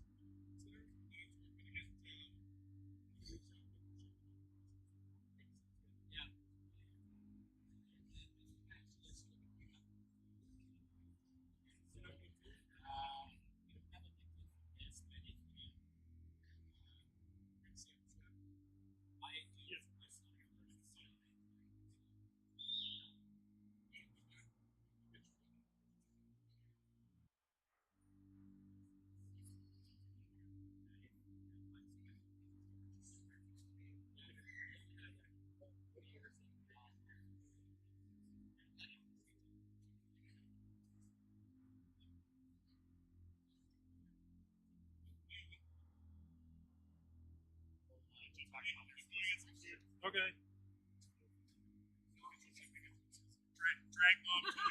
Drag Mom's taking care of us. No, okay, we've got so many. Everyone keeps bringing us donuts. All right, I'm back. That was pretty sick products from Elo there. If anyone wants to see more of them, I can hold them up on the camera. But yeah, eloesports.com. Those were honestly very, very nice products that fill some gaps and some needs, and they were nice. Trust me. This is not a sponsored post. Those things were cool. Also, if anyone cares, since we are a Canadian podcast here, I believe they are also out of Toronto. So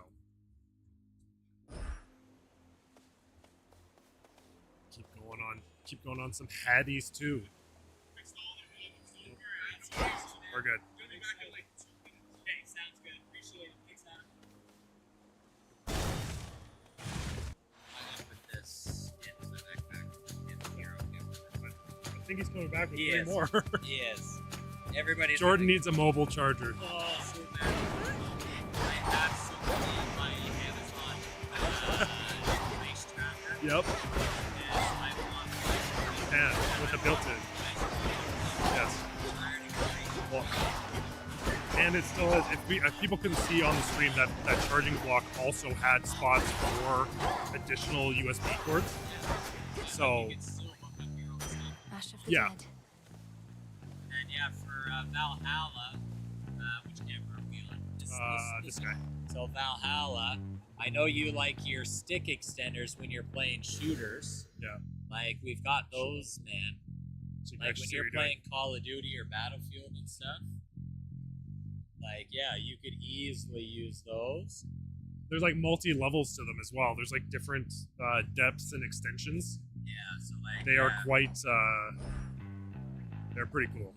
Yeah, Valhalla. That's up your alley for sure. Where am I going? And actually, Valhalla Let me has see. been on our stream pretty much all weekend. Next time I see you, remind me about those stick extensions. Jordan doesn't need an extension. He doesn't need to compensate. No, I don't need to compensate because I have real hands. You. So yeah, they're all yours, buddy. In the name of Hades.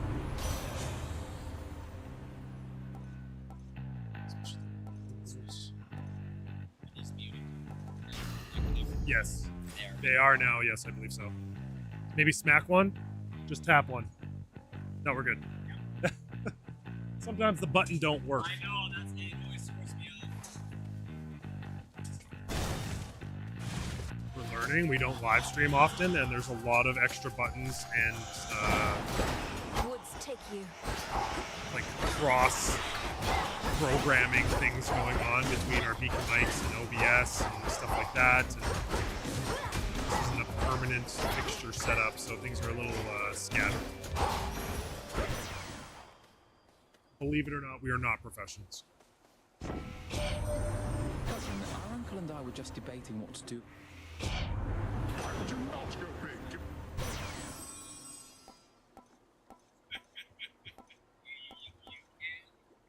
I want that. Not moonlight, that's for sure.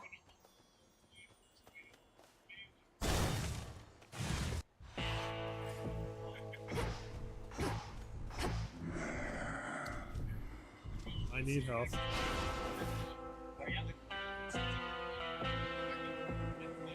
Yeah, awesome. Thank you so much. See you. I don't know what I just got, but I got it. Yes, my lord. I met Apollo. I and also Mother, do travel. Uncle Poseidon. I've known Artemis and okay. Hermes for so Put it long. over there. I'm impressed they kept my secret from the others all this time. My bag is not here. My bag is in the car. It's Kyle's. I don't know. I just work here. I don't actually know what's going on. I can do Speak this. to my manager, please.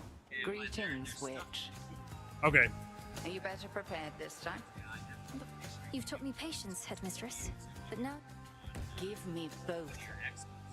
Expos. Jordan and I gotta go to Japan this year. Yeah, what are they doing?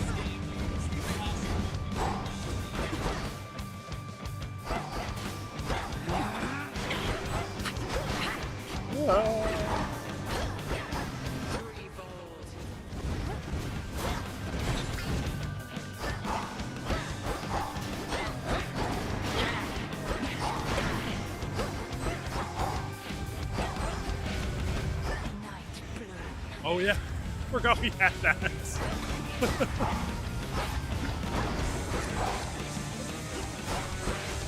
we are also the beacon storage hub for the weekend, and I forgot that their stuff was here. Run away! Oh shoot! You're clearly And I gotta say, I got a shout out to streamers who play games while they're trying to look at chat. My brain hurts, has it been? and I'm clearly distracted. 3, 2, 1. It is the dead of night. Ready or not, hence I go. This is what I want to be doing. I bid you farewell for now, Lord Hypnos. Bid you farewell? Why, bruv? Where could she be? You're supposed to be Greek. Who's the small British child? The keen-eyed princess finds us at Shush, Homer. Oh. How shall I ever catch her if Is you're that a going to record describe scratch? my every move?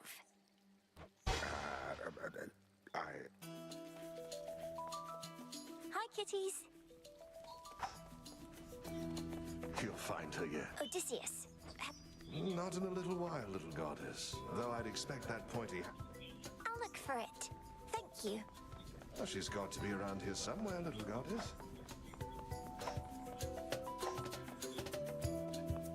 Where am I going? Can I go this way? No. Oh. Oh, there she is. Hecate, you're dead. Got me, you did, Millennium. But I did. Hey. Hi, Shades. Is Hecate about? Huh. Not seen her, huh?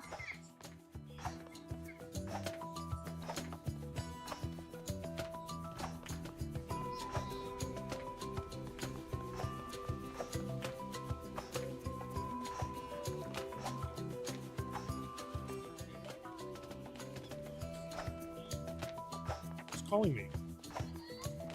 Over there. There she is. There you are. Got you again. Ah, so persistent. Give up already, wit. I can and shall.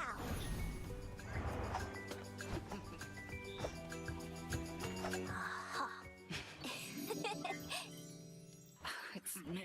I promise not to cry again. I still get sad sometimes, but not as much.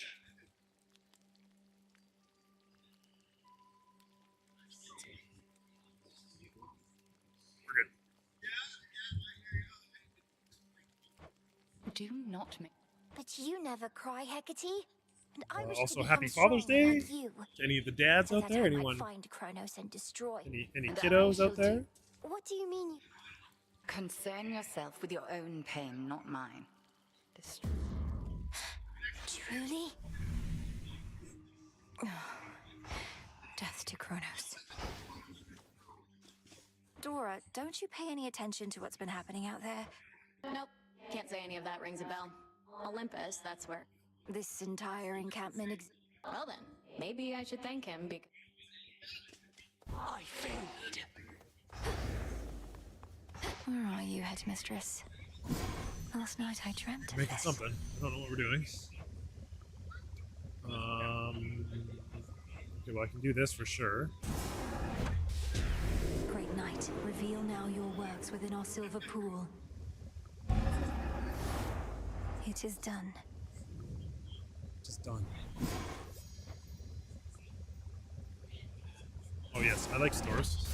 By blood and darkness, let my will be done. Broker, welcome to the crossroads. Who are you? Hail, Broker. Picture, psych, fabric. Okay. Farewell. After ever. You shades are welcome here and safe. All clear. Another failed attempt. Nemesis. About ready to give in. You don't have the. Isn't person. I lost more than my mother. Over here, it isn't much, but our shades out there, they. Ash of the dead. And who can blame them?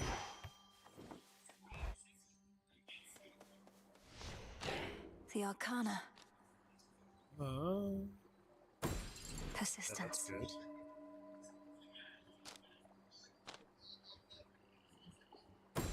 The Huntress. Oh my god, this thing just keeps getting bigger. Now what do we got? There's something new here. Ooh. Witch's staff. How many frickin'... The Crescent Don't know what I'm Hill. doing. Reveal to me the bounties of the It's earth. very clear I don't know what I'm doing. May you chip Much more than just this staff bathing in there. Okay. She's here. Now watch and learn.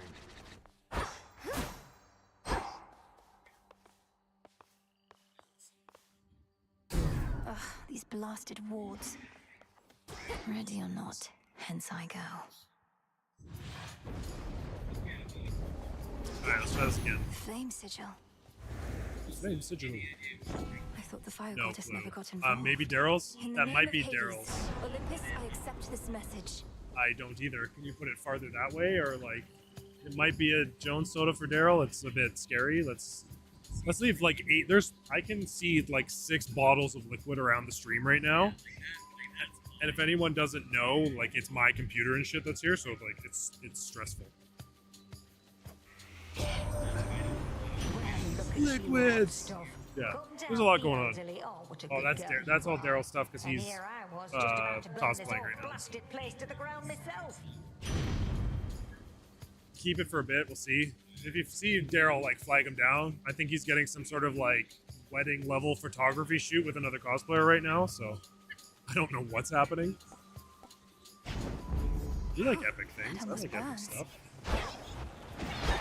There's some more silver I can use. This is cool. Terrain kill. Oh my gosh, I forgot. We haven't used these all weekend. We've got frickin' sound bite bits that we haven't been doing. Here we go. I don't know if they work.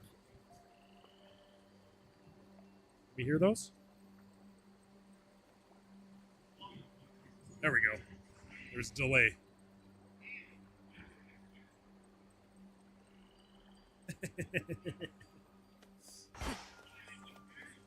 Makes me reasonably happy to use those. I hope you can hear those. Let's head this way this time.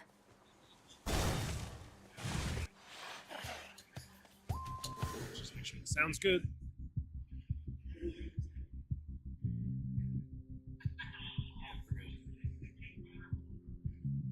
Okay.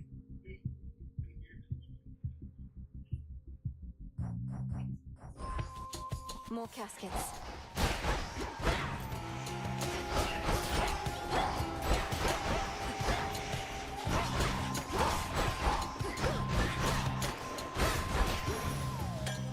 Some nectar. In we go.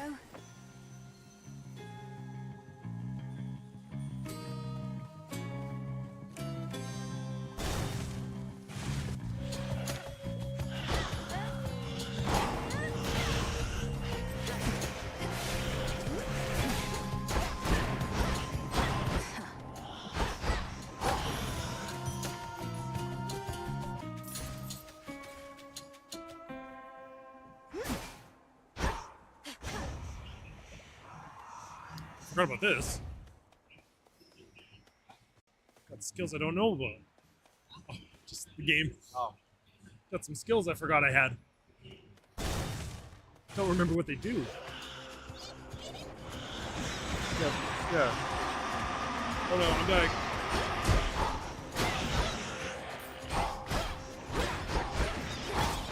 Kyle's gotta get his snacky snacks in or else he gets hangry and grumpy.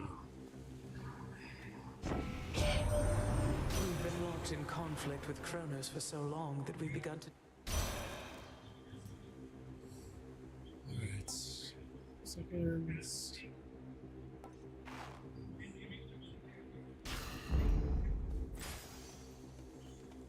The river Cocytus winds through. The river Cocytus.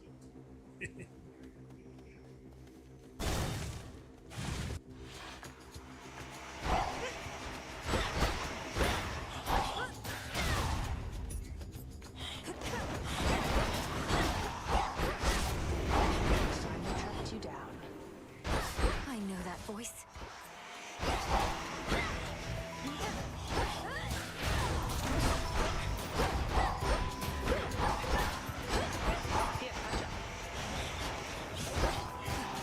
I don't know what's happening. Someone's hunting me and I don't really get what's happening. Marked one for me, did you?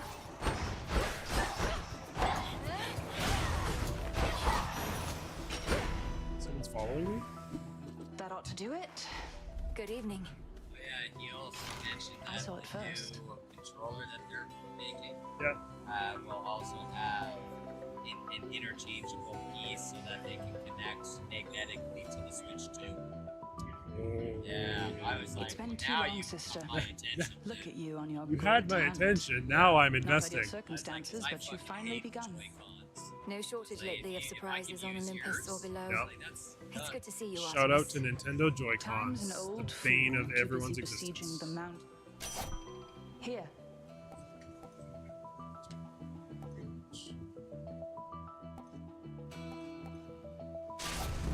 blessing is yours.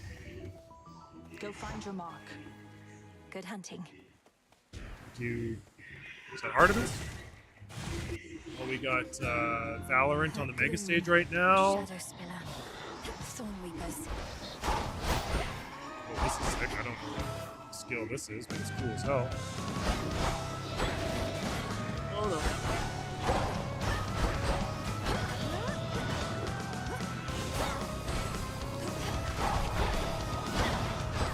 Just taking damage here. I'm gonna get better at this. Oh man. Return to Shadow now. We're learning. That Shadow Spiller's tough.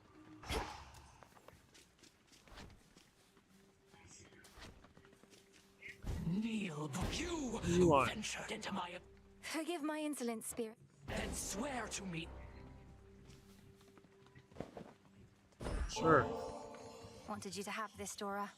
To the back. See, I knew you were gonna pull this gift custom thing on me sooner or later, so I have come. For me? Thank you, Dora. Ghost onion. That just sounds like a rotten onion. Hail, spirit. You invoke me? Artemis. Fancy running into you again. Hey, Melinoi, I just wrapped a Oh my debrief God. here with Sister. Hi, Artemis. Everyone's here. Welcome. Hi, Artemis. Welcome. We've had to scramble a Scramble bit to is make complete. ready for everything. Can I show you around? Can I show you? Oh, no, I have to go. Olympus needs me back up top at least a little while. I hear you. Bye for now. Concoct. Aha. Who are you? Sure. Great tree of life. Please listen to my I thoughts. don't think there's any wrong choices in this game. I think everything's So a good moted solid be. choice. Broker, you've expanded your shop. It's 2 o'clock. Whenever Kyle gets back from his snack break.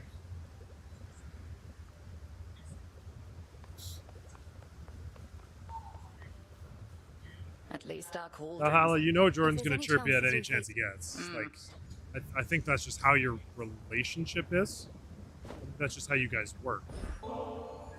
Headmistress, One of those? if it isn't inappropriate, I have a little...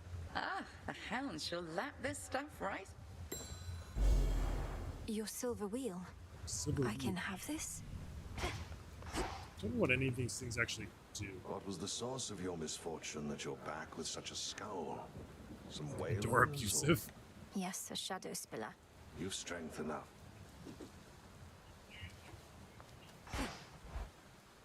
Isn't it a door abusive when like Dora the Explorer smacks you? Isn't that what that is? A new keepsake. Behold that heirloom storage case over there. The onion. Cool. A little stash of goodies. See. We did it! We did it! Yeah!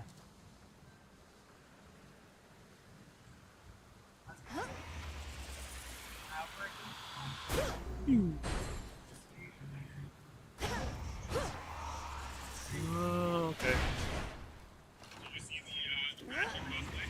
No. Some of us have been playing games. Oh my god, there's a Ratchet here. Like a Ratchet and Clank Ratchet. It's awesome.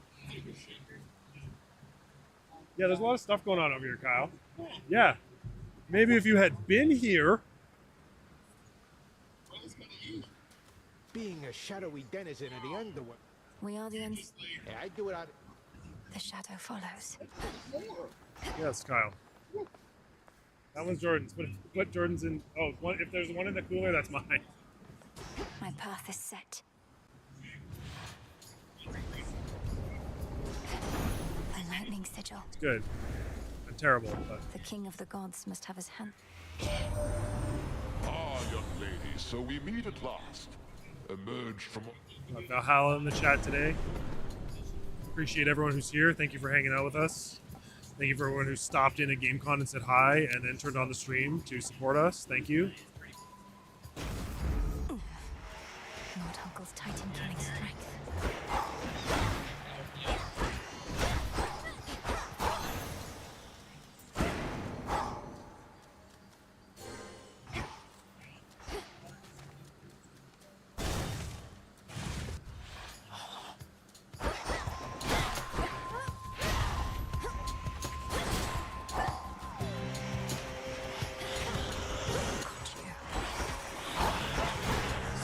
entirely understand what that skill does, but it does something.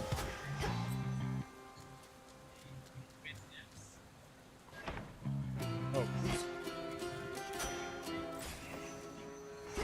I want to know what the hammer is. Of course.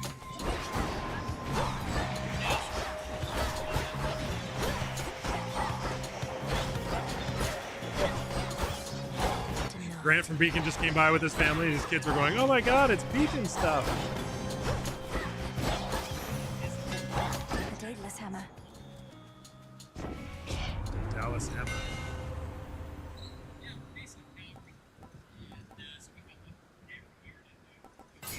I like more power. Fine work as always. I have the power. I need that He-Man wig though.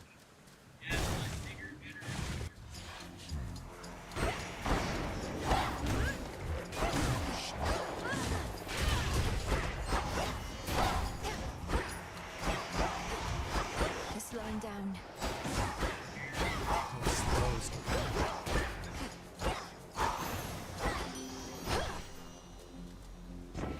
It's like, give me more health. What are we doing? Oh no, that's just Aphrodite. Okay. After eons of Aphrodite out here looking like the fairies from Zelda, just biddies hanging out. You know, right as your parents walk in, you're playing wholesome Legend of Zelda, and then you got pointy boobs staring at you. My heart.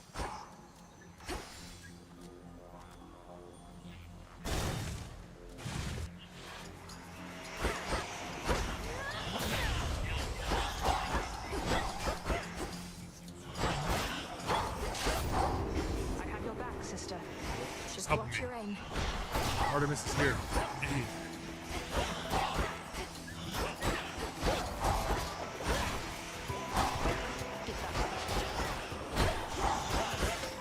Oh, it's sweet. Good Exactly about how. Yeah, you know. Some bones for later. You played use. N64 Legend of Zelda. You know exactly what I'm talking about. Whilst the pale moon slender. Has my little brother lived up to his shining reputation, so? Apollo was very. Only the truth. You just didn't tell him how long ago that was. Sorry, they we're think you missing don't the stand a story here chance. for the sake of just They don't have a gameplay lot that of we're. options. All of us want to play games this weekend, but we've all been so busy just chatting with people. You have it. Steady out there. See you. Artemis. Let's Aphrodite. This one again. Nice, we do like splash damage now. This is sick.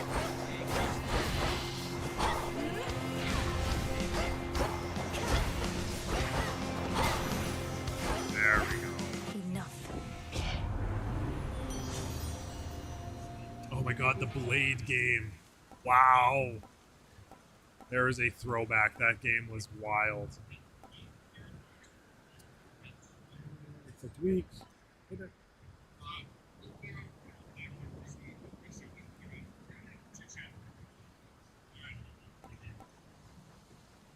Who's that, Kyle? Oh, gotcha. Yes. Oh, the new Blade game. Try to ice skate uphill.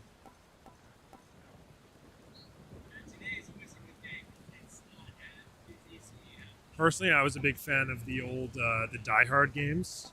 If anyone remembers those, we had to work your way up the tower.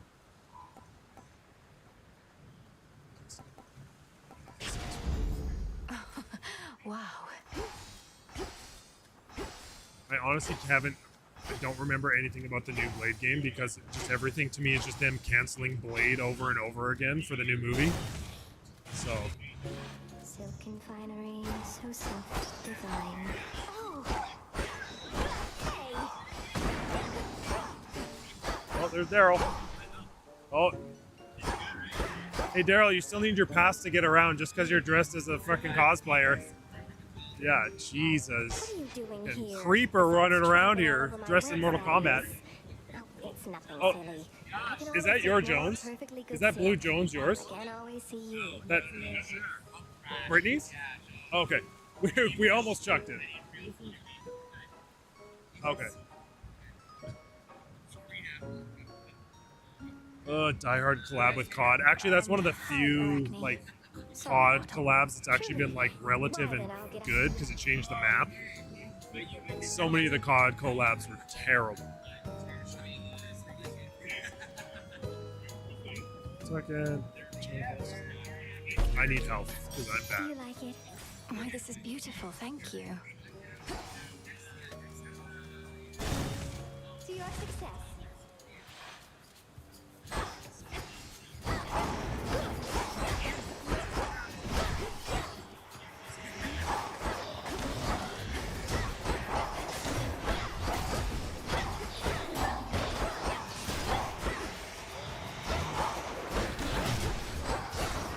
Game time.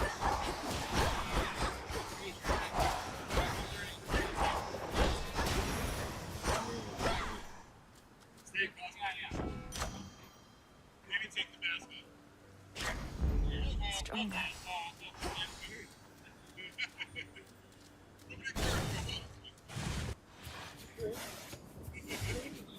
No, I don't like Nicki Minaj running around my first-person shooter. Or like whatever those fuzzy, like fucking gritty looking things were. Seth Rogen and Snoop Dogg, you know. You can have a little fun with it, but not everything has to be Fortnite. And unfortunately, executives don't seem to understand that. That not everything has to be Fortnite. Yes, they did very well. Yes, they made a lot of money. And you can do cool collabs without making your game like a fucking farce of itself.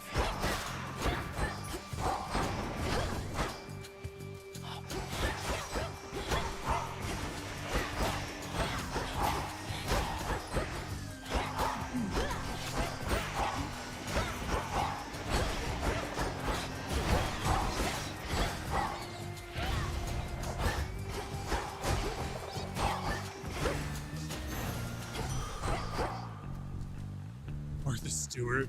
Honestly, if they had done like a Martha Stewart and Snoop Dogg bundle, that would have been fucking hilarious. I can't remember which one Snoop Dogg was in.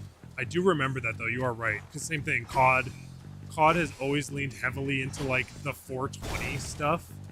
Like they've always kind of had like a pothead. Like obviously they just know who plays their names sometimes. I guess must be part of their market research, but. Same with like the Cheech and Chong bundles and stuff. Like those are they're goofy, I get it. It's just very strange. More. Okay.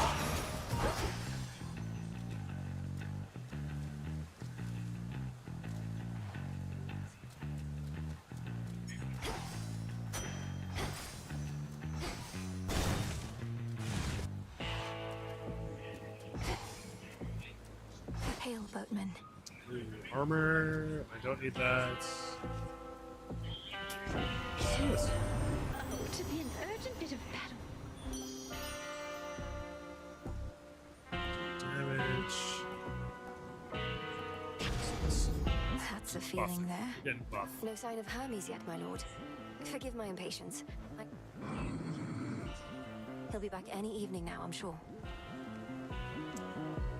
We played a few, like, we haven't done a lot of extraction shooters. I don't mind them. Like, obviously, we tried, like, whatever the DMZ was in Warzone. Never been a big, like, Tarkov guy. That doesn't resonate with me. Until we meet again. There you are.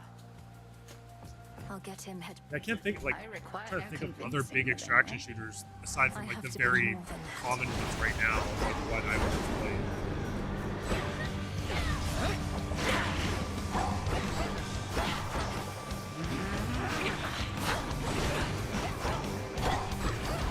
That's what I felt. Oh, shit. My silk. Arachne can blame me.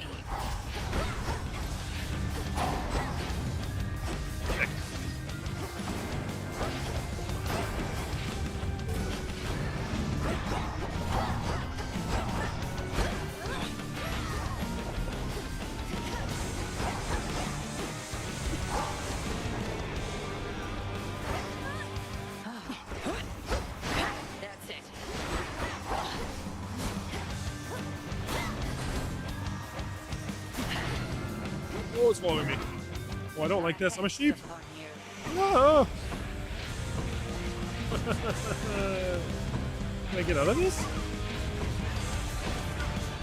Oh. Stop at some points.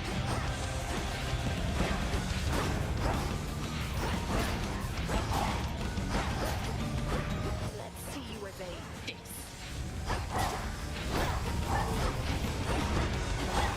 Please. Can't right now. Damage here. There we go. Okay. Now I can read. Oh, Arena. I think Kyle talked about Arena Breakout. I can't remember if we tried it or not. I think I've seen some people play it. Can you not join me? No. Thank you. I don't know. It's just like one of those things. Like I haven't really like gotten into. I haven't had one that's like caught my attention enough to get into it like heavily.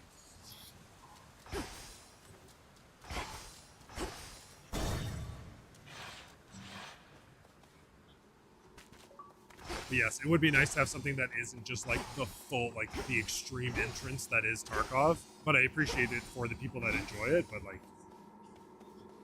Not an option.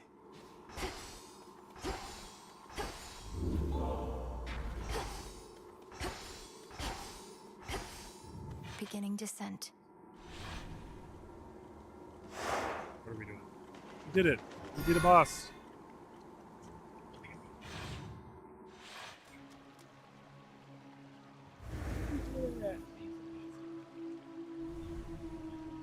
That singing.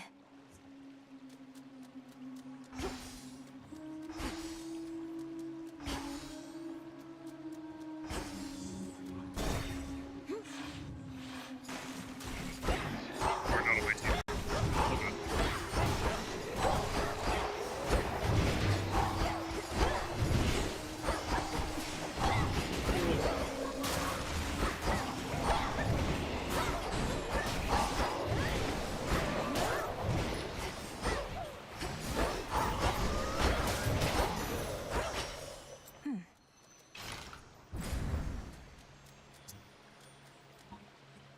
I've come this far. Serpents.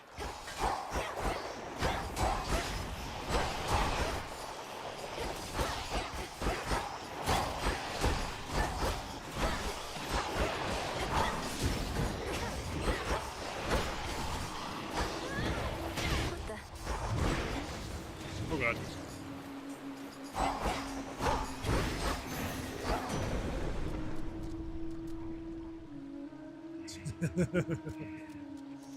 In the name of Hades.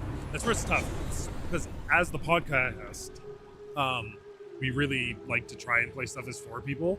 So when we just keep getting these like 3-player co-op games, it can just be like so annoying. Like the nights that we can all play together, it's just like, oh, sorry, like Kyle or whoever. It's just like, oh, sorry, you can't play tonight.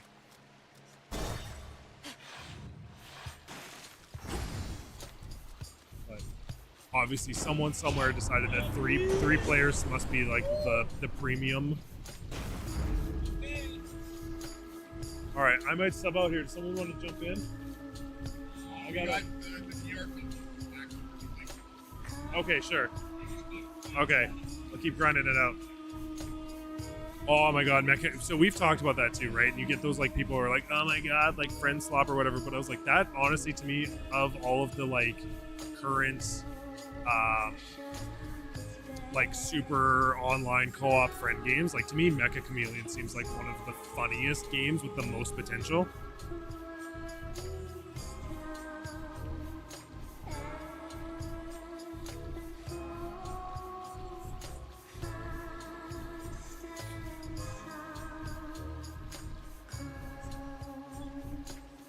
Oh yeah, I agree. Like and that's something we've talked about doing too, right? It's like trying to with the community, like with Discord, get everyone on for like game night or whatever it is, and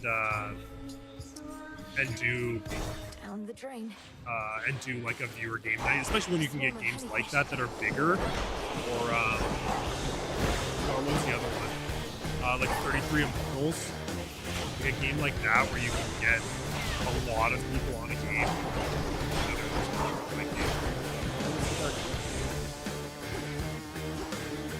So scared. So scared.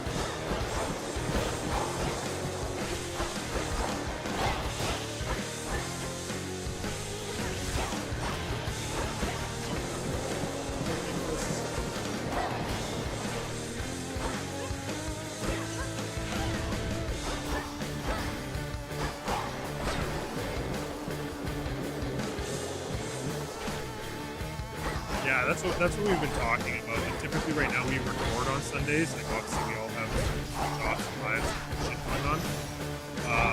But yeah, we have talked about doing like like a once a month kind of like something.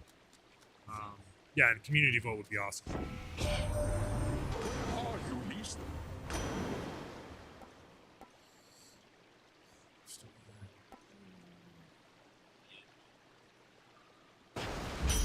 They'll drown. Behold! There are such creatures. Just one of these.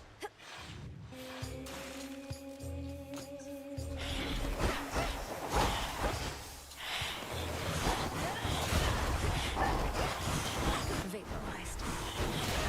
Dying, what's happening?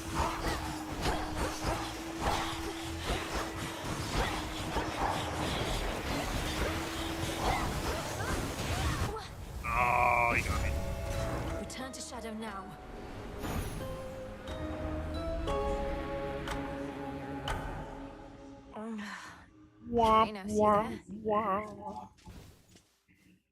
Ever think maybe we're just not cut out? Yeah, getting grilled by the fucking ghost here. Just like Farewell. Must be an incantation that can help. Oh, I don't have silver. Numerous are the responsibilities. Evening.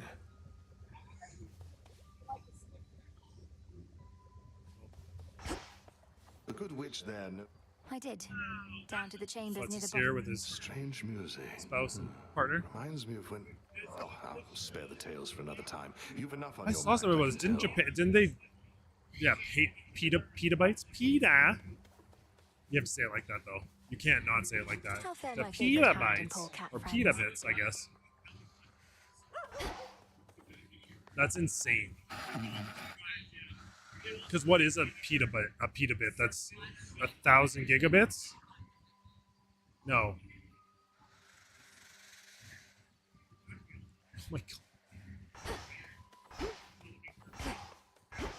Coming to a torrent website near you. What was forgotten shall be feared again. I have downloaded the entirety of the internet. What you said to me before about my mother.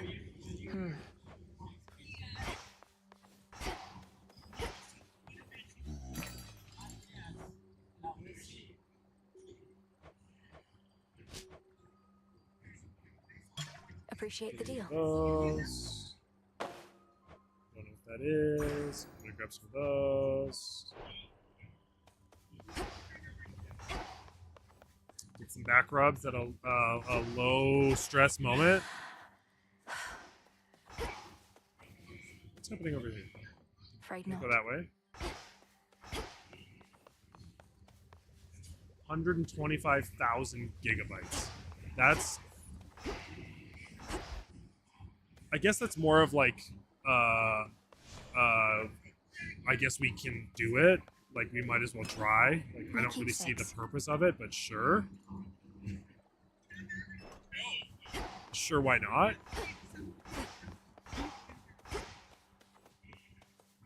I'll make this count. Moonlight.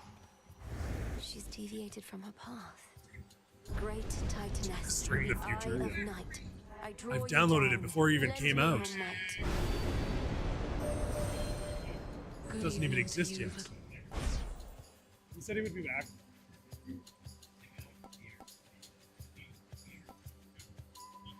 Lunar ray. Where's my hex? Is that my hex? That's my hex. Is this my hex? Is this my hex?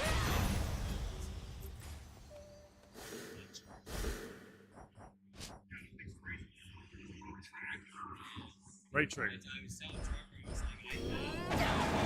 Oh my god. I didn't even know I had this. Not even the... Silver. Yeah.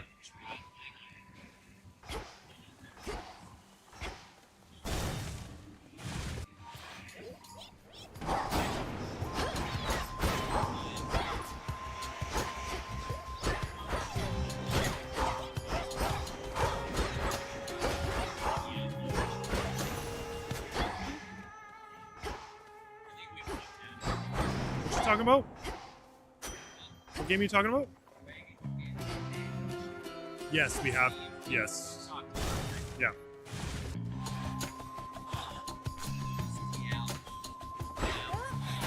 Yeah.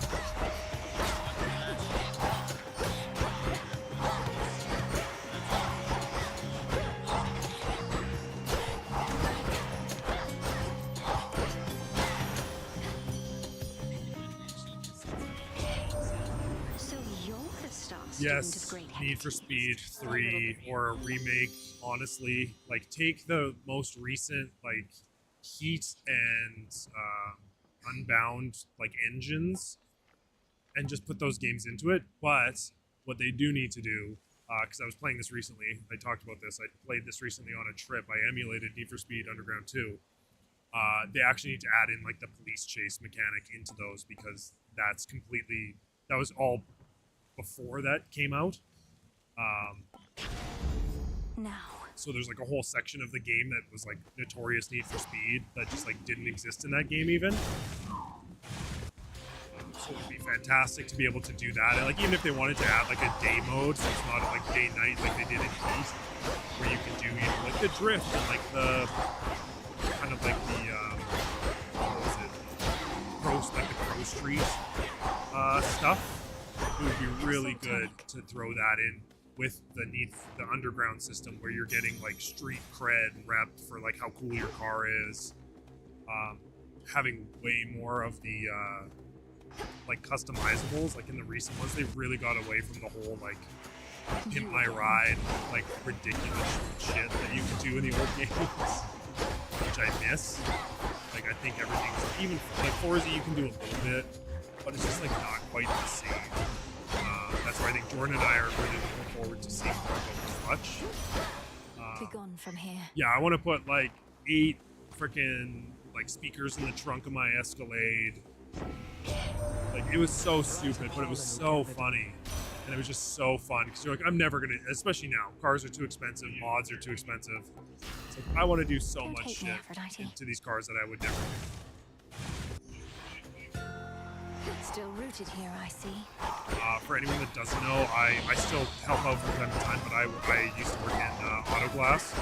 And so we used to get in Calgary, there was a guy who would come in from the PT Cruiser Club of Calgary, and we would have to do the windshield on his car, which notoriously the PT Cruisers, the doors close on like the edge of the windshield seal, which is totally fine.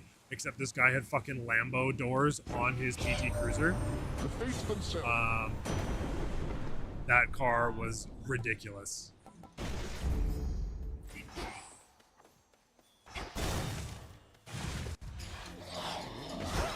Where shadows take you?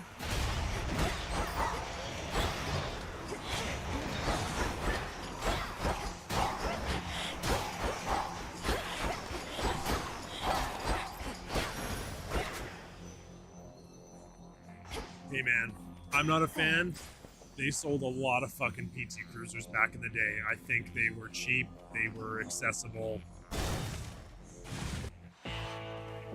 No different than the people that bought the, was it the Chevy HHR?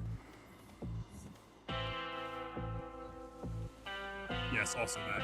Hey, do you want something that isn't white? Yeah, you're gonna have to pay for that, sorry. All of this taint. I long to see that. Oh, you want more than 2 speakers? Yeah, that's a different package. That's gonna be... Sorry, that's gonna be really Would expensive. you indulge me for a moment, boatman? If we're to restore the old Oh, we got some winners here. We had Sisters double win. Wait, are you certain there's no charge for this? Here we go. boatman can. What are these gold hits? Oh, gross. What do you drive, Valhalla? I don't know what you drive these days. Oh, certain as to my eyes to see. Oh no.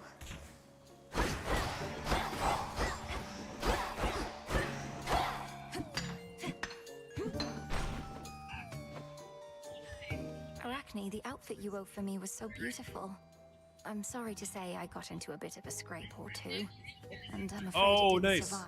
Oh, well, that's quite all right. Nissan kicks.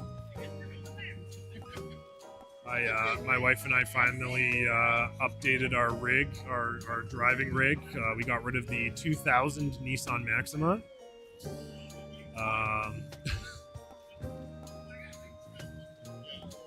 Which is fantastic because it was getting to a point, and then my other car is also old, so we were like, okay, we gotta like get something new. So we got a used Mach-E. I'm one of those people, I kind of refuse to call it a Mustang, but we'll call it a Mach-E, and it has been fantastic.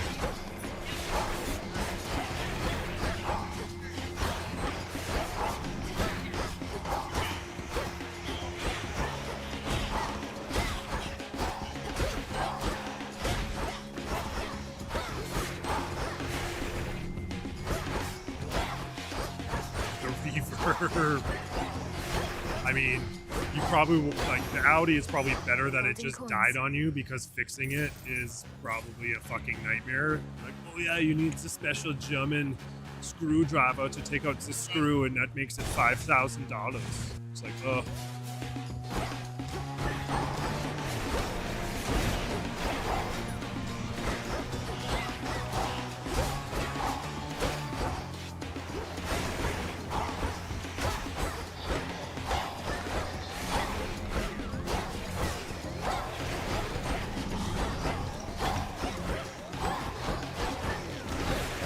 Guy coming by? Is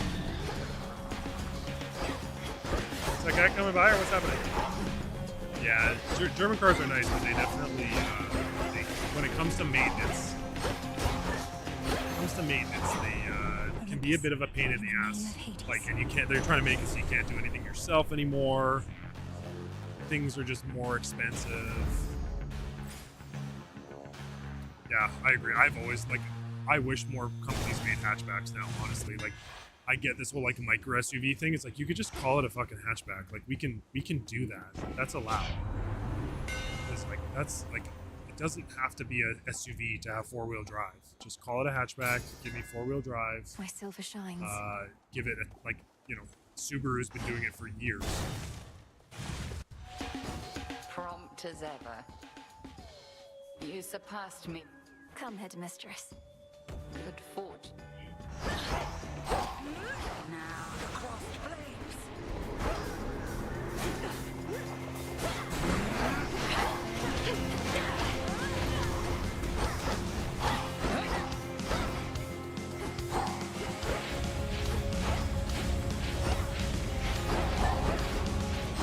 Look now upon the moon.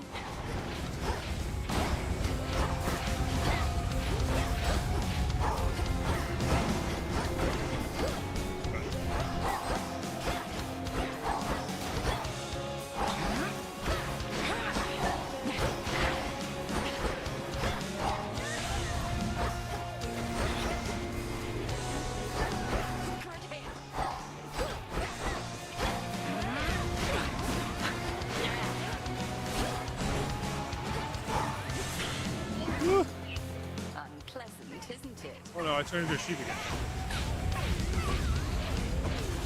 Come on!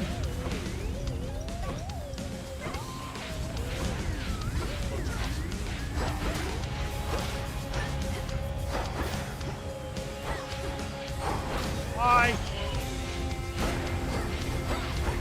You having fun? Did you have fun?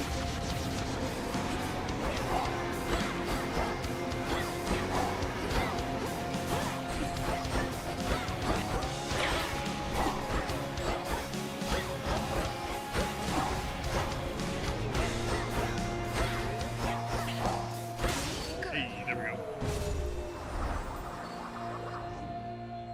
I did it! a shadow now. Outlasted her. Cinder.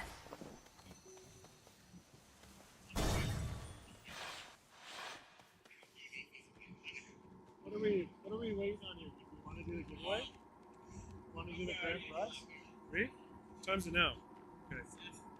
Okay, are those people coming by? I don't know. They said they were. Maybe they got Okay. busy and they're Does someone want to hop on? Please.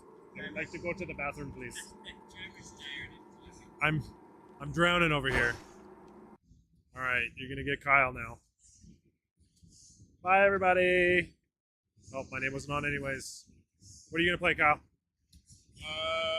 Where did it go? Hit me up with more.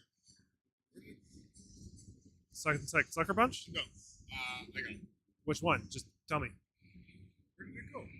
I was Shape of playing, Dreams? Shape of Dreams. Shape of Dreams. That's the one.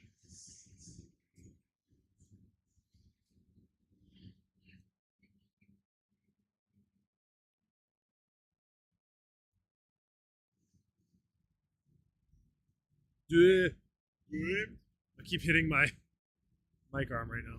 There we go. Putting the thing on because people were asking. Yeah.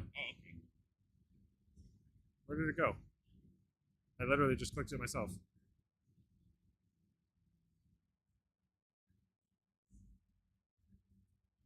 There you go. Thanks, Mike.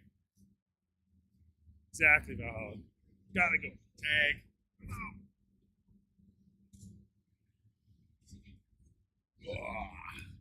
Hey, bathroom break for Trevor. So here. Oh, no, not the shirt. Sorry, the sticker. yeah, you can take a sticker. Yeah. You're welcome. Kid trying to steal a T-shirt from the booth. Almost finagled. Almost. I heard sticker in my head. No, I definitely heard shirt. So. Did you? Oh. Yeah. Grand Theft T-shirt. I think the toughest part of this weekend has been like trying to get in a groove of playing games, but then also the amount of people that have wanted to talk to us. It is difficult, you know, 'cause you're trying to stream, but you also really want to run a bunch of interviews because a lot of people have really enjoyed talking to us. So, you know, to my own horn or anything.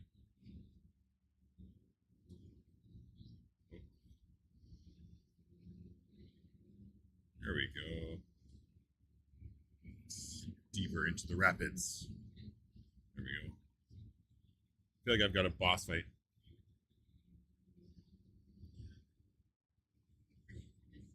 I mean, Kent, in the booth's already pretty small, and our beard to person ratio is pretty high. You know, we got to balance it out. Some beard, no beard.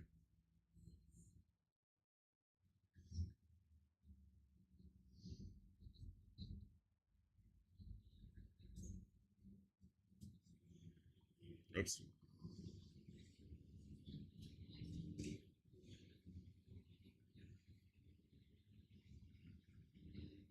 Whoa.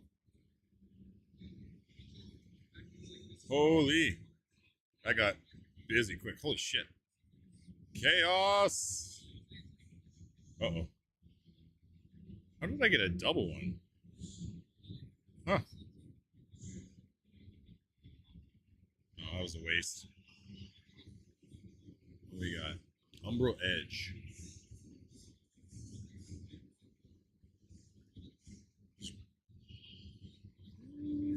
I think I like mine better. There we go. Been working on the same play style. Gonna keep rolling with it. Yes, Kenton, we're not gatekeeping beards here, okay? Uh-oh. What do I want? Epic Essence. Memory deals damage. Oh, sweet. I'm gonna do that one.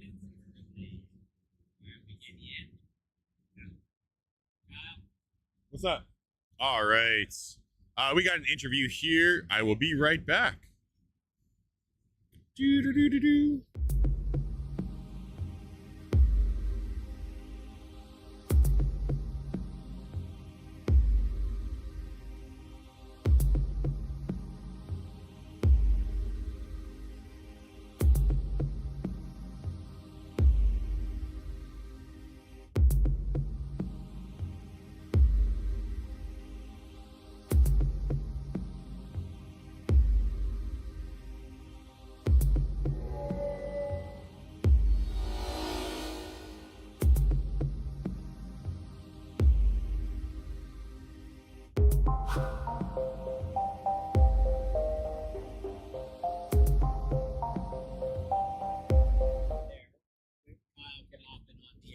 Yeah. Great.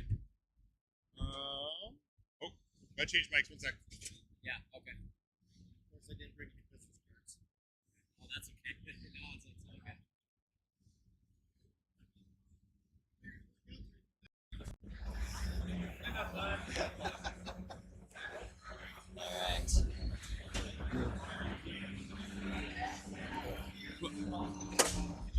Yes. And we're back. Welcome back. Sorry, what was your name? Colin.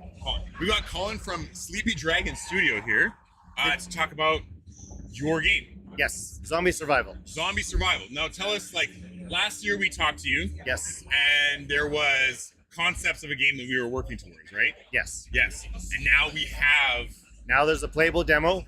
Okay. It's still a little buggy, but it's free, and you get the basic idea. You can build some barricades to help funnel the humans towards your base. There's resource tents for storing all your stuff.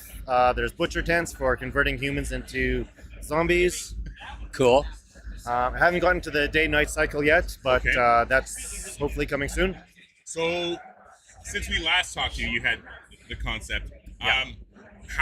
And you're a one-man show, correct? Yes. This has been all you all the time. Yeah. And so what's it like being like a solo indie dev on a game like this? It's a little tiring. It's all my spare time has been, maybe I can add this now. Maybe I have time to add this. I still have my full-time job, so this has all been in my spare time. And right.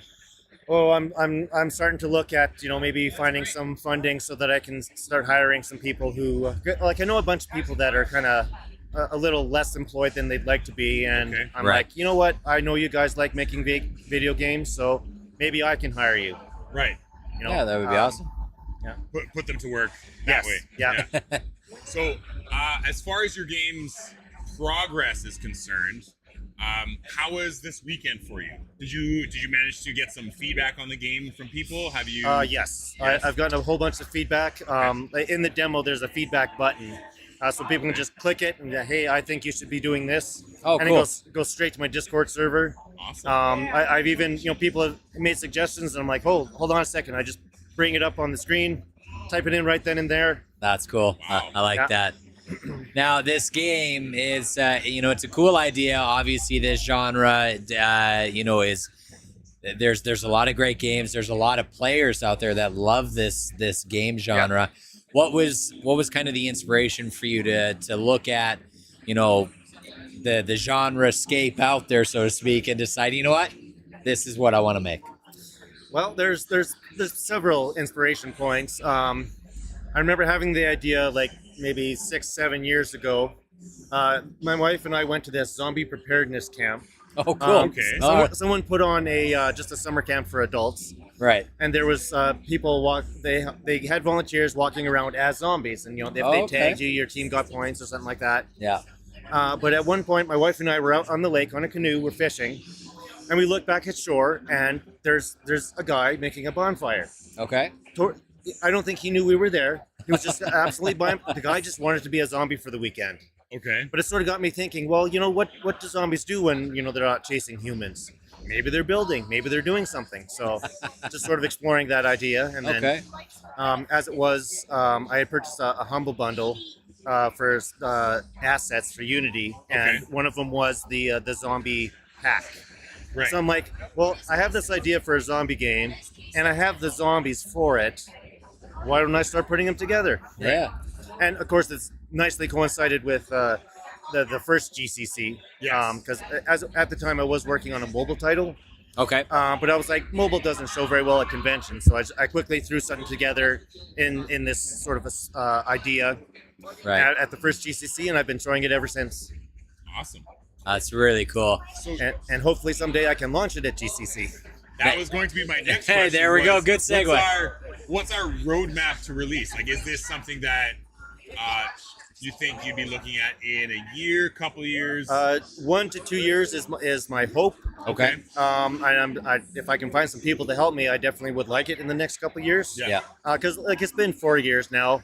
I don't want to spend 10 years on it. Well, I could spend 10 years on it. I don't want to because I got plenty of other ideas. Fair enough. And plus, it's time for the world to experience this title. Yeah, absolutely.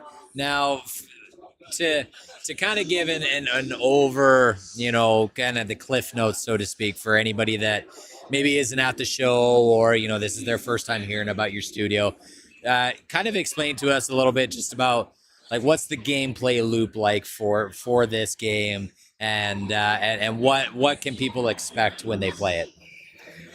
Well, like when you first start up the game, there's a little storage tent and a bunch of zombies come walking out. You start out with about 20 of them. Okay. There's a trash pile nearby. You can start collecting resources.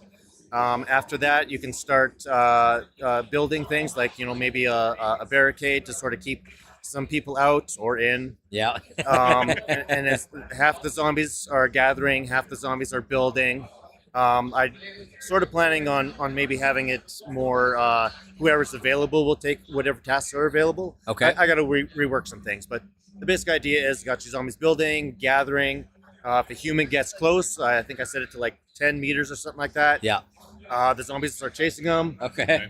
Zombies walk slow, humans run fast. That's what the barricades are for, to sort of try to corral them in. Right, yeah, keep the humans in for some food store resources, right? Yeah, okay. And I sort of had the idea like for you collect brains, and that's going to be your research mechanic. Oh, cool. So like it'll take 20 Nice. brains to research how to make a dumpster bomb or not bomb, dumpster catapult or trap, something like that. And that's basically what it is right now. Ultimately, it's going to be you're dilapidating the whole city. Yeah. You're going to grabbing wood and stuff from like buildings. So as you're tearing it apart, it looks worse and worse and worse, and you get in your stuff. I'm also thinking that's also where the humans are to come running out. Right. Stuff like Okay. that. But I'm definitely open to a lot more feedback. That's why I have the feedback button. Because with smarter zombies, start building technology. I'm not quite sure what a smart zombie is going to create. If someone has a great idea, I'd love to hear it. Yeah. And this is a great time because it's ground level. So, give me a suggestion. It'll probably end up in the game. I'm looking forward to it. Great ideas make great games. Absolutely. So, just to wrap things up here, we always like to do a shameless self-plug. So, if people are trying to find your game, if they're trying to find your demo, where's the best place to find it? Where's the best place to follow your game development journey? All right. Well, I have my own webpage, sleepydragongames.com. I have Instagram, sleepydragongms. I got Twitter, sleepydragongms. Yeah. Steam page, my company is on there as Sleepy Dragon Games. If you type in the search bar, zombie survival, you have to type the whole thing because for some reason the autofill, it doesn't bring up my game until you actually type the L on survival. Oh, interesting. Okay. Yeah. But yeah, zombie survival on there. It's the page will tell you the page has a link to the demo to download it. Yeah. What else do I got? I'm also on Blue Sky, but I have no followers presently. And I think that's about all I got. Awesome. All right, zombie survival people, you heard it here. They've got a playable build for you to check out. Make sure to give them feedback. It's a great resource for game devs to hear from the people. Yeah, and if you have ideas to add to the game, he's very receptive to that. Very receptive. Awesome. Colin, thanks again for coming on. It's great to see how things have developed since we talked to you last year. Yeah, I've also become a huge fan of you guys. I binged like the last 2 seasons of your podcast. Oh, well, thank you. Yeah, thanks so much. We appreciate the support. I had a huge trip, and I was like, well, let's put these guys on, and I've become such a huge fan. Well, we appreciate it. Yeah, can't wait to hear about Thanks a lot. about the game next year.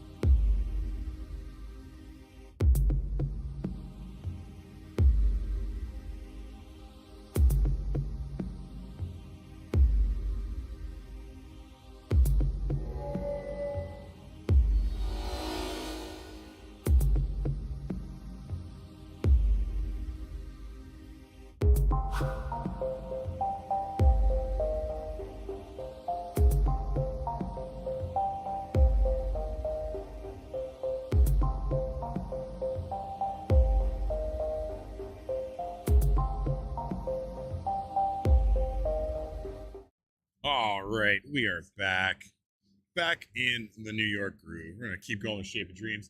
I believe. Oh, hello again. Yes, you did miss telling your friend he's a nerd, but I did my best to let him know that he is a nerd.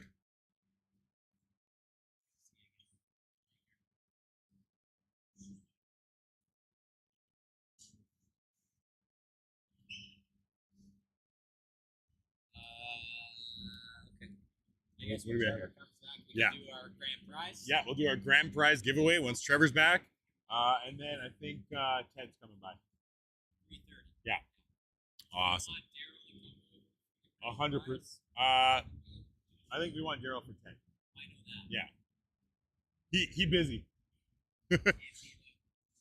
Yes. Daryl is very busy in cosplay today. Is he though?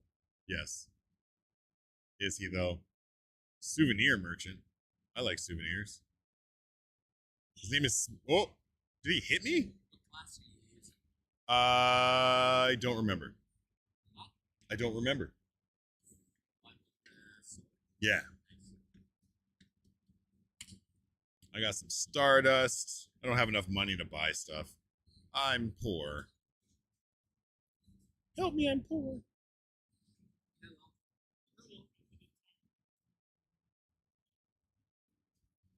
So I thought for Evil 10 is I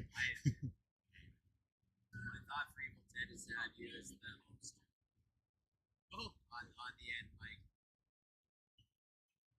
If you're good with that. All right. You're welcome. I want to talk You're to welcome. him about Ted or Seth was great to talk to. because he's done That game is really, really fun, and we're excited to see where it goes because I want to talk that is something that is up in our wheelhouse. I know that Jordan was already like a natural at Sunset Sucker Punch, and oh boy, I am struggling. Yeah. Yeah. He's like, oh, he's a natural.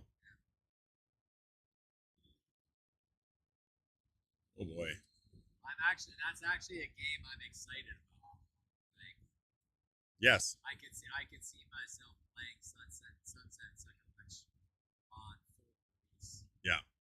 The really nice part about like GameCon and everything is that we get to see all these games firsthand and really get a chance to play them early.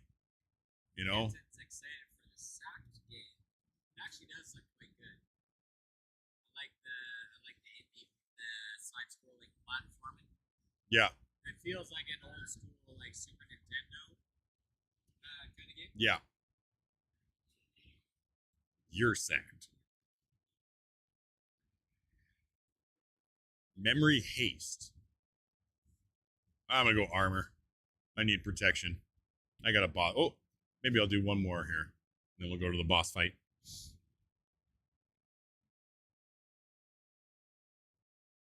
What do we got? Oh boy.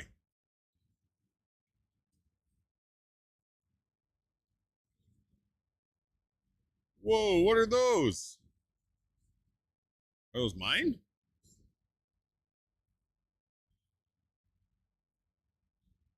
It must be. They're fighting for me. Oh, that's sweet.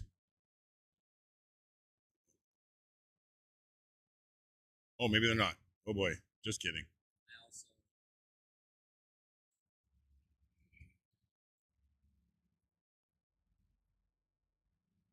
Whoa. You also? Jordan also. I also need to talk to Evil 10 because I'm pretty sure he's made a Mega Man helmet. Really? Okay, so you guys can hop in on that one. All right. Daryl over here, our Canada's Next Top cosplay model.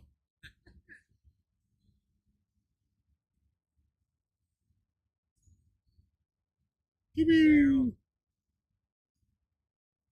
of your cosplay friends want Cards Against the Humanity? You can ask. I'd be happy to give those to them. We have lots of prizes here. We're trying to give stuff away at this point. We just yell out free stuff and see We might try that strategy. Free stuff.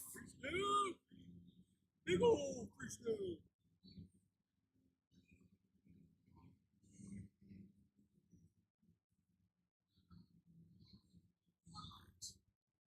Attack speed. I like that. Oh, a heal.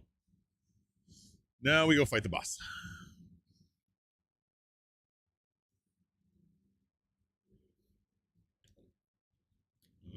I'm gonna save my money.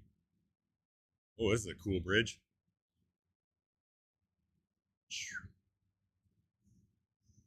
Let's see how this goes. Oh, tis a duel. Oh, whoa, whoa.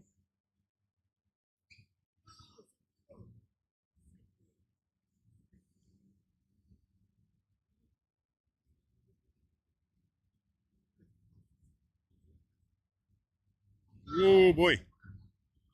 Holy balls.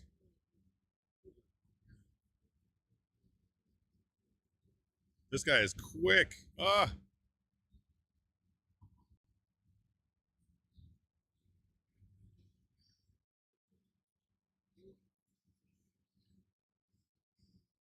Oh, man. This guy's got a lot of health. Jeez. Holy shit. New phase. Ah. Oh, I just got rocks. Oh, come on. Wow. Oh, boy.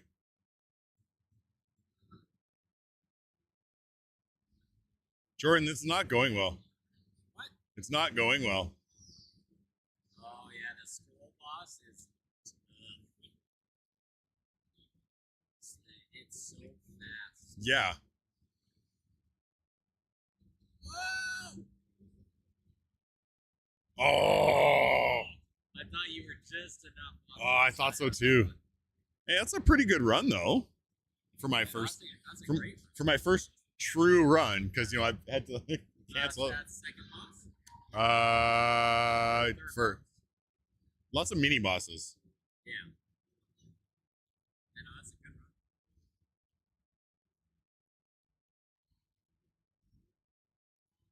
Pure imagination. Come with me, and you'll see the world of pure imagination. Oh, I got a new one. Born of Dreams, God of Stars. Ranged mage, melee attacker. I think I might try this one. Alright, here we go.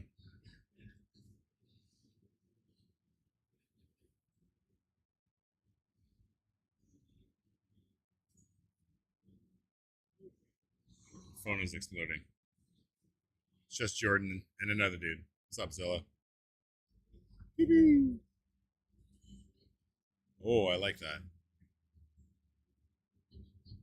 Oh boy. Okay, let's go this way.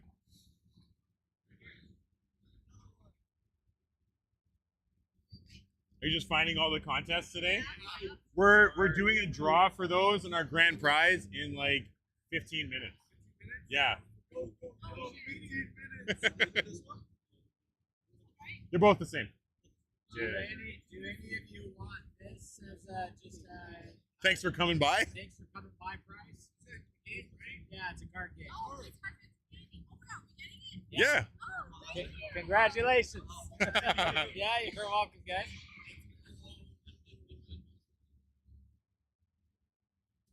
Ooh.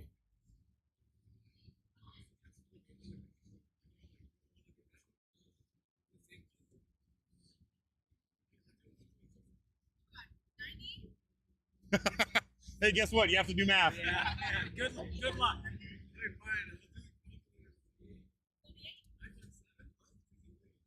It's different for everybody. Oh my god. No homework cheating. No cheating off the homework.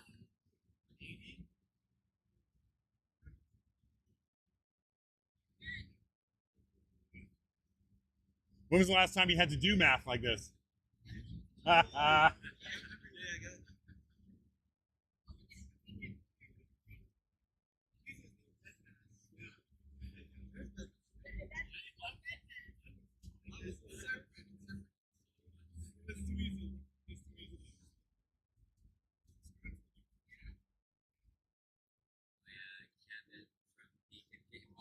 Yeah. Grabbed his bag. And, Okay. he was like, I found a table. Thanks, guys. Thanks, guys. He's like, I found a table in the Warhammer Hall where I could sit down and do some work. I was like, work on a Sunday? That's not fun. He was like, yeah, but I kind of have to do some stuff. He said, before we leave, though, I'll come back and say bye. Sweet. Oh, that's a dope skill. You're a new character. Yeah, I'm trying out the mage now. I appreciate that this game tells you how difficult each character is to. Yeah, because there's like some level of play to it too, right? Yeah. Woo. Yeah, I like that. You can like dodge into traffic. Yeah, I like that. I don't think I've used this class before. Yeah, big dog. How's Carolyn? Not good, eh? Missing to Trevor. Just family stuff? Or... Oh, yeah. I got you. Yeah. Yeah, you were telling us about that a couple days ago. It sounded nuts. Yeah, that's fair. Don't we all? Come on, Carolyn. What's that? Do Oh. you want to do the grand prize? While Kyle's in a quiet area? Yeah, we're good. I can pause it here. We are going to do our grand prize giveaway. We're going to do the grand prize giveaway. So what that looks like is this. Haha. Grand. Hey, we got a new follower. What's up? Okay, let's see here. Grand prize. All right, let's see who wins. Oh, the sisters came by to get their prizes. Yeah, they did. Hilarious. They were so excited. They were like, we weren't even planning on coming today. We were on the way to a greenhouse as a family, and we got the notification, so we turned off the road to go to the game. Right? All right, grand prize. I'll do it on Who's here, gonna win? Who's gonna win? Big money, no whammies. Big money, no whammies. It's a small one. Mackenzie. Mackenzie Truniak. Congratulations. You get Misty Gyarados. Gengar. Get all kinds of goodies. A lot of money worth of goodies, I would say. Very exciting. Jordan is not the grand prize. I am not the grand prize. He is not the grand prize. To be honest, that would be like negative. If you haven't been by the booth, so Kyle's wife made these lovely Pokemon crochets. So there's Snorlax. They're so cool. Thank you to. Come on, guys. Oh, you know me. She's got a Gengar. Thank you to Kyle's wife. This guy looks cool, so I want to petition him for a project. Since I'm a content creator and I like to do fun things. And then we've got from Beardbit Gaming, we got this sick ass Misty statue. But I have a group of superheroes, robots, and all kinds of things walking through game competition. So if you want to be part of it, Can you open up the thing? Oh, sorry, Kyle. Sorry, Rock.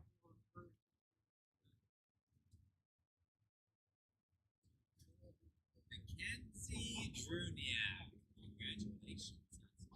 Oh, and it's a 780 number. At least they're from Edmonton, yeah. We got locals. Winning locals. Hopefully they're here today. Be a lot easier if they were, to be fair. Indeed. Congratulations. That's very exciting. Jordan Instagram. Oh, that was Valhalla. Valhalla, you've already sullied me as a grand prize. Jordan has been sullied.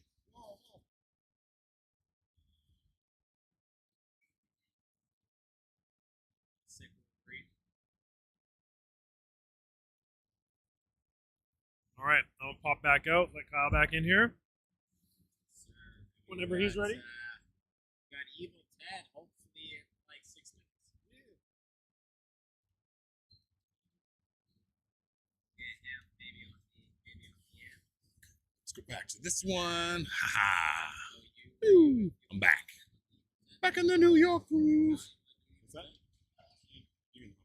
You got more. Well, no, me and Daryl are for sure. Yeah. I'm just saying if one of you wanted also. Yeah. There we go. Okay, we're back. Playing some games again. Great. I can't buy anything, so.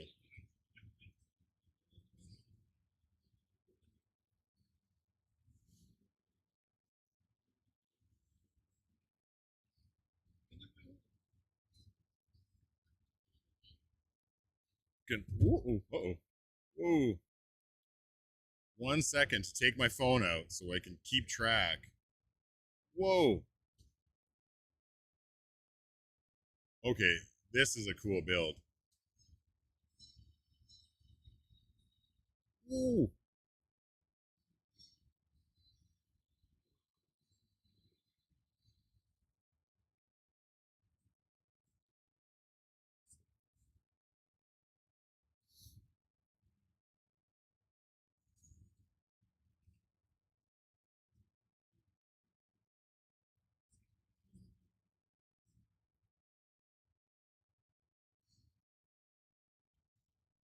Oh, I really like that dash.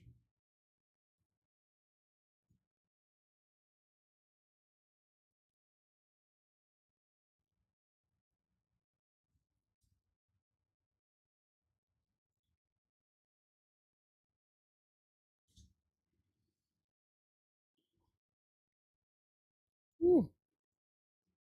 Chaos.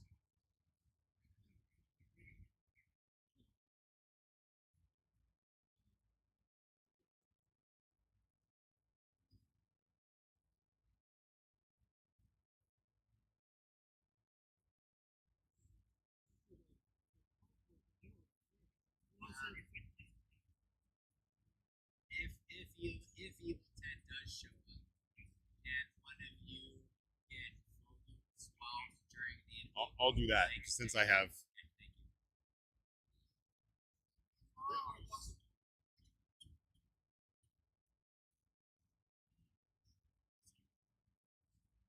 I'm so glad you showed me this game. Dude, it is so fun. I bought it and then within like 2 days I had already put 10 hours. Oh my god. How many classes have you unlocked so far? It's fun. I think in total there's like 10 classes in the game. And they're all relatively easy to unlock too. Okay. Like most of it's just based on progress. So you don't feel like you have to do anything super crazy to like figure it out.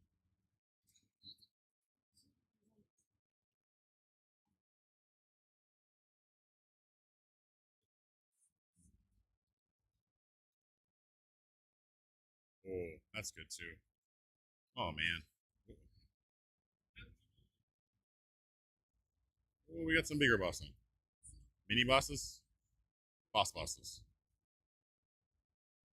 Assistant to the regional manager.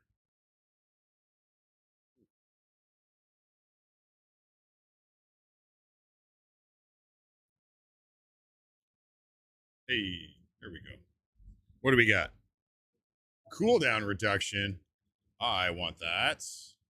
On this one. He's not here. Oh, you're good. Okay. Sorry, I stood up too quick. Oh, one of those. You pass me that water? Thanks, buddy. Gotta stay hydrated, right?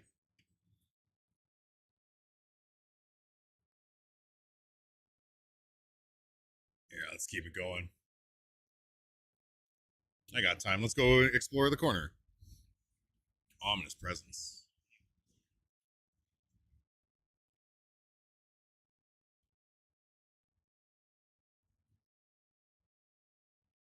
That's a good start.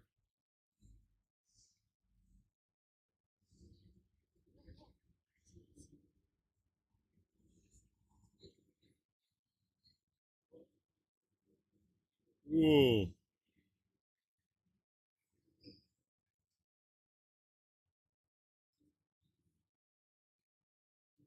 Whoa. Like I get like charges of.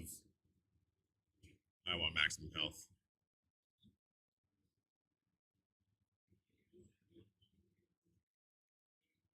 Nothing special. Okay, we'll keep it going.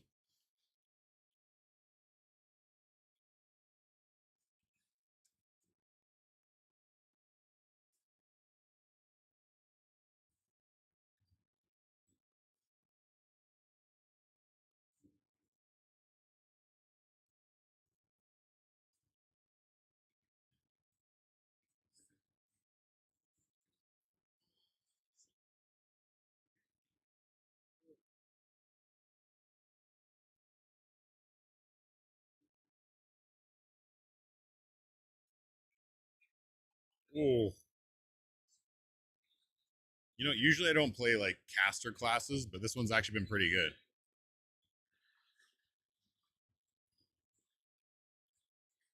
Oh man, just shredding people.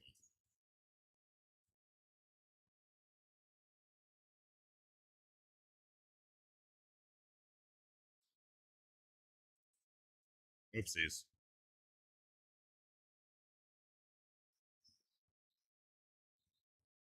Oh, fire shots.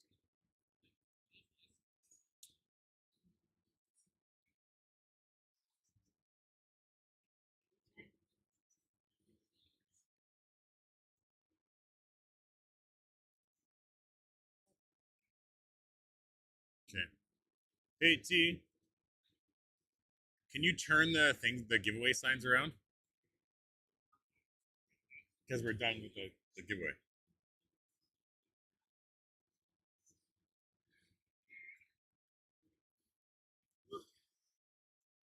Oh, healing. That helps.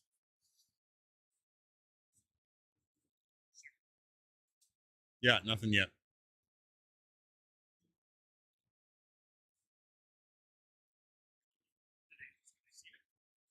It's been delivered.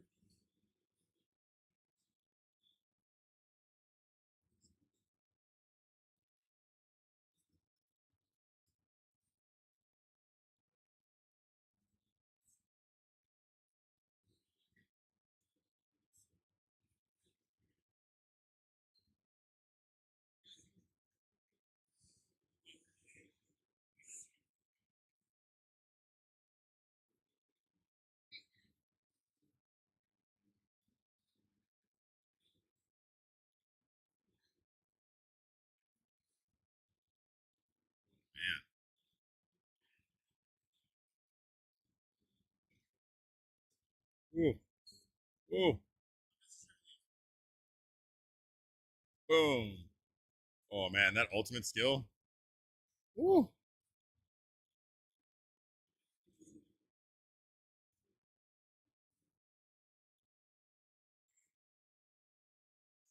Just chip damage at this point.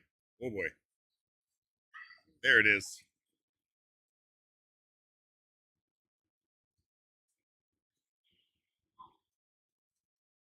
Oh hey, healing.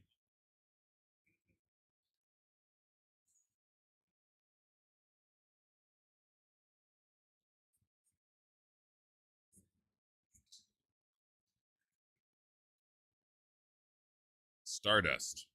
Lots of currencies here. Somewhere deeper.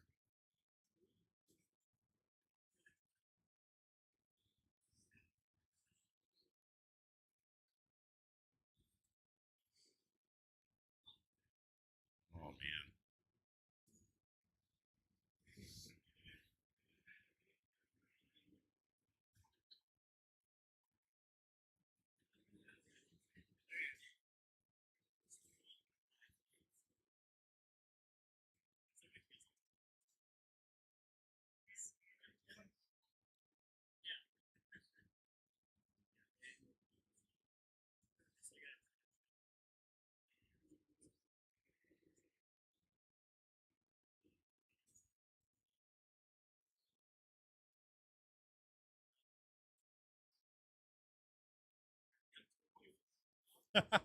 I was gonna say,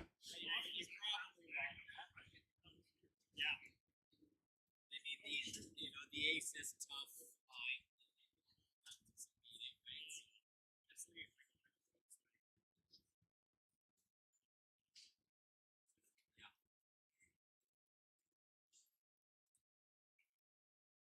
It's like a boomerang.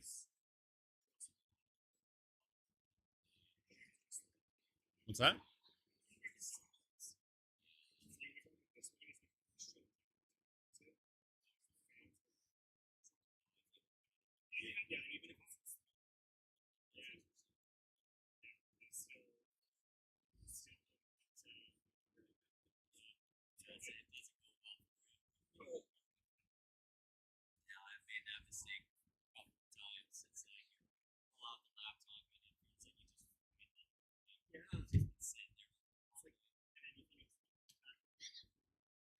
What's that?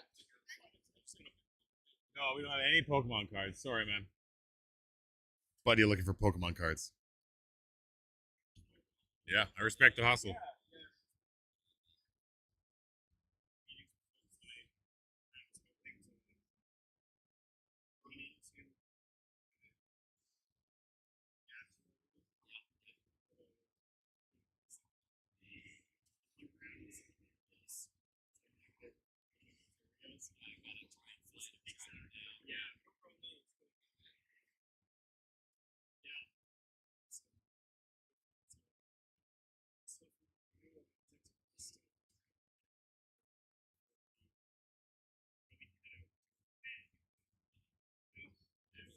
You guys show up next year with some type of setup, whatever ideas you guys have, that would be cool.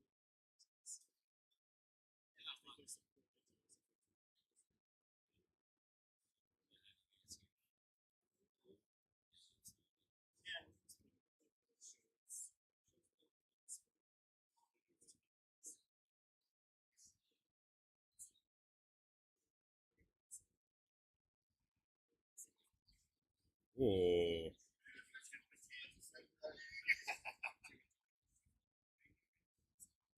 Ooh.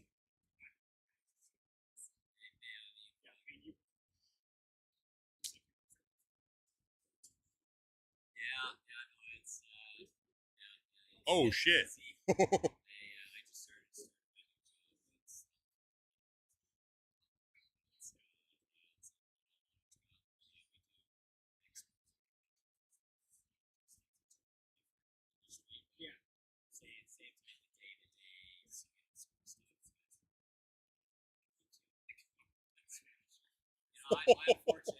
Oh, I died, but just explode. Nothing yet.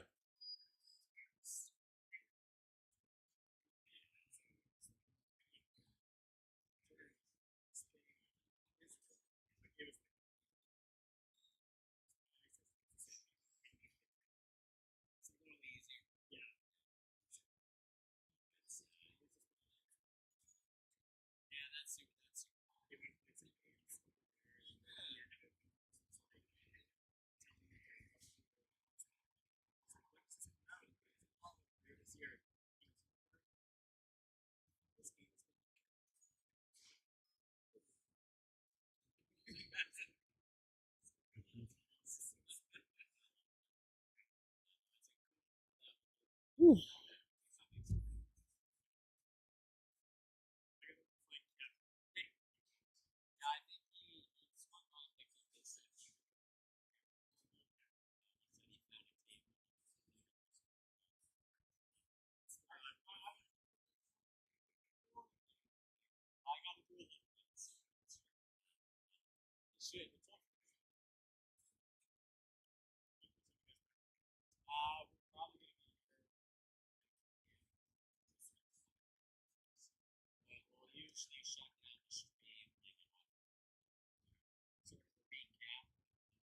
Yeah.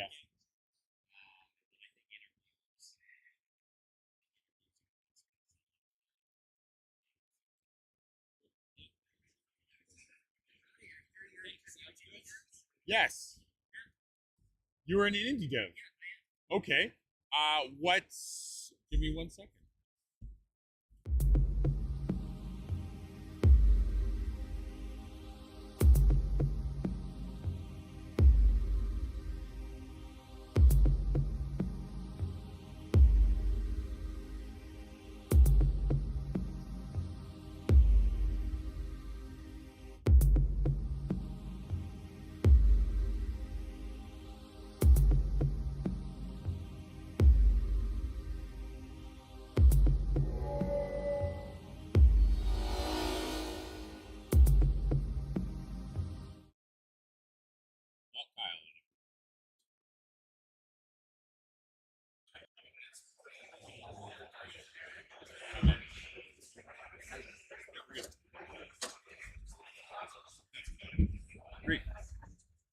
Hello, we're back.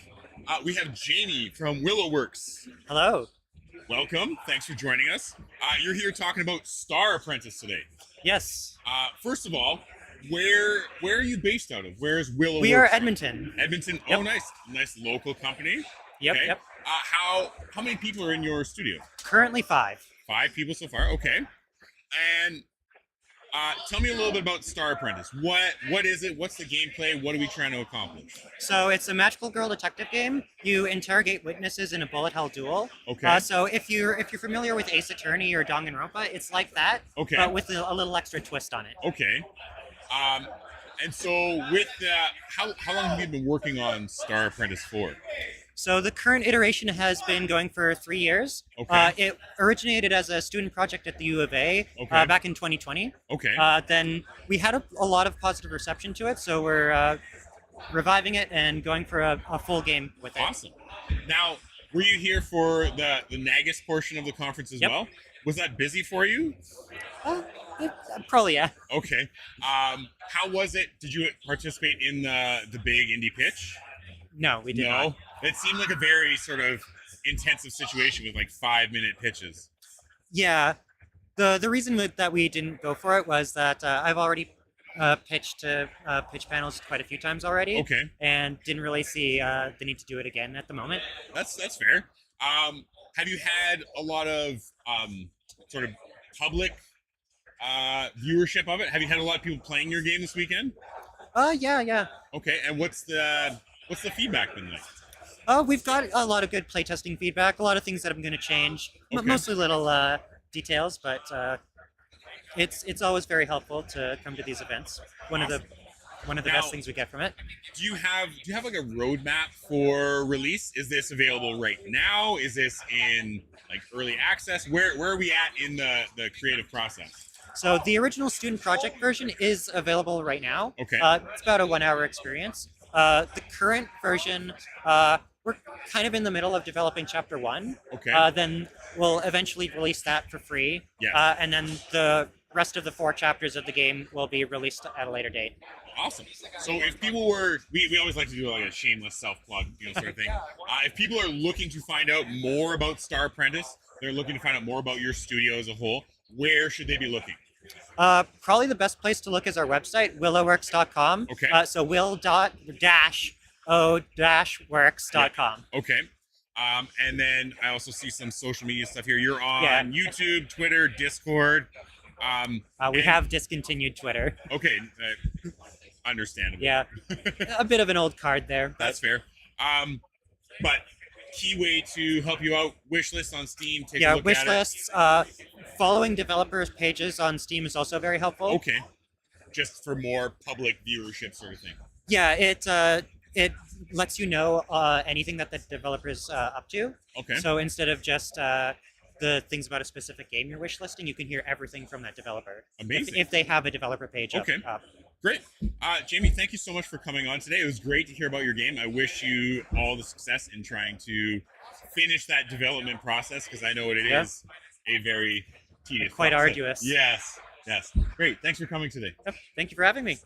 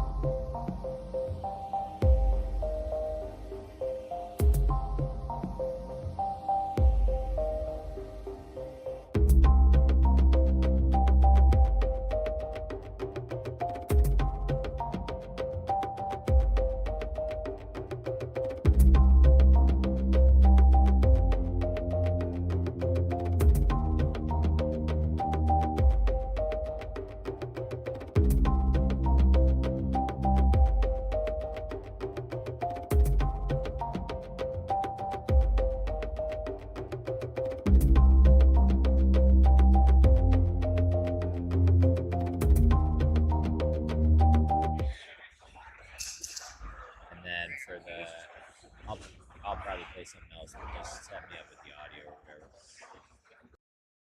Okay, so that just has this one on. That's a great question. You know what? Let's play. Fuck me. Let's play Battle Shapers, man. That's been fun. Up at the top. People have been stopping to ask about it too, which is good. So, okay.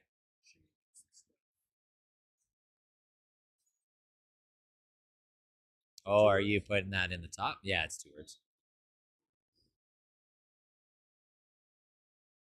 So, oh, look at you.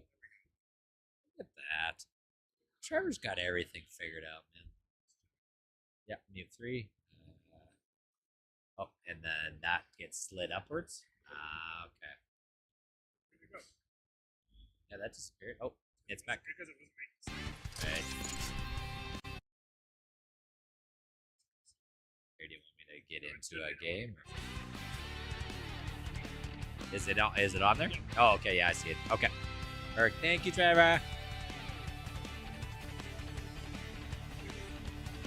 Right here. So, okay. Yeah. Yeah, if we can get rid of the card game and the other 2 things, that would be nice. Okay. Thanks, buddy. Okay. We're actually playing some games. One of my favorites indie joints. This game is fun as hell. Alright. Battle Shapers. So for anybody that has never heard of this game, which is weird, it's like one of those games that's crazy, highly reviewed. Yeah, there's a lot of people that have never heard of it before. But super fun. All right. Oh, yeah, right. I spent all my points yesterday. Okay. Let's get it. Let's get it.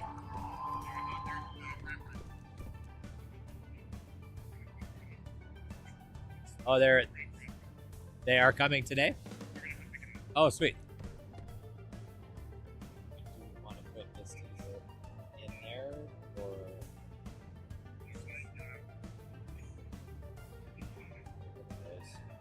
Sorry. Okay. Alright. Let's run... Oh! Cutscene! What are we doing? Mimo! We got a cutscene. His name is Mimo.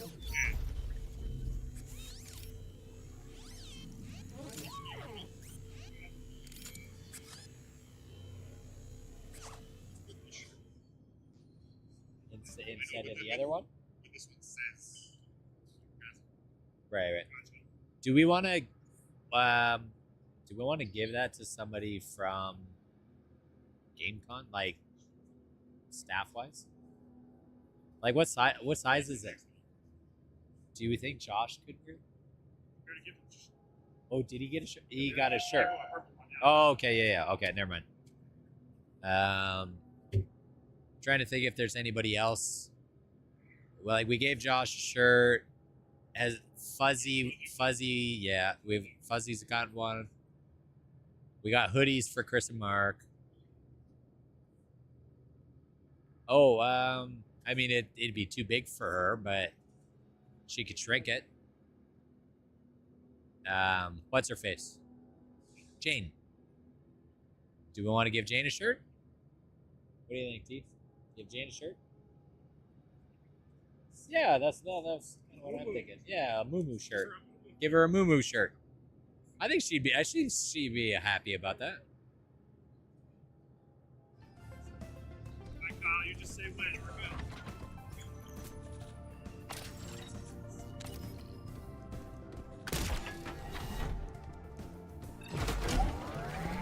Oh, and here we go.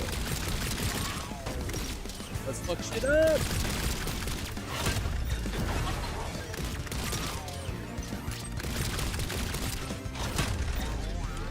Punch in the face. Pizza. I wish the coins would just automatically come to you. I don't have to get like super close to collect. It's just you're moving around so much, you know? Oh, shock rival. I do like this. I like the reload animations too are super cool. It's very like Borderlands. You know, just like lots of moving parts and good creativity in them, you know? Oh, EMP!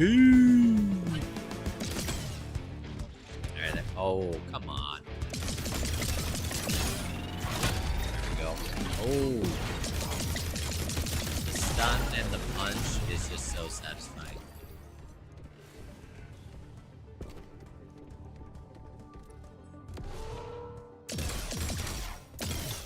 So what's the over-under on somebody getting sick in the next week?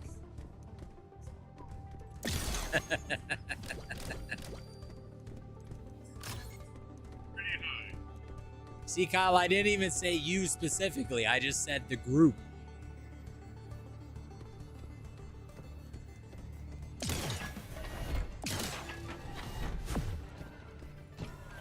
Alright, get a major core enhancement. These usually have good... Oh, okay. Takedowns. Alright, let's get over here. Get a new ability. So this is to break down the walls, I think, is what this is.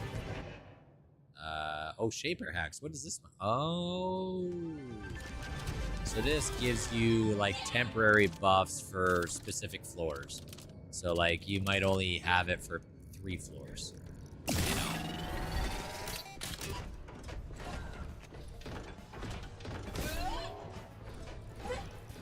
And we're up.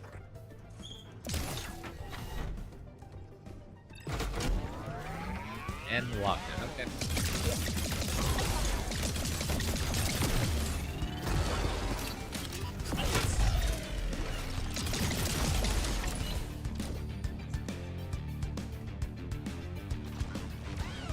Oh, we got more people.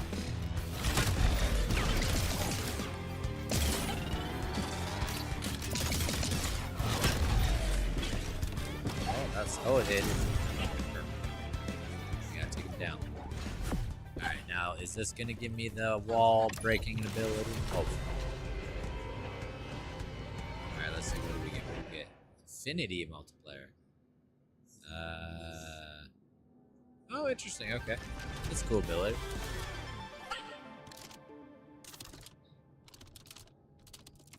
Whoa. Emo. Help me out, bro. What do we got? What do we got? Oh, there we go. We haven't unlocked that yet. That's stupid. Alright. Back we go again. Back we go. Thank you for teleports. Alright, so we've got that. Oh, is that below? Oh, it is. Sweet.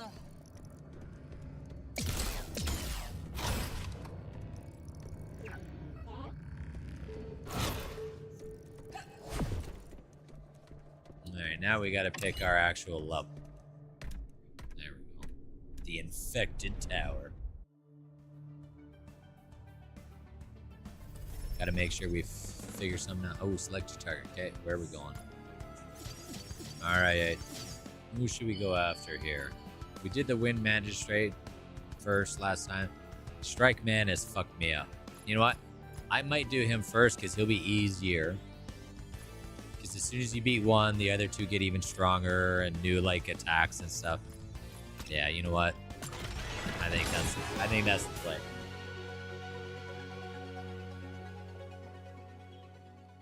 Alright. Let's see what we can do. Hey, Castle Crashers. Nice. Good one. I like that one.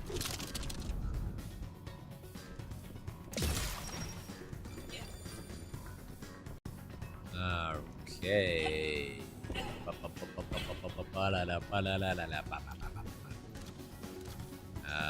Okay, yeah, so this entire floor had explosive barrels, sure. And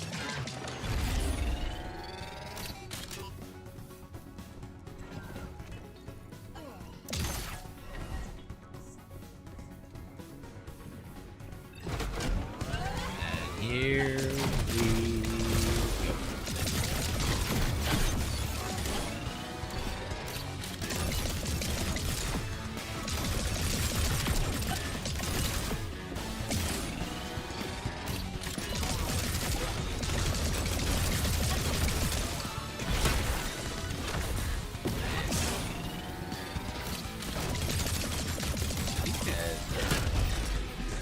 Taking as much damage as I thought they would.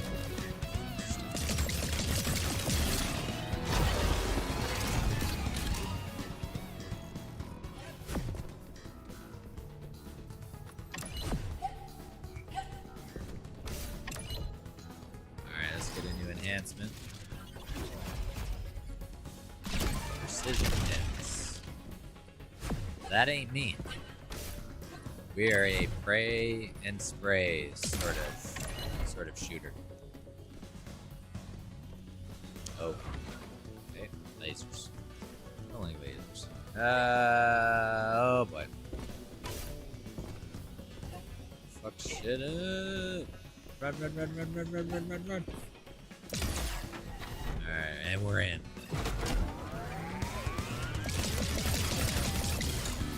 Got one. Oh, retaliation. It's not good. Oh, where is he? Buff generator. This is new. I don't remember those things.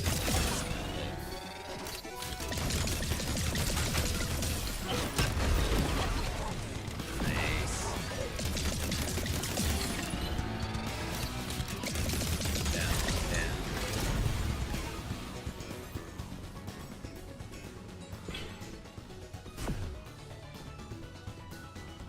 Alright. Oh, we got teleport. Oh, yeah, we could do that one. It's coin. It's orbs. It's coin. Gizmo. Alright, what kind of gun we got here? Yeah, I don't like this gun. Just not very good with it. Alright. Let's try this. Reach the goal.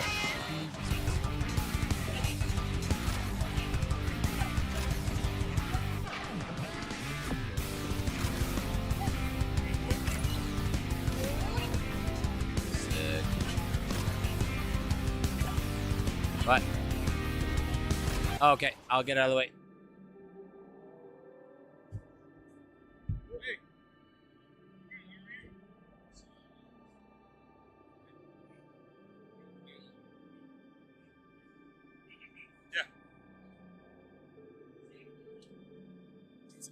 Yeah, hop in. Why don't you hop in?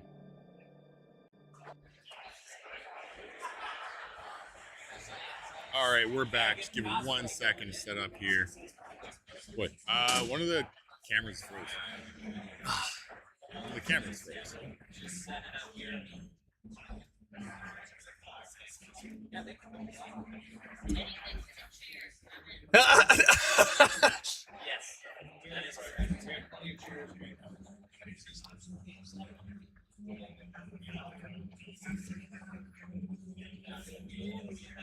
How do I? This one?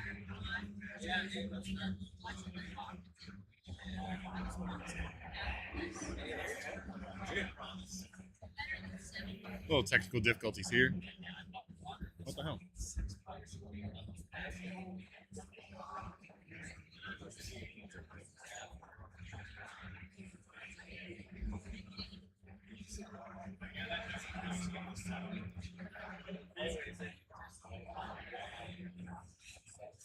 Yeah.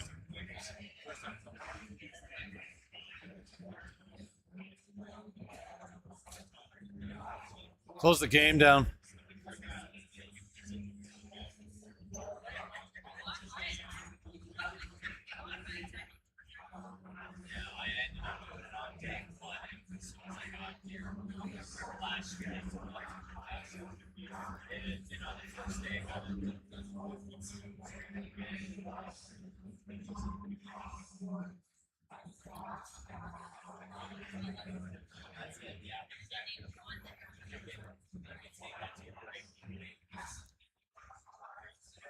Kyle's so intense. Nothing. Yeah. Just with the camera. Froze. Somebody turned it off. Yeah.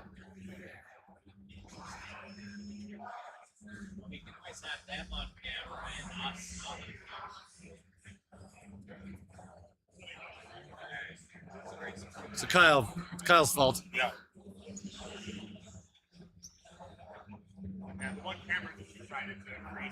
We were doing so good until today. Everything was going so well.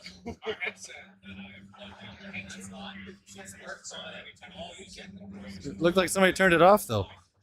Looks like somebody turned it off. Well, I unplugged it. Oh. But...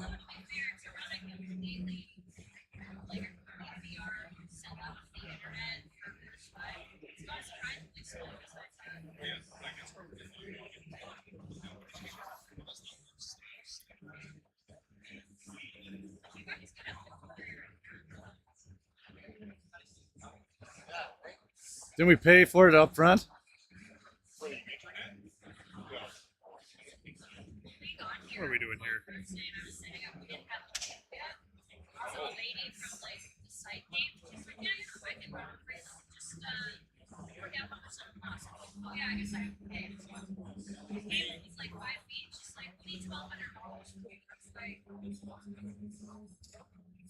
Huh. Okay. Oh my God. We put in a request early. Alright, let's do this, I guess.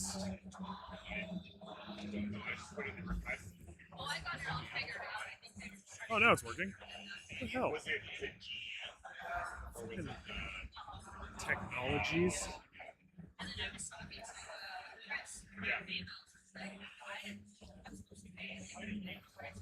Doing our best here, guys. We are doing our best. There we go. Okay. Good? What was the... No clue. No clue. Oh, we're good. Technology, am I right? All right. Come on in. Come on in, you guys. Is it... It's good now?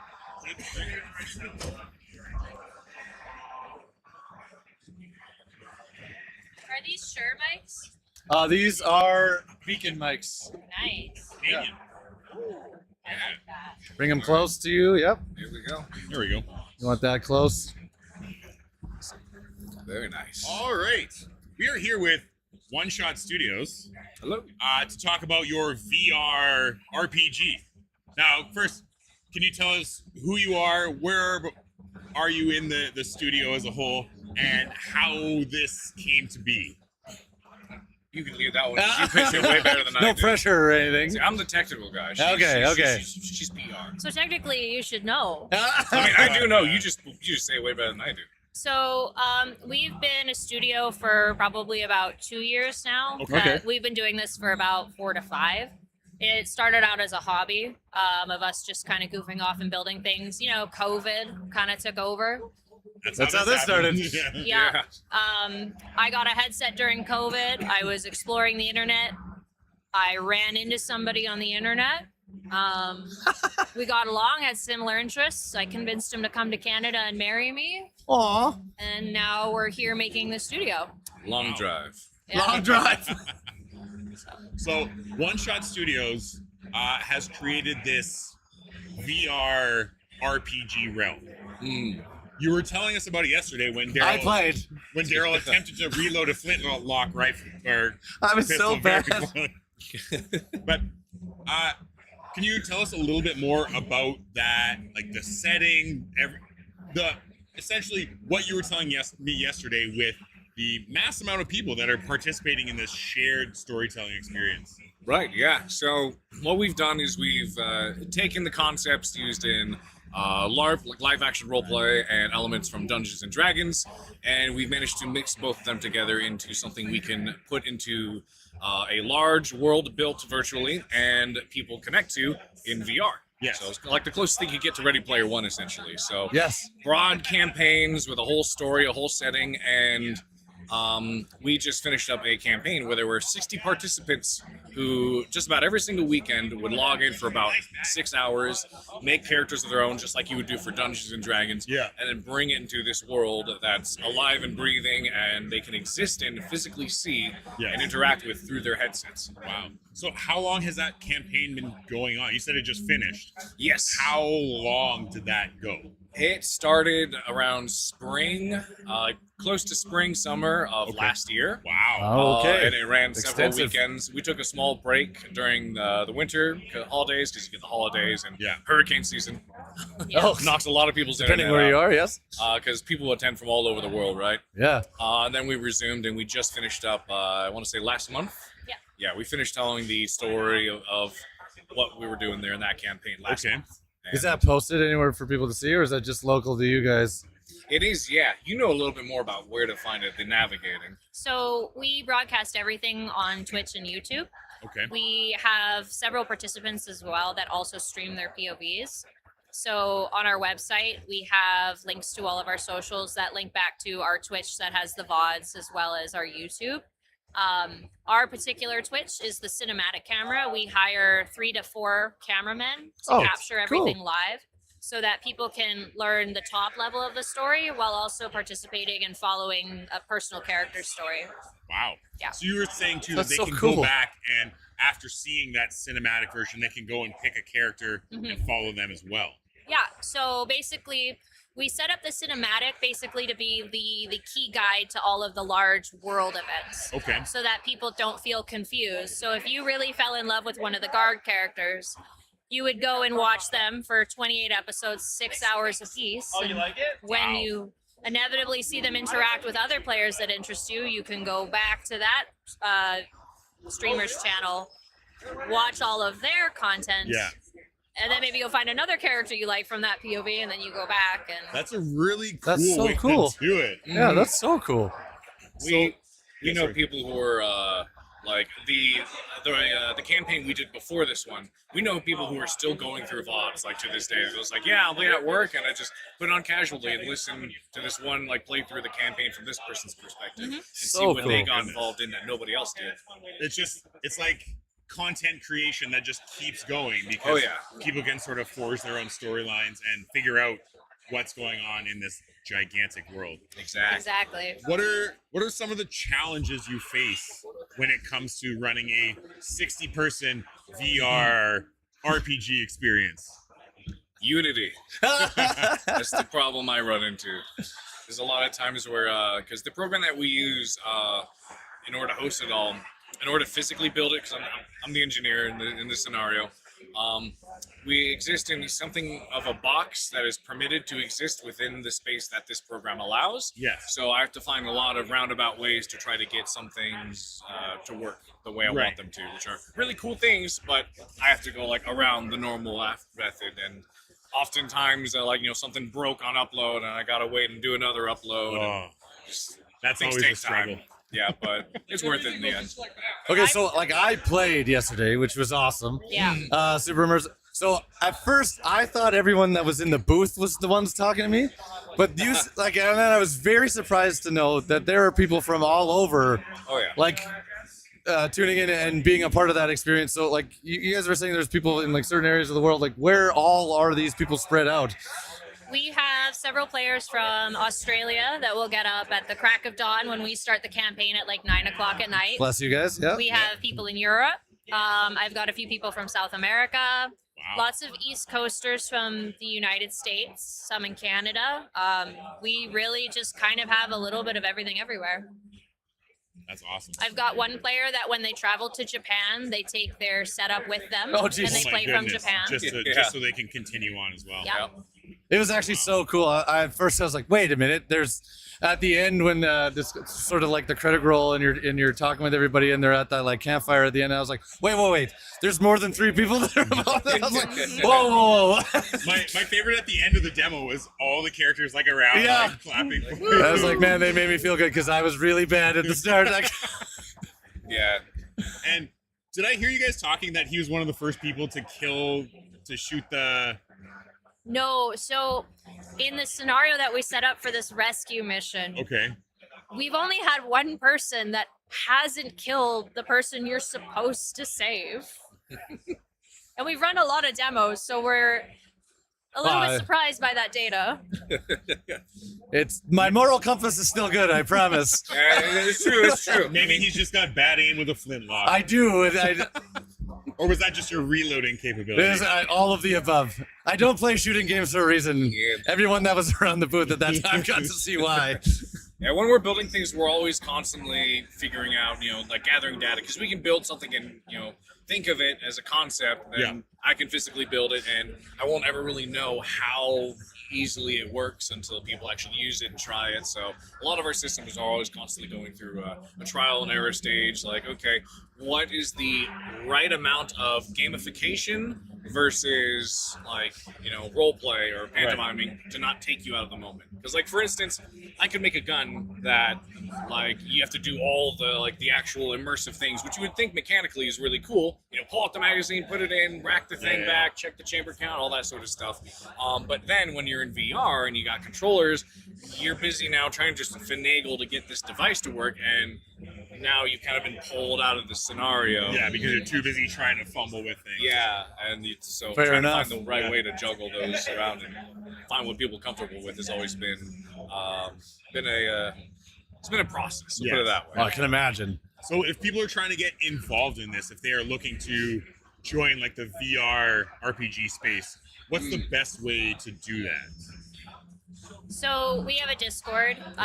We're a very open and inclusive community. For us, it's as simple as joining the Discord and going to a workshop so that we can showcase how the systems work. And also, not gonna lie, I vibe check people. If you're a jerk, you're not gonna come in. Yeah. And other than that, it's free besides the gear itself. Yeah. So What is the recommended gear? What do you guys use a certain product or? it can vary from person to person. Any headset that's capable of hooking up to a PC is fine. Okay. Quest, Vive, Index.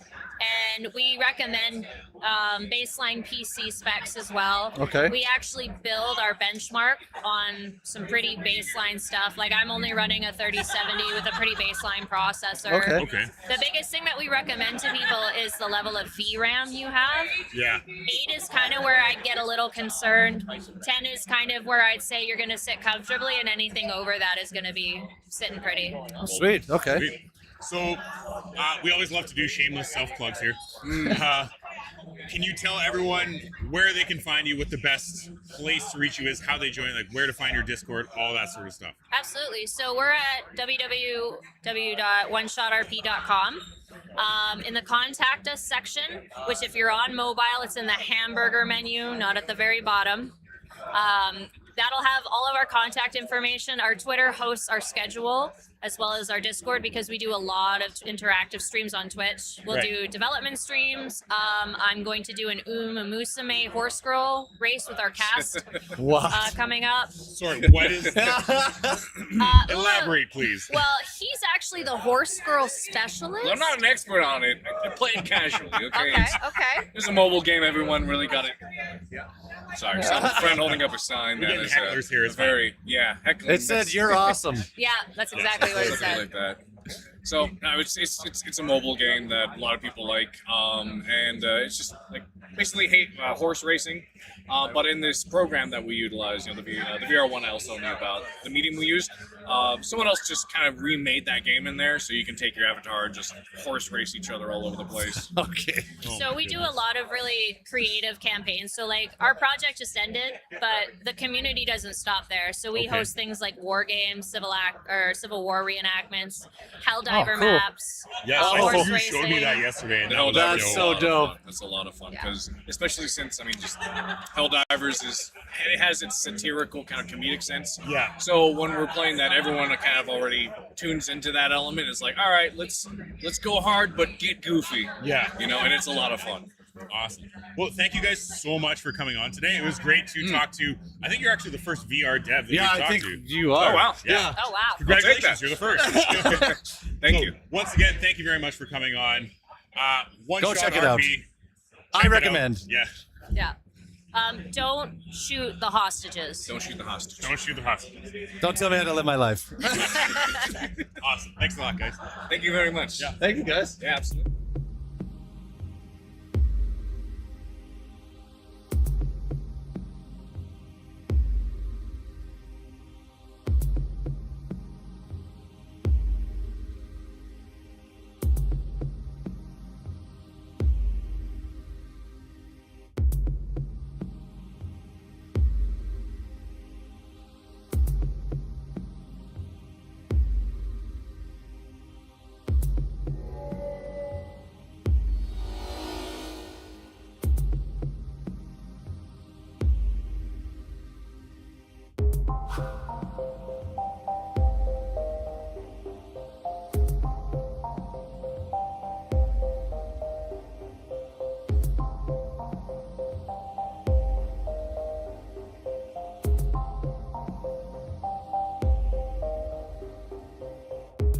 Thank you. Thanks for coming. Oh, thanks for having me. All right. Okay, so we're back again. This is a flurry of interviews to end of the Woo! day. Michelle, thank you for joining us. Thank you for having me. Try talking into it quick. Here, swap. Just kidding. Yeah. Little swapperoo, it's fine. The old swapperoo. Again, Michelle, thank you for joining us. Thank you for having me. How's your week been? Because you've been very busy. Yeah. It's been a whirlwind. There's been some surprise pop-up things that I had to do, which was exciting. I taught 3 different workshops. Yes. And what were those? So for anyone that's uninitiated, what were those workshops? They were cinematic lightsaber workshops. We did a little bit of lightsaber spinning, and then we did a little bit of lightsaber fight choreo. Oh my goodness. Yeah. So how many people did you have sign up for those? I believe it was 12 people per class, and I think they all sold out. Wow. Oh, sick. Yeah. People do love a good lightsaber It battle. was so much fun. Yeah. And everybody at the end was like, yeah. And that's the best thing. Like, it's just so good for your inner child. And we did a kids class, and they were so cute. Oh. They were so cute. And it's great to see you, like, someone so passionate about something getting to share it with other nerds. Yeah. Yeah. That's why I like coming here, is because everybody's a nerd like me. Yes. And sometimes when I'm teaching classes outside of these things, I say something nerdy, and they're like, oh. I'm like, oh, thanks. My joke didn't land. Well, this is the right audience for all Oh, that. yeah. This is you were great. on the mega stage. I was. Multiple times. Twice. Yes. Can you tell? Yeah. Yeah. Please tell us what you were doing on the mega stage and how that unfolded. Well, the first time I was on the mega stage, I was prepared for it. Yes. I did a 2-minute performance with my lightsabers. I did double lightsaber, I did saber staff, and then a single lightsaber. And then we talked about the lightsabers that I'm using, and we did a little interview about my career and a Q&A with the audience. It was awesome. I loved it. I could talk forever on a stage. Yeah. It's great. I don't know what that's like. Yeah. It's Not a having skill. podcast. It is. Some people, it scares people, and it's like rightly so. It's Yeah. terrifying. And then the second time came out of nowhere when YDB asked me to perform for his first set in his halftime show. So I was like, okay, sure. Well, I mean, you did wow everyone the first time, so I think there was like maybe like that would look amazing in our I think show. that's exactly what happened. You just did a great job selling it. That's Yeah. all. It was just. It's like I'm a professional. Whoa. Whoa. Speaking of which, tell us, like, what else have you been a part of? 'Cause- Well, I'm a professional actor and a stunt performer. So I've been in movies like Deadpool. I was on Arrow a bunch of times, Supergirl, The 100. Holy shit. I was in the Percy Jackson movies back in the day. It's hard for me to recall. I was just on Fire Country a while ago. We love Deadpool. Yeah. I know the real Deadpool. Oh. So I honestly I just get flabbergasted watching you do these things because I'm not like It's not coordinated in that way. I played a lot of sports, but I'm not coordinated in like a sword way. Sure. You know? You just haven't learned. Exactly. Yeah. I mean, I grab the broom handle once in a while at home, but it's not the same. Sure. What inspires you to get into the lightsaber side of things? Well, I grew up as a baton twirler. Believe it or not. Very transferable skill. Yes, very. So baton was a very serious thing for me. I was going to nationals by 9. I was competing at worlds by 11. Was a world champion by 15. Wow. So it was serious. And with that came dance and gymnastics because you have to be able to dance and toss it and do flips and stuff. Right. And so then I moved to Vancouver after I retired from competing to be a professional dancer, but then got into performing circus professionally. Oh. So I was doing all the silks and hoop, and You've got the coolest life. Yeah, hand-to-hand partner. So I had like a little friend, her name was Nino, and I'd pick her up with one hand and I'd basically like spin a human. And then through circus, I do that in my started spare meeting. time too. Yeah, no big deal. Through circus, I started meeting stunt performers, and one day they were just playing with a sword, and I was like, I can do that. Oh, And started doing that. man. They're like, you should do stunts. I was like, you're right, I should. And then that started my film career. And from starting stunts, I had to learn how to fight. Yes. So I started doing Muay Thai Oh, and sweet. Filipino martial arts. So I started learning Kali. Yes. Oh, sweet. And like stick and knife and all that. And I was like, I love this. And so once I started really like transferring the skills, like it happened instantly for Yeah. me. But like once I Like started riding a like bike. had enough knowledge of the combative side of things, because really like the dancey stuff and the combative stuff is really the same thing. It's just the intention is different. Yes. The human body only moves so many ways. So all of my skills transferred, and I just had to like shift a few things. That's so And then cool. lightsabers were like the next natural choice after that. Yeah. And I was like obsessed with you remember when Star Wars came out in like 1997? Yeah. I was into it. Like, I watched it. I had the DVD, or not the DVD, the VHS I was gonna be like, 3-pack. VHS, sorry, I haven't I said don't know. VHS in like 20 years. The VHS 3-pack, and I would just watch them over and over again. I Yeah. knew them by heart. Like Yeah, I wow. was into it. So the lightsaber was always gonna be a thing I'm gonna play with. Yes. And they didn't exist when we were kids. So as soon as they existed, I got one. And like the lightsaber market now. It is massive. Yes. Massive. And even just some of the creativity within that is just Absolutely, absolutely. And I've been partnering with SaberX out of Montreal, and Okay.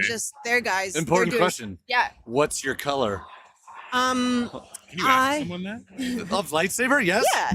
Okay. Well, I'm also an Aries, so my Ah, color me is too. red. Okay. Me Like too. I am a red person. When's your birthday? April 5th. Oh, April 10. Okay. Okay. So yeah, I'm like red and like I'm just a fire. Yes. I'm like all fire. So I'm like red is my color, but I also like a purple. Okay. So when I do Respect. 2, I usually do a red and a purple. Dope. That's the Mace Windu. Yeah, plus Sith. I don't know. There's no rules. I don't really need to be. Doesn't need to be canon. Yeah, I'm not interested. We just like red. Yeah, Okay. it's really I just like the color red. Yeah. Okay. I don't want a blue or green lightsaber. No. So do you have I'm with you. any projects or things coming up that you want to talk? I have a Is that couple. a very Do you have a big short question? Oh my god, it's been slow. It's this film industry as a whole. Yeah. That's a whole conversation. Yes.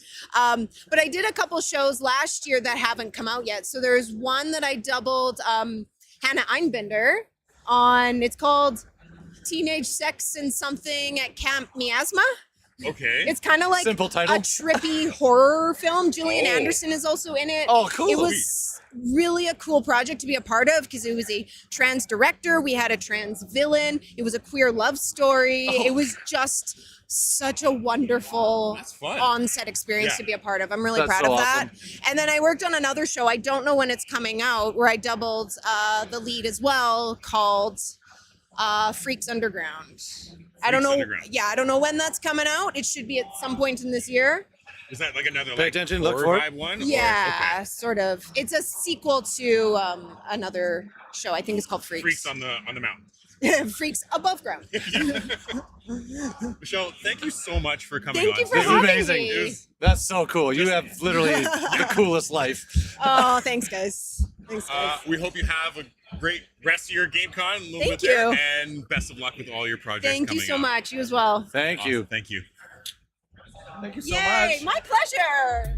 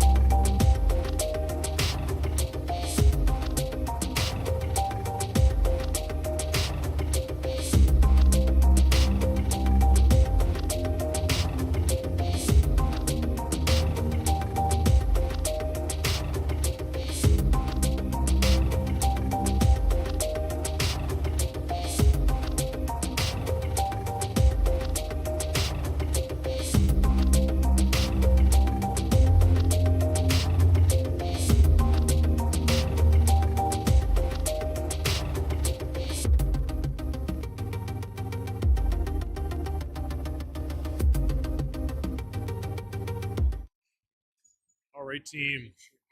We're back. Proxima Hades.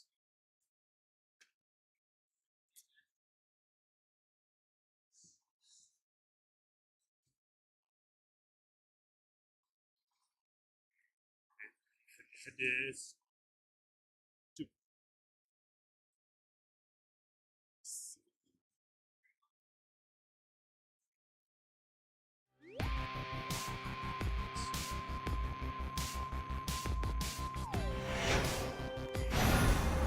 Sorry about that.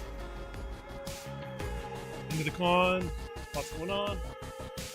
People coming by to chat. Yeah, there's lots to do.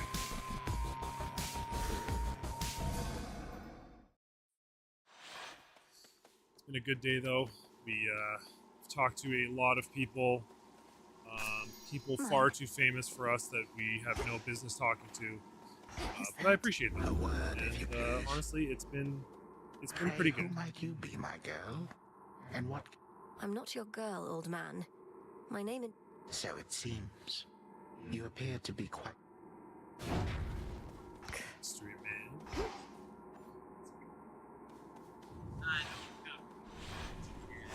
That's that.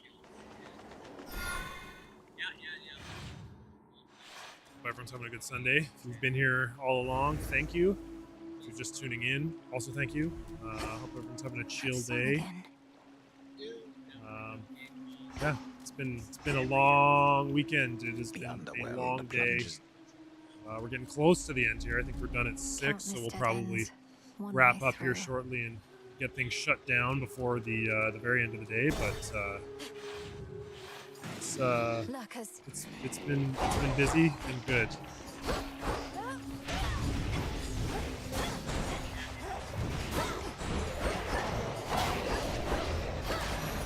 the thing blow up? Nice. Touch your ass. Oh.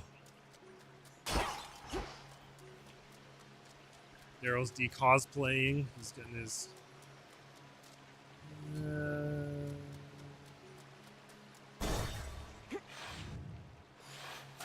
Pinheads.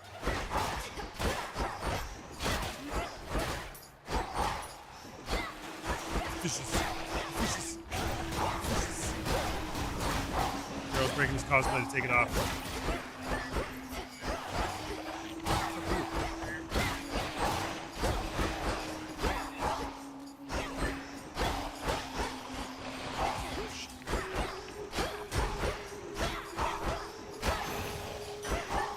Acceptable. That was not great.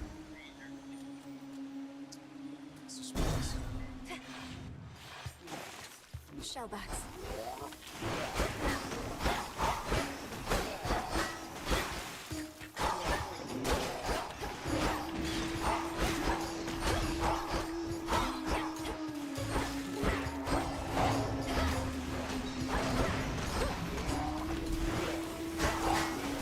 Cooked fish.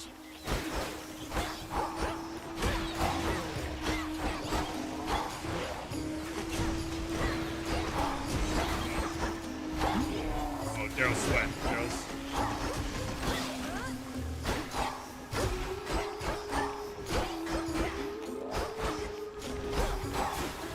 Shelf setting on fire.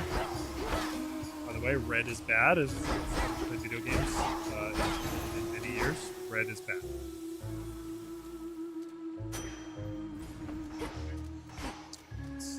Let's keep the cold. Let's keep the cold. This isn't your domain. Zeus, take you.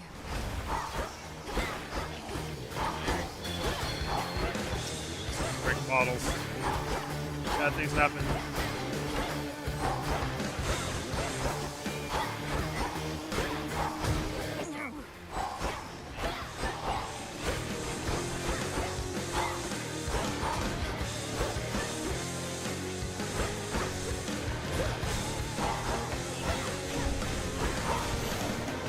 Sick. Okay. Stick to the seas next time.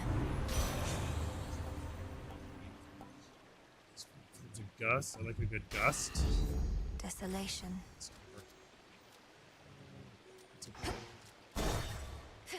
Need health because I'm terrible. But... Hippos.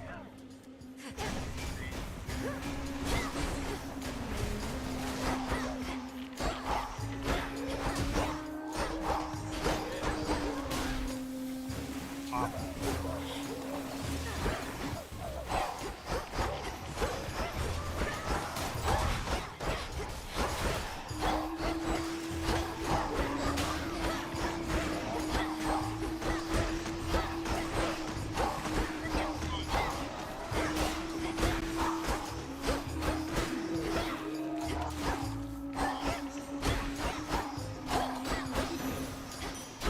For me.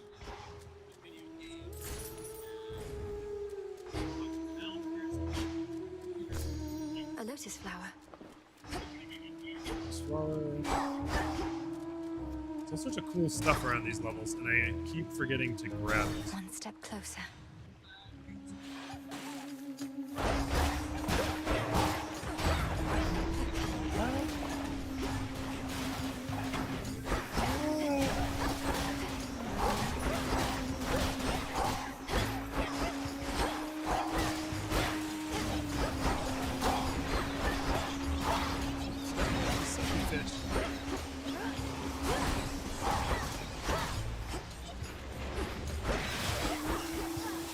That's damaging. Fuck. Okay. Steam is also bad. Everything bad. If it moves, it's bad.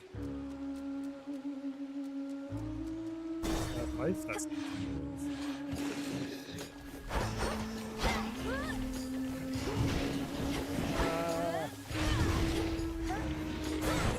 Oh, that got me. Return to Shadow now.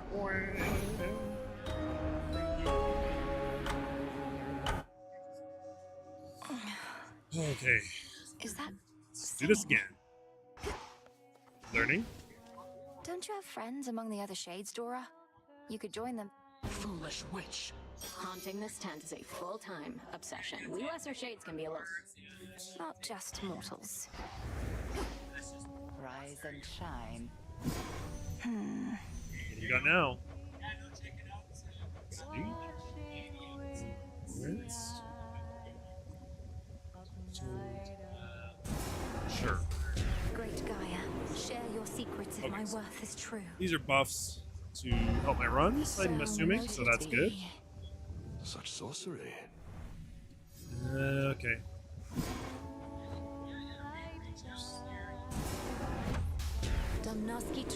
Wouldn't give it to me if it didn't help, so I might as well buy it. Right? That's how this works.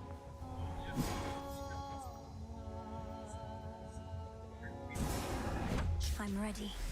O daughters of night, who can see all tomorrows, please help me avenge both our families' sorrows. No, the goddess of the hunt decided that the best use of I'm grateful that you did. is not how I myself prefer to. Come see this. I have an offering for you, goddess. On behalf of all the shades residing here. Some nectar, thank you. I feel like one of the gods of Olympus right now. You The shades and I would only mind if you hoarded them. You'll flourish here. Okay. I don't quite know what everything does, but I'm here for it. I'm excited. Some more of these. Defiance. Yeah, I need this. Clearly. Clearly need that.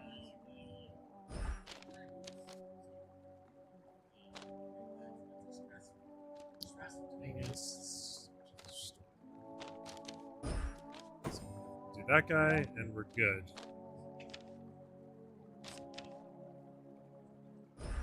Ready. Alright, let's try that. Oh, we have more weapons again? The arms of night. Ooh. Join with me. Lim and Oros, sister blades. We're fellow sisters now. Well, then let's see what you sisters can do. Man, there's some sweet weapons in this. Let's go with the blades. You there, get back in formation or else. To Alright, the let's try abyss. this. The The blacksmith sigil. What, is he going to fit me for a suit of armor? In the name of Hades. Oh, you that new cousin of mine? They told me. Kyle's sitting.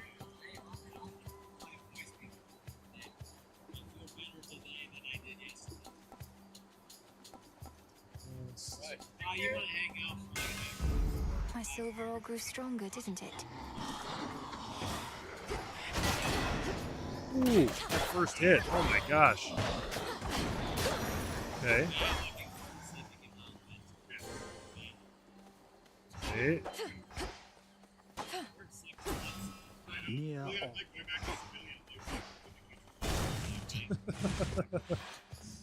No one wants to work tomorrow. Somebody's got a case of the Mondays.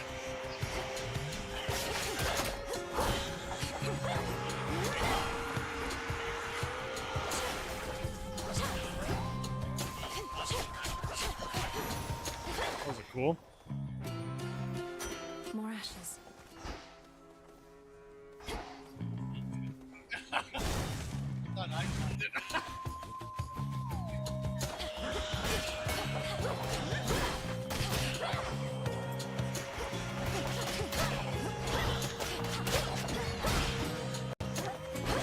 Oh, sick. Okay. Sweet skills.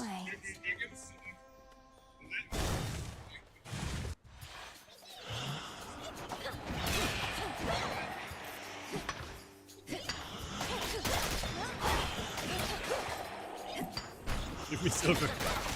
Be greedy.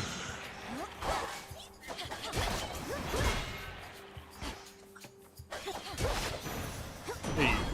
Rest again for now. Slowly getting the hang of this. Starting to figure this game out. Crossroads must have been a most unwilling caretaker.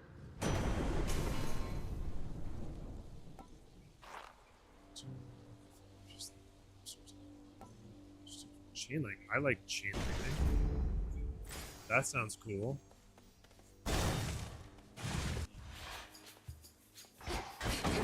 More wastrels. Oh, I connect. Oh my gosh, this is exciting.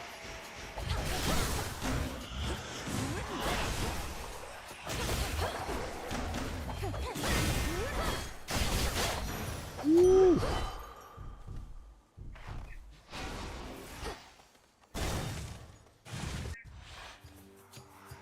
You don't know who you're dealing with. I wasted my super bonus.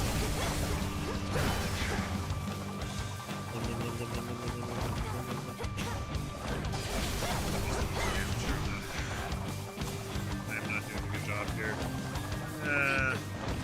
Can't do it.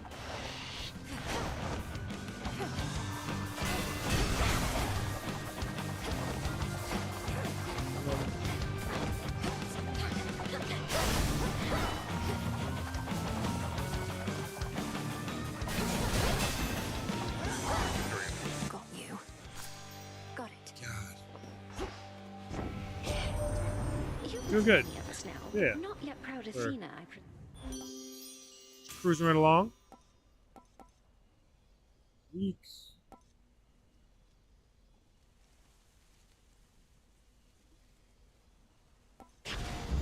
Let's try this. Don't really know what kind of build I'm going for here, but I'm doing my best. It's the kind of build that I like.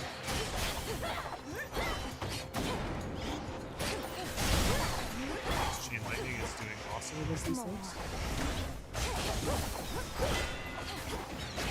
I start to see some of these like builds coming together with some of the skills. That's awesome. Alright. Keep it moving.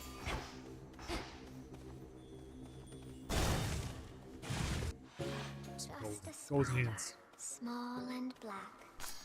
More will grow in its stead. Is it truly you? You did it. The intricate. Saw you get into a scuffle with the Great A Big rat Witch. name. Why are you fighting? Headmistress and I are. Huh. Well, look. You show her for me. 6. 2 health. It matches You your like eye. health here.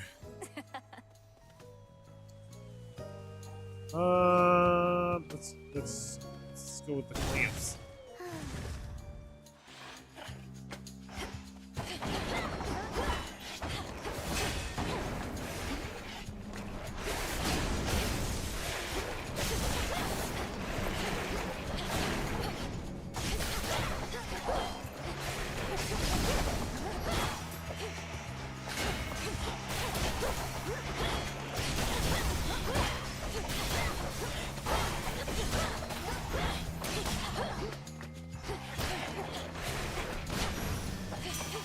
Hephaestus. There we go. No point in wallowing, Witchy. Whatever's going on now. Why, thank you, dear. We each have so much. Okay. This is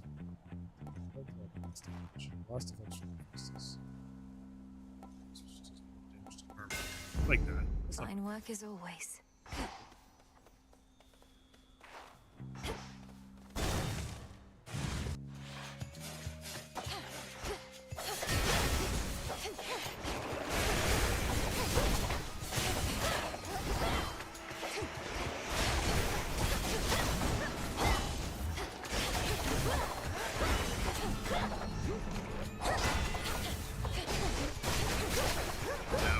we got a system here. We can get out of here and get on the road. Everyone wants to get home.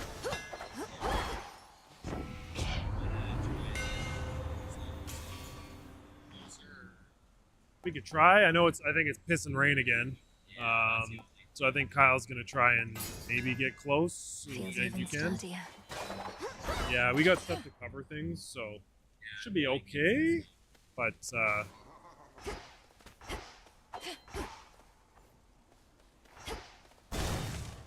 see what happens. Maybe it'll stop raining for 10 minutes. That would be nice. Fuck. I thought Alberta was supposed to be sunny. What is this?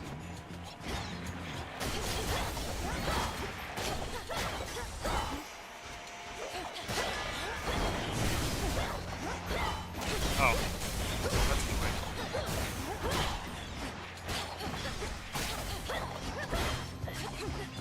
Yeah.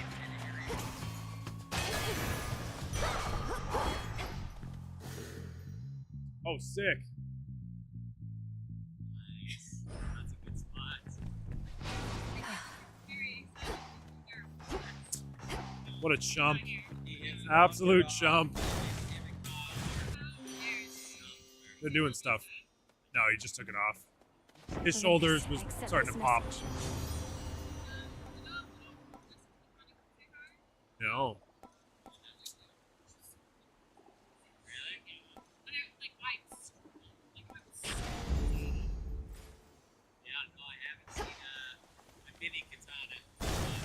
I can beat her.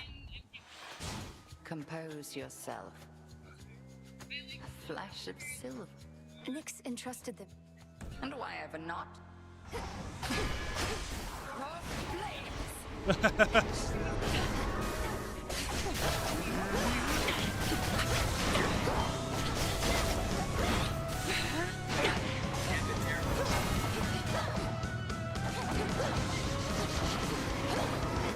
Yeah.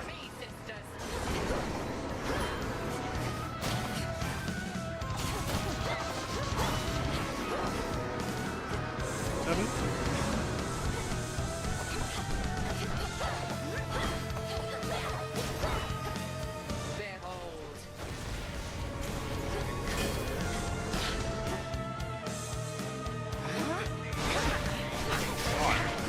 Today? Holy shit. Alright, well. So much for silken armor. Silk cannot protect you. It's raining today, everyone. It's raining. That's all we know. It's in Alberta, you know, the sunniest place around. It's fucking raining. I am a sheep. I've been cursed. I am a tiny sheep right now. Fighting for my life. My derpy tongue is hanging out too. This game is such a mix of like serious like Greek mythology and then like kind of cutesy, goofy stuff, and it's really funny. Yes.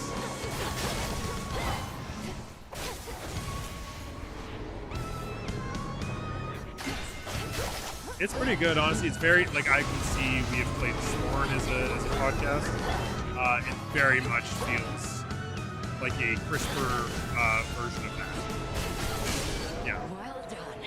Yeah, Sworn was a great game. Loved the Arthurian stuff.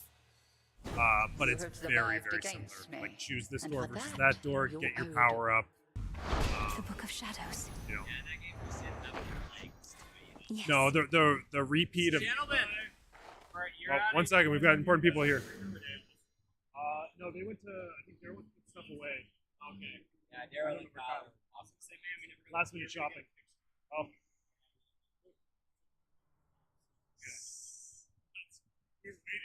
That's all we wanted, really. Yeah. 1 second.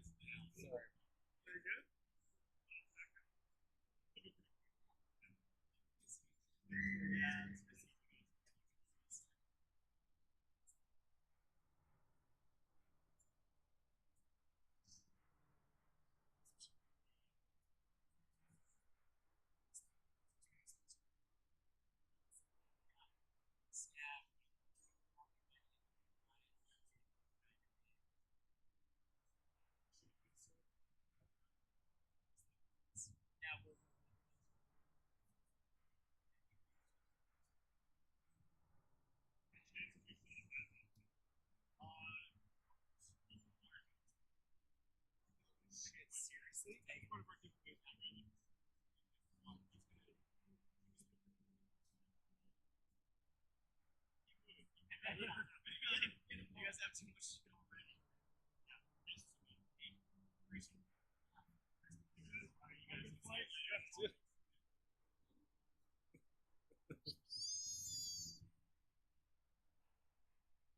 All right, sorry about that. Very exciting. The lovely Beacon people came by.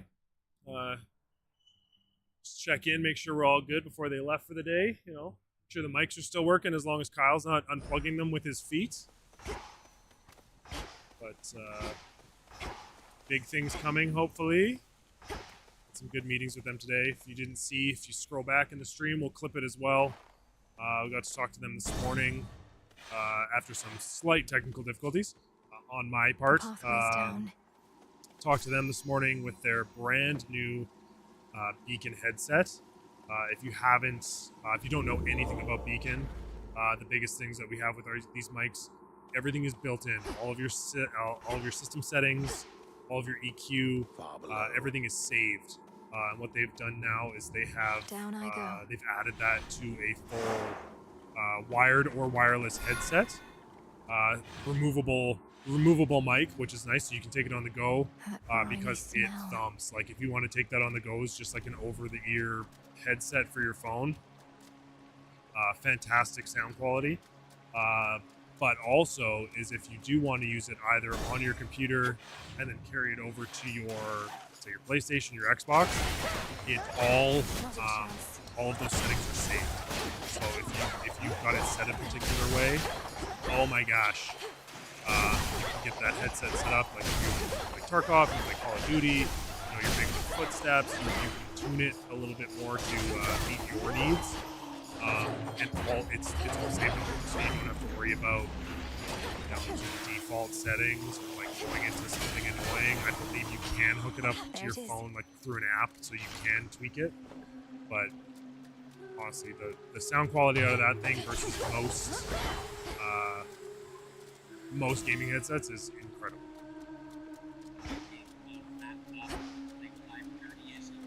Yeah, 5:30. Once everyone's done last minute shopping or doing whatever, I think we're gonna do a last little wrap. My keepsake expired. Yeah, we'll wrap up, shut down, and ship out.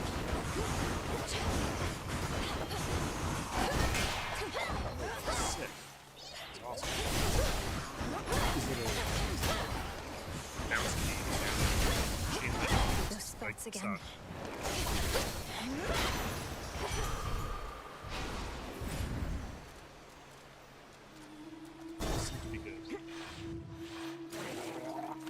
overall fantastic day.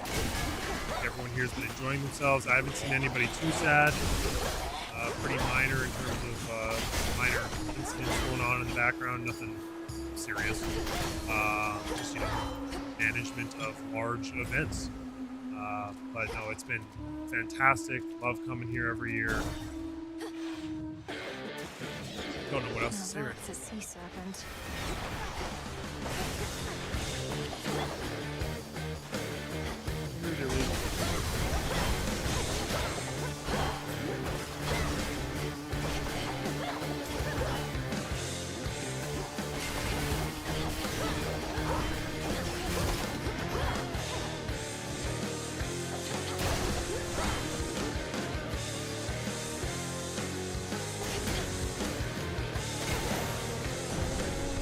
Hideous thing. Something's been updated. It's me. In the name of Hades. You got the Valorant finals on the stage right now? Is that what's going on? ROG Masters, yeah, Valorant final, $10,000 prize pool.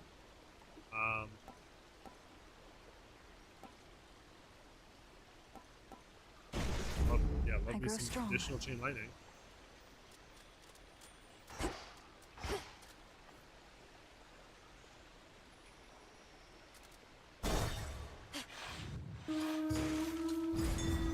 My reagent sensing incantation took effect. May moonlight guide you. You've sailed far from your usual course. Your generous aid. Even the faint. Give you a thing. Let's do a thing. Indeed, Lord Charon. May we soon restore the old customs between our families and bring about a new eon of prosperity.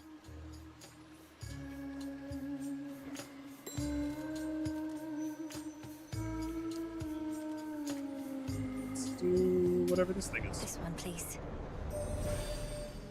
We have heard nothing from fleet-footed Hermes since he told.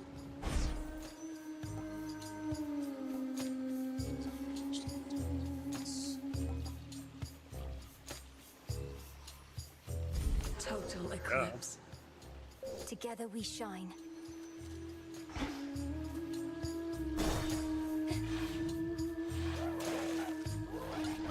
Oh my god.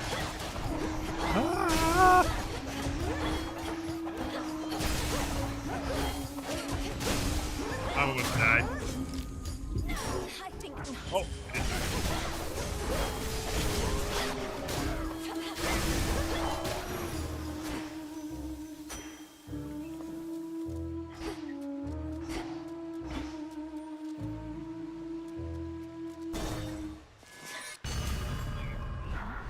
Yeah, Give up already. it's fine. I know who you are. Who's this? I know where you go. You shall. Kronos. I'll carve you limb from limb. This is Kronos. Frightening. Unfortunately, we shall never. No. Oh yeah, he was asking about them. He's like, You these wish things to are sick. traipse through this realm, then here. Bask in Oh, it. that's okay. That old.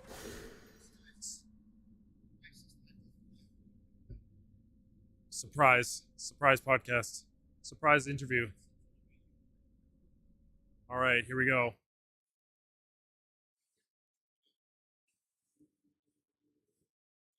Yeah, we definitely have. Jump on in. Yeah. Yeah, you guys squeeze me in? Yeah. You'll be our final interview of the day. So. All right. Well, let's get you. Let's see for this one here. Yeah. As long as I don't unplug things like Kyle. Yeah, yeah. Hopefully not. Yeah. Forgot about the interview. Right. I'm doing it now. Okay, I'm gonna pull this forward a little bit. We're Fantastic, guys. good. Oh, it popped in my head. I'm like, are they still open? I go and go. Oh yeah. Yeah, we are here to the bitter end. Thank you. Not, me too. Not going anywhere. Yeah, I'm not going anywhere either, guys. Yeah. What's you guys' plans for tonight when you're all done? Driving home. We'll be driving back home. I'm crashing at a hotel and then flying out tomorrow. So smart. Good. Yeah, that's probably the best decision. Well, that was my deal with them. I said, hey guys, like, no, you're good. Yeah, you're good. Then I want to do. Can I fly out like the next day? Like, oh yeah. Because most cons, you do it and then they're like, thank you, get the fuck out. Yeah. Like, and you get in your pocket, and like they're literally driving you to the airport as you're packing. So. Yeah, exactly. Yeah, usually Chris and Mark are good about that. They're pretty accommodating. I love I these feel guys. like, yeah. Well, they said that's their start was catering services like hospitality and stuff like that. Yeah. And so that's why they got that stuff down, and they know how to hook people up and make businesses.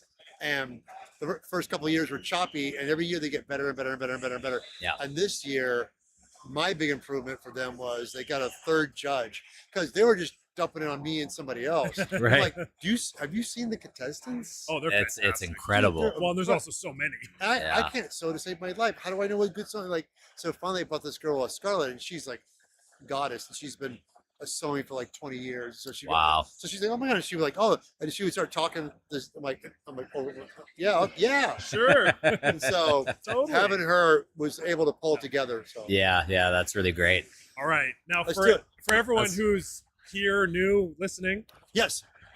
Who are you? Hi guys, I'm Evil Ted. We got Evil Ted. We got Evil Ted. Evil Ted here. I work in the movie industry for like 35 years doing props and costumes for film and television. I started off as a model maker in the good old days. Okay. I came out and my first job was Miracle Landing. It was a made-for-TV movie. Okay. With the hot and upcoming Connie Selica. And it was about the Aloha tragedy. Have you guys familiar with that? Where the airplane took off and the top of it peeled open like a banana peel? Oh, yeah. Okay. Yeah. It was Hawaiian Airlines is what happened. Right. So they flew up and they were at altitude. They were up in the air and the plane peeled open. And the only casualty was one flight attendant standing. She was gone. Wow. But everybody else was seat belted. And the pilot stabilized because there was no roof and the plane was twisting. Right. So he was able to bring it down and fly to the nearest airport and land it. Oh, wow. Yeah. That's incredible. So that was a great story. So we made it into a movie, and I was pulled on to do miniature effects crew with that. Okay. That was the 90s. I was 89. Wow. And so that's when I started. And then from there on, I did tons of commercials. I did movies. I started doing like horror movies, and I did effects for The Guyver. Okay. Guyver 1 and Guyver 2 Dark Hero. Yeah. And then I did went on to do Fifth Element, Titanic, Walking Dead, Batman, Batman Returns, the Michael Keaton one. Yeah. And Excellent. I was one of the mini penguin operators. They had a lot of penguins in the show. They had real penguins, but there was a lot of them in the background with rocket packs and things on them. And yes, I remember. And those were puppets. Yeah. Okay. They were cable control puppets. So that was crazy. We did that for the show. But I did that for years, and then digital started happening. Right. And when I was on Fifth Element and Titanic, the digital was on the rise. Okay. And so on Fifth Element, they were building all these. People don't realize when you watch Fifth Element, all the buildings, the miniatures, the flying cars, that's all models. The Floss in Paradise. Yeah. All this stuff. It's all big ass models. So digital, all they were doing with digital was compositing and doing background stuff. Okay. So all the backgrounds and some landscapes were done digitally, and that was about it. So and I saw the writing on the wall. I'm like, oh, it's gonna be a matter of time before the background becomes the foreground. Like, right. and so I saw that writing and like, yikes. And we did Titanic. Titanic was spectacular because we did. People don't realize when you guys watch the movie when the rooms are flooding on the Titanic. Yeah. There were giant 1/6 scale miniatures flooding, and like the big ballroom that was flooding. We had miniature furniture and miniature things. Oh, wow. Everything was properly weighted with buckshot, so when it filled, it would float properly, and it was so much work went into that. So it was that was all miniatures. And when it says a James Cameron film, they mean that because he oversees every shot. So we were working on the show. This is back in the days before you all can talk to each other on phones and videos. This is back in the days when there's a thing called like video, like cell phone video calls. It was really high tech at the time. Okay. So James Cameron had a video satellite link to the prop model shop and to his place out in Malibu. He was editing the movie. Yeah. And so we do them dailies. We shoot the movie. Dailies are when we shoot the scenes, and then they develop the film, and then we'd all watch it the next day. Yeah. And so then we'd watch it, and then they'd pack it up and ship it off to James Cameron. So we did this shot where the boat was ripping apart. Okay. So they shot it in New Mexico and didn't like the way it broke. Okay. So we brought the whole ship back and redid it like 4 times, and it Wow. involved covering the ship with lead. Like all the plating on the ship was done with lead sheeting. Okay. And then they painted it so it looked like metal and rivets.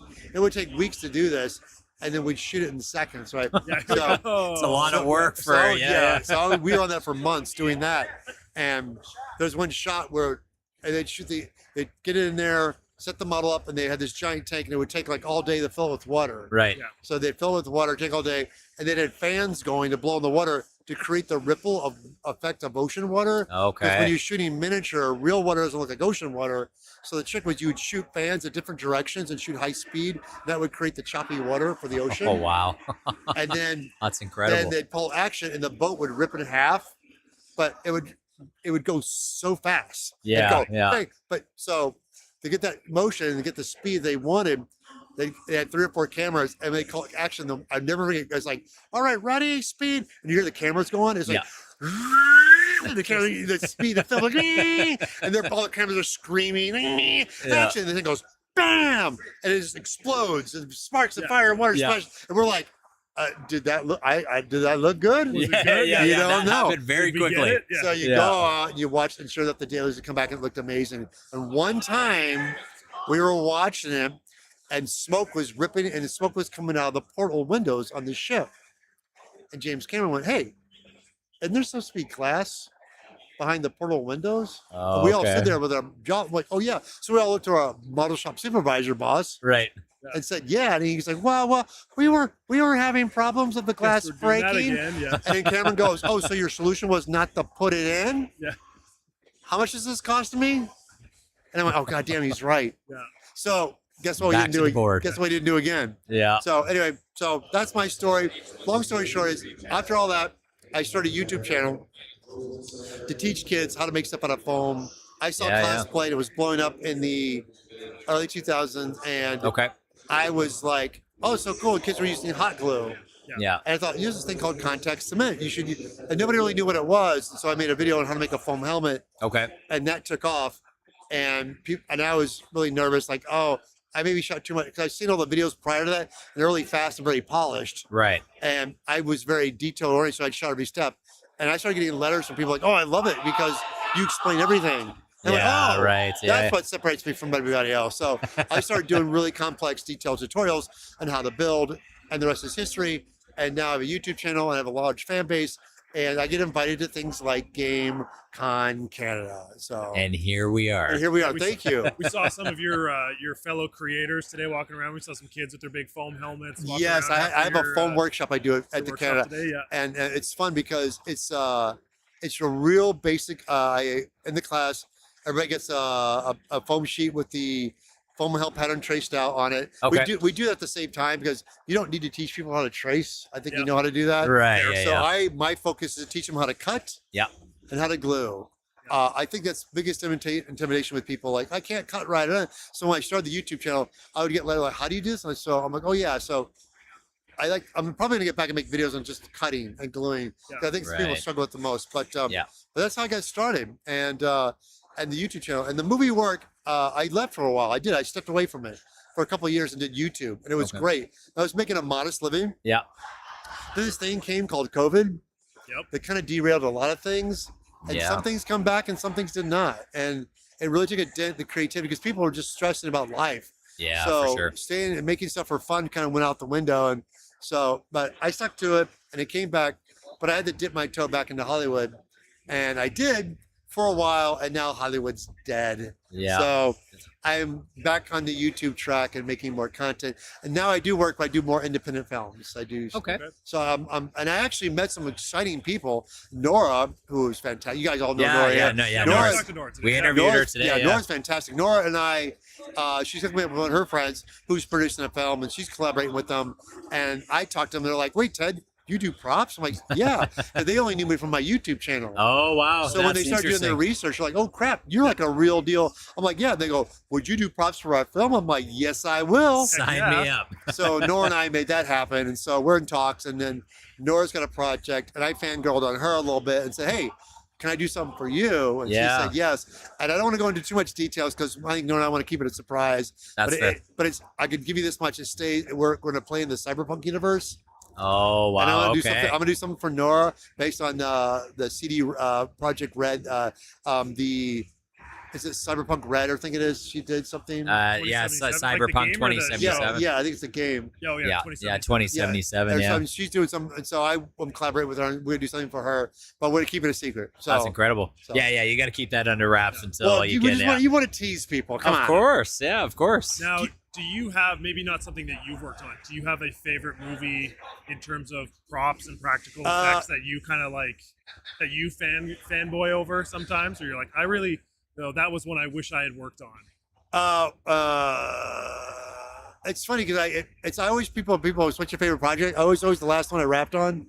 Like, okay. And so I just wrapped on a film called Starfire Squadron. It's a independent sci-fi film with my friend Garl Sessedian.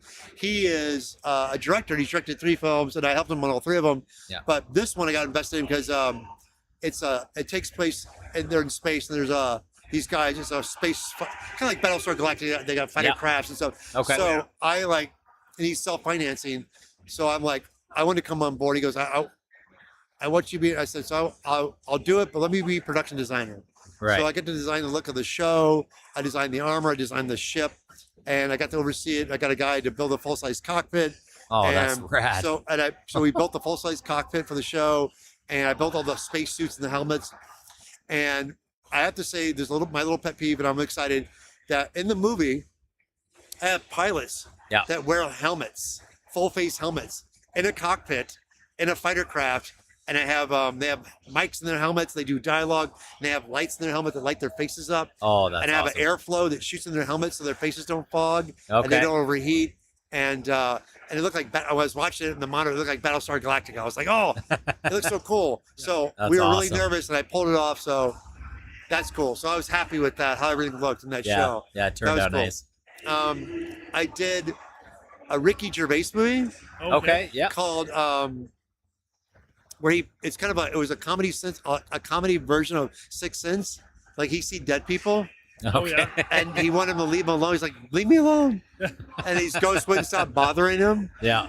And so he ends up he becomes less of an asshole, which he starts helping the ghost people solve their problem. Yeah, So it's basically a comedy version of Sixth Sense.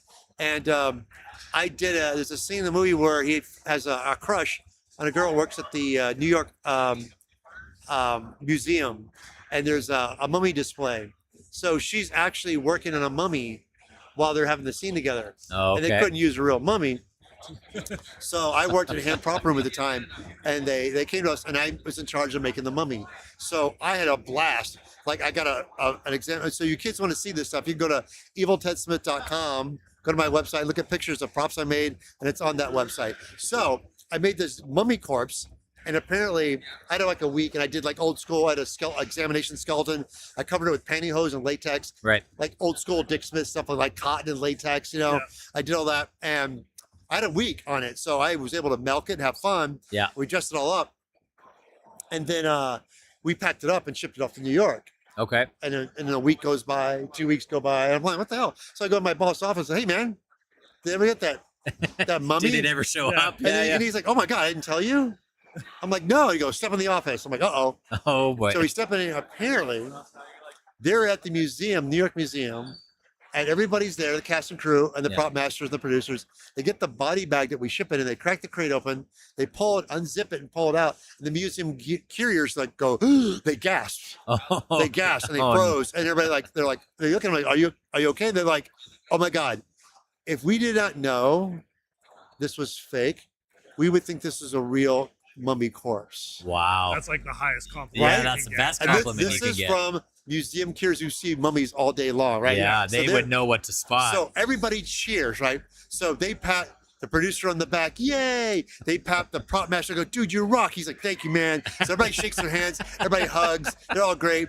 And then the one guy that never gets mentioned the entire conversation was the guy that made it. Yeah, it's like, hey, what about me? I put it all together. Hooray for Hollywood. Yeah, no kidding. Yeah, true story. Wow. And when Lonnie tells me, I'm going, what? Yeah. You telling me this now? Yeah. So apparently it got such a buzz that some newspaper, like New York, LA Times, somebody reached out to Lonnie about it, wanted to talk about it, got such a buzz about the mummy. That's amazing. About the mummy dummy and saying, so they called him, and the producers from the show called my boss and said, you can't talk about the mummy. So they were threatening him not to talk about it. He's like, dude, screw you. We made it. Yeah. We're going to talk about it. We're going to talk about it. So what the fuck off? What are you talking about? So he's telling the producer to suck a dick. Okay, that's right. Can I say that? No, yeah, go for it. So Yeah. he tells them he tells the producers to suck a dick. Yeah. I can do what I want. Yeah. So Lonnie tells me a story, but apparently it lost momentum, or I think, or better yet, I think the producers made so much noise about it. They ended up LA Times, like it became such a hassle to do it. Right. They're like, they let it go. They're like, fine. So there went my opportunity. But again, I can tell you what, who they wouldn't mention in the LA article. Yeah. That would be one me. name never came up. Yeah. So yeah, kids out there. So yeah, check it out. That's true story. That's amazing. Now I've looked at a lot of your content. You know, we've followed you for a long time. Two of the ones that stand out for me, one on the movie side, one on the gaming side. Oh, okay, go. The movie side is your alien stuff. Oh, thank you. You know, your xenomorph work that you've done looks incredible, and then the face hugger. Oh, thank you. That I've seen as well. I've even seen, I think at some of the conventions you've done, you had one of the eggs yes. that actually opens. A guy did. We were at Monsterpalooza. Okay. And a guy shot a video of me scaring people with it, and that video went viral. Yes. That was like the biggest it ever had. It was like millions of views. I'm like, and everybody's like, what? And someone, my friend's like, dude, you know your video went viral? I'm like, what? It did? And it wasn't even my video. Yeah. But the funny thing was, it was for you kids out there listening. I made a alien egg that I would. It's a big fake egg. And I put it against my body, and I had my arm inside of it, and I had a fake. Dude, it's old school. It's just a fake. False arm. It's a fake arm holding the egg. That's so good. And if you look at it long So enough, good. you can tell. But it's so quick that like. So what I do is I hold it where people see the fake arm first. Yeah. And then they walk close enough, and then I just have my face hugger is my hand. So I have a face hugger hand glove, and they get close, and I pop out. It scares the crap. So all you kids out there, on Adam Savage Tested. There's a great video of me with Adam Savage shop, and we're walking through it. And I made Adam turn around, and he does. Yeah. And and he goes, "Oh, that's so awesome." And I scared the crap out of Adam Savage. It's so good. With my face hugger costume thing. Yeah. And yeah. Adam fangirled so hard. Yeah. He's like, "I'm so glad you made this." Yeah. Oh, it's incredible. Yeah, because we're both Alien fans. Yeah. So yeah. when I went to his Adam's cave, he went through all the alien props, and we fangirled about it because it's like. Because when the movie came out, you couldn't get reference to anything. Right. And we're in the days when Adam and I used to look at VHS tapes, and that's the only way you could see stuff. Yeah. And then digital video, then Laserdisc, then DVD. Yeah. And then they finally released airsoft replicas of the Colonial rifles, and then Nerf finally made one. Right. But for all you kids out there like aliens, they want it. I sell those patterns on my website. Oh, do you? Okay. There we The go. pulse rifle and the flamethrower. Oh, I am that's working cool. on. I did alien. So I thought about making an alien costume right now. Okay. And so you're right. That's one of my proudest builds right now. I'm doing the James Cameron Alien Warrior alien. Oh man. Because they didn't have the domes on their heads. They had the. Oh, yeah. Because it's a true story. Guys that worked at the Legacy now, but they were staying with the studio when they were working on it. James Cameron wanted to make the aliens, so they got all the molds from Giger from 20th Century Fox. Right. And they were making the background aliens. And when Cameron, they were making the domes for the aliens too. Yeah. And then Cameron saw, wait, like when he saw all the detail underneath the heads, what the dome was covering, he's like, don't put the domes on. Yeah. We want to see that detail. Because Cameron knew for a fact that most of his aliens are going to be backlit and they're going to be in the dark. So Right. you're not going to see all that. So you're Right. just going to see slick, wet domes. Yeah. So if they have a texture, so when you see them, they're all backlit. So they look really cool. So that's my inspiration. So I'm making that version. Okay. So again, I've been searching the internet for pictures, and you can go on Amazon now, and there's Yeah. like a book, of a colored photo book of aliens behind the scenes, and there's these fantastic photographs. They're nowhere on the web. They're in the book. Oh, interesting. Of Okay. all the shots of the alien boilers. I'm like, what? Just Who has these gate photos? kept Yeah. right You to the gate book, kept and you that's suckers. it. Yeah. So my just had a just out of angst, I'm gonna probably scan those and post them online. Damn I'm gonna straight. scan those pictures and post them on Facebook or something. Yeah. Because it's ridiculous. They're so cool. And there's these great photos of the suits. Yeah. And when you see them, it's almost like shocking that they're just black spandex suits. They have really cool rib cages they wear and heads and hands, but they're just black bodysuits with detail glued to them. Yeah, because Cameron that's knew, so he goes, cool. I wanted movement, and they're going to be in the dark and backlit, Yeah. and he only had 6. Yeah. And the Okay. producers freaked out because they're like, wait a minute, there's supposed to be armies of aliens. He's like, it's okay, guys. Strategic shooting. Yeah. And they said it was so bad he had to put his hand on a Bible and tell them it's going to look like 1,000 aliens. It's gonna be okay. Yeah, right. It's yeah. going to be okay. We'll figure it out. And Yeah. yeah, it's so funny. That's incredible. But thank you. That's exciting. Thank you. Yeah. Now on the gaming side, All right, go. Because I have to bring it up. My favorite game of all time is Mega Man X. Oh, no kidding. And I have seen you make a Mega Man helmet. Yes. And I think you've done the blaster as well, have you not? No, I've done the Blaster. That's on Okay. my list. But I just did Mega Man X too. Oh. So the Mega Man X, which you guys could get my pattern at eviltestbet.com. Yes, check it out. Shameless plug. That's what we're here for. Absolutely. Yes, thank you. I did Mega Man X, and the reason I did that was I thought, Mega Man. I do this thing called Anime LA. Okay. And it's in Los Angeles. It's the beginning of the year, every year, and my daughter and I do it. I have Peter with me when I travel and do cons. Peter's my assistant. Yeah. But when I do local cons, my daughter, Dorothy, is always my assistant, and she loves Anime LA. Okay. And so we do this thing every year. We do a raffle. So I make stuff throughout the year, and at the end of the year, I'll like 3 or 4 items, and I just raffle at my booth. Okay. $1 a ticket. I gotcha. And my daughter and I love it because we make bank doing that, and Right.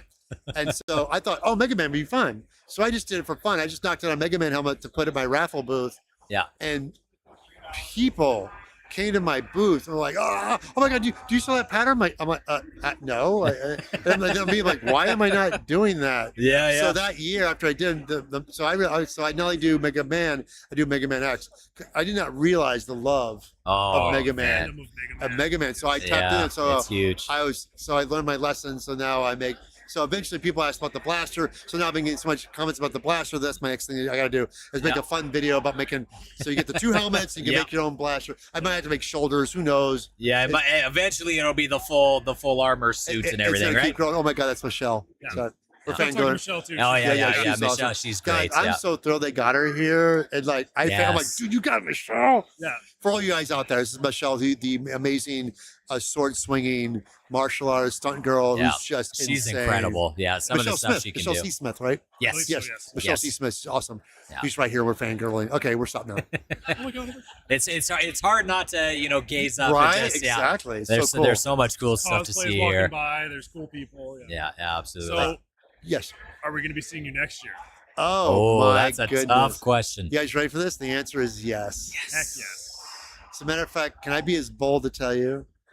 Let's hear it. I'll be here for the next 5 years. Hey, there we go. So, guys, I will be. You heard it here. I'll be bringing the joy to GameCon Canada. They reached out to me and said, "Ted, we'd love to have you back every year." I said, "I'd love to." They said, "Here's our plan. We would love to have you be the center cosplay judge every year." I said, "Thank you. Can I get help?" So Yes, please. they did. We had Lauren cosplay. Guys, real quickly, a big shout out for Lauren does cosplay. She was here last year and she kicked it. It was her and I. Yeah. And that was so hard. We did. It was stressful. And then this year, Robin, who helps us run the event, told the guys we need one more judge for sewing. Yeah. I know foam. Right. I couldn't tell you what a good stitch, half stitch, one stitch. I don't know. Right, yeah. I don't know what a hem is like. Yeah. So they brought in a Scarlet cosplay. She ended up being our sewing judge. So between her and Spiral, who's out here too. Spiral's local, I believe. Is she? Yeah, I believe she is. She's Canadian. Yeah, so we got her. So between the 3 of us, we were able to like really get in there and judge. Oh, good. And again, it gets so good that we have to start splitting hairs. For all you cosplayers out there, I love you guys. But when you get that good, we have to get nitpicky. Yeah, so it's like, how dare you? So Don't get mad at the nitpicks. don't get mad at me because when you guys it has to be done. when you guys bring your A game, it makes it tough. And then we have to get picky. Yeah. And then I have to look at seams and things. It's ridiculous. Because in my book, if you wear a costume, you're a winner. Yeah. You're like, yay, you put a costume, and you're on stage in front of thousands of people. And you're being, come on, yeah, you're it's a winner. incredible. Yeah, right? absolutely. Yeah. Yeah. The Now, rest is just extra. Yeah, Yeah, oh, exactly. 100%. Now, to tie it into GameCon, I mean, obviously you talked about the cosplay competition Yes, and sir. everything. Mhm. Now, you talked about some of the challenges of how difficult it could be to judge. Right. I guess, was that something that you always, when they brought you in for GameCon, judging the competition, was that something you always wanted to do? Because it does sound very intimidating Right for to this? have to be a judge. Oh, hell no. He's just the nearest expert. I was like, no, I don't want to do that at all. And what it was that I have my assistant Peter, who kind of smacks on me about this all the time, is that like I don't like.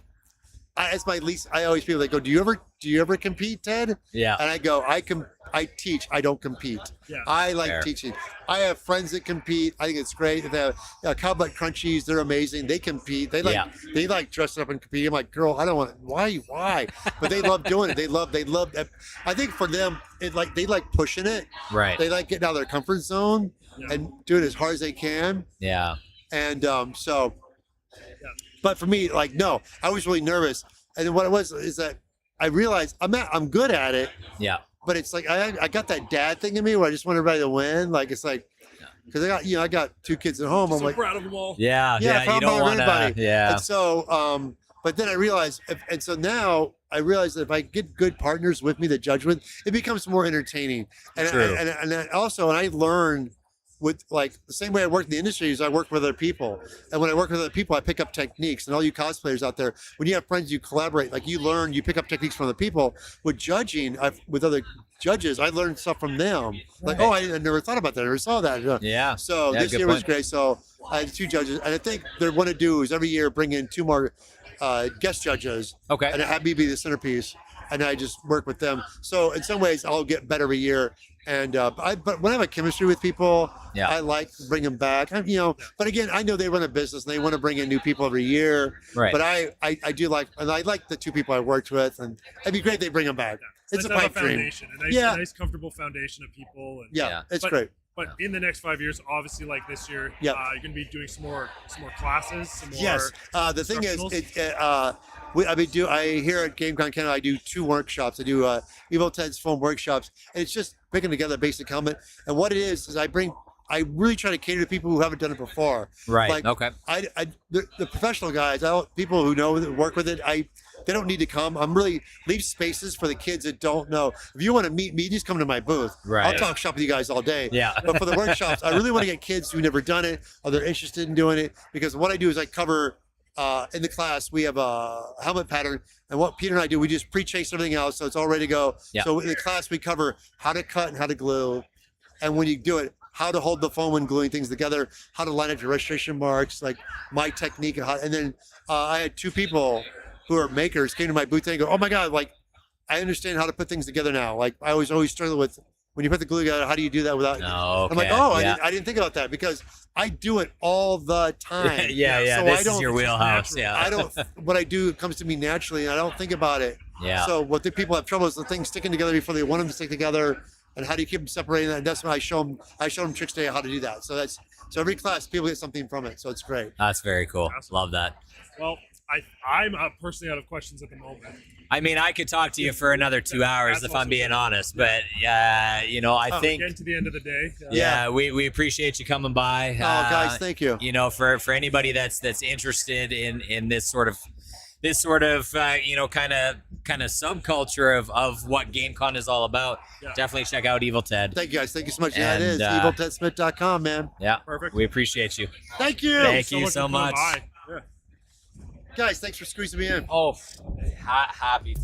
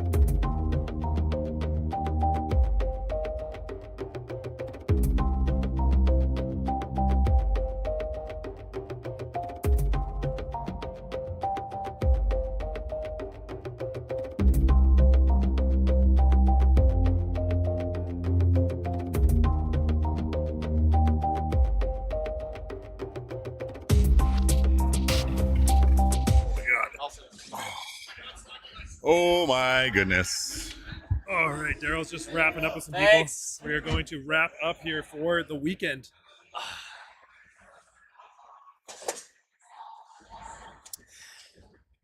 All right, folks. This is it.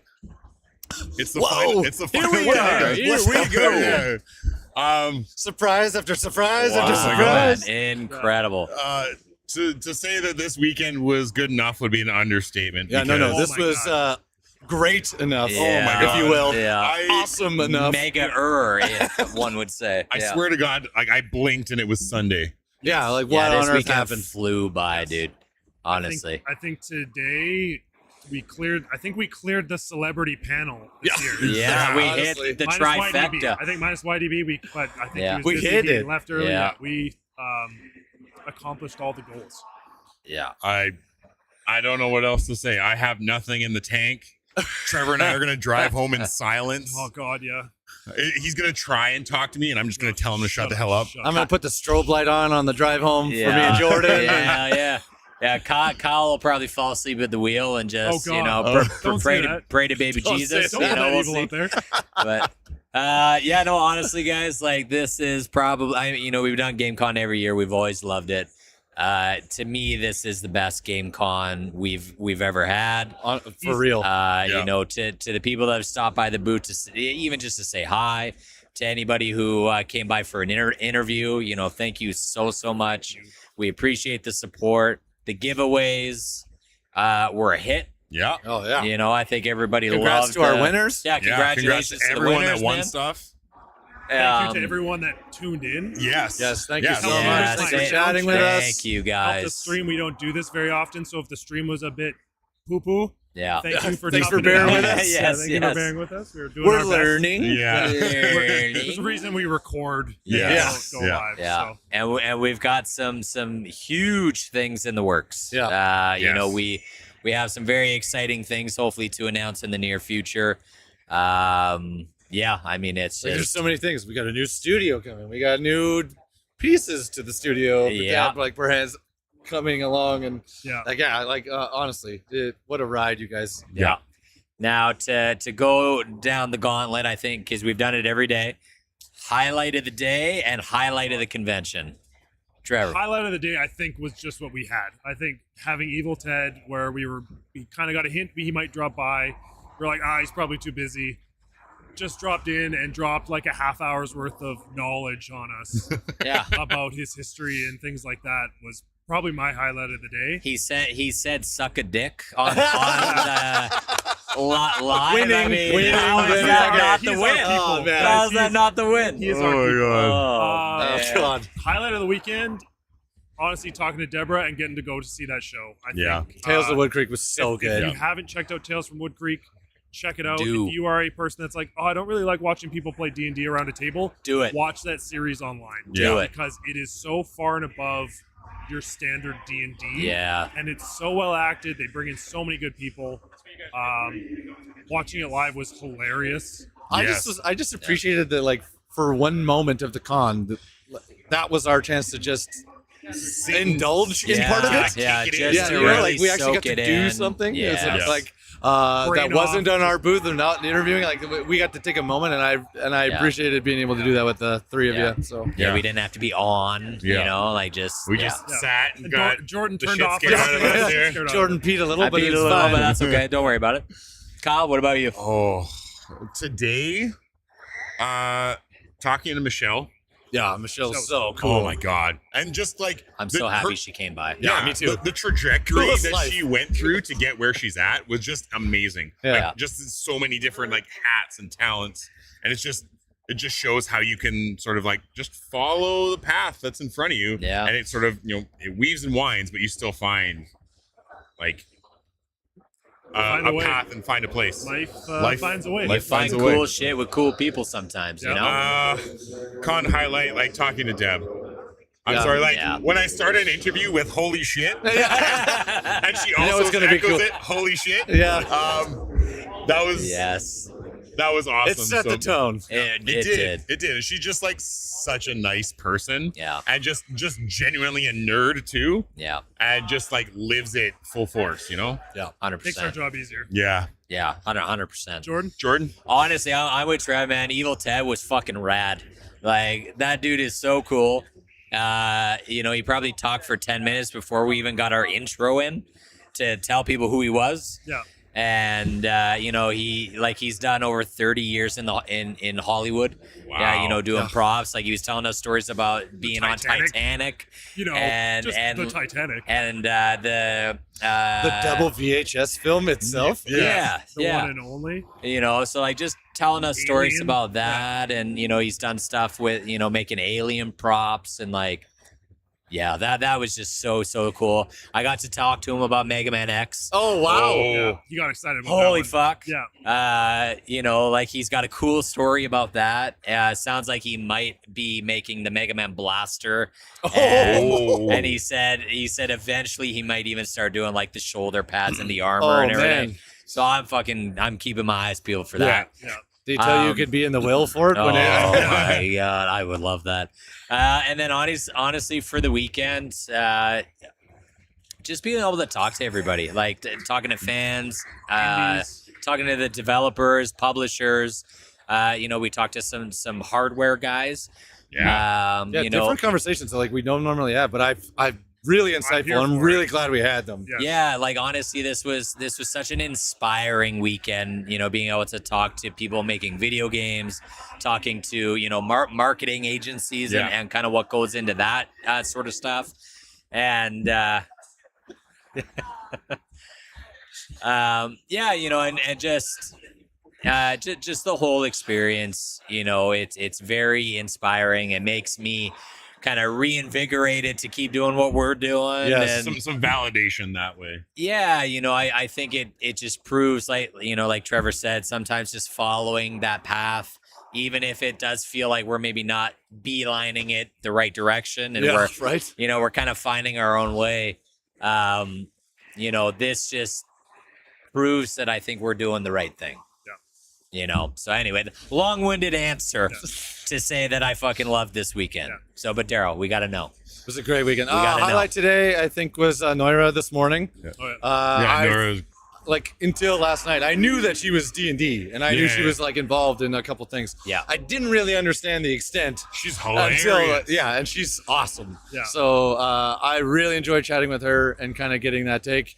And just seeing how awesome the people that are actors that are involved in D&D and how much fun they have with their characters and just like diving full in, and the creativity from her character last night, which completely threw me for a curveball, which I was like at the very end, and I was like, whoa, okay. Yeah, wait a second. That's funny.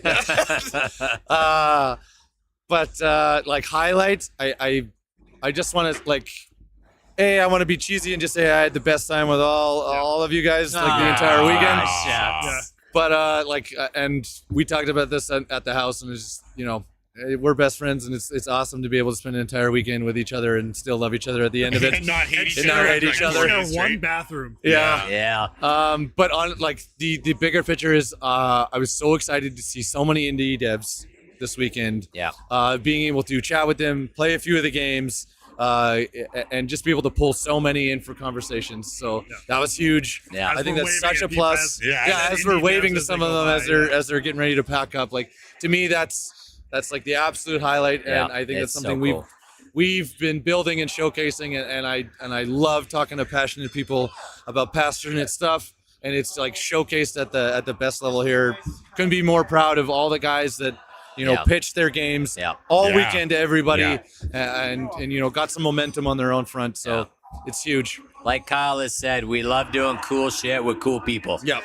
And this weekend is the epitome of that. Bingo. Sometimes just sticking with it opens a lot of doors. Yeah. I think we had a lot of doors opened. We had a lot of people walk to our booth this weekend. Yes. Yeah, which was amazing. I love every year we get the indie devs, the little community starts chattering, and everyone's like, hey, I was told that I was supposed to come over here and talk to you guys. Like, that's the best part. And like Daryl said, talking to people about the thing that they are pouring their time and energy years into. of their life into. Yeah. So just like us. Just like us. just And the what we people do. that think that this is our full-time job, thank you. Yeah, we appreciate the ego boost there. Yeah. Yes, very nice. Thank you. Well, guys, I think this weekend was good enough. It was good enough. It was For good sure. enough. That's Thanks where for we're gonna tuning end in, it. folks. Yes. Yes, thank you so for much. everyone that has Thanks been for here being with here. us this weekend. We'll catch you on the flippity flip. Good enough. We out.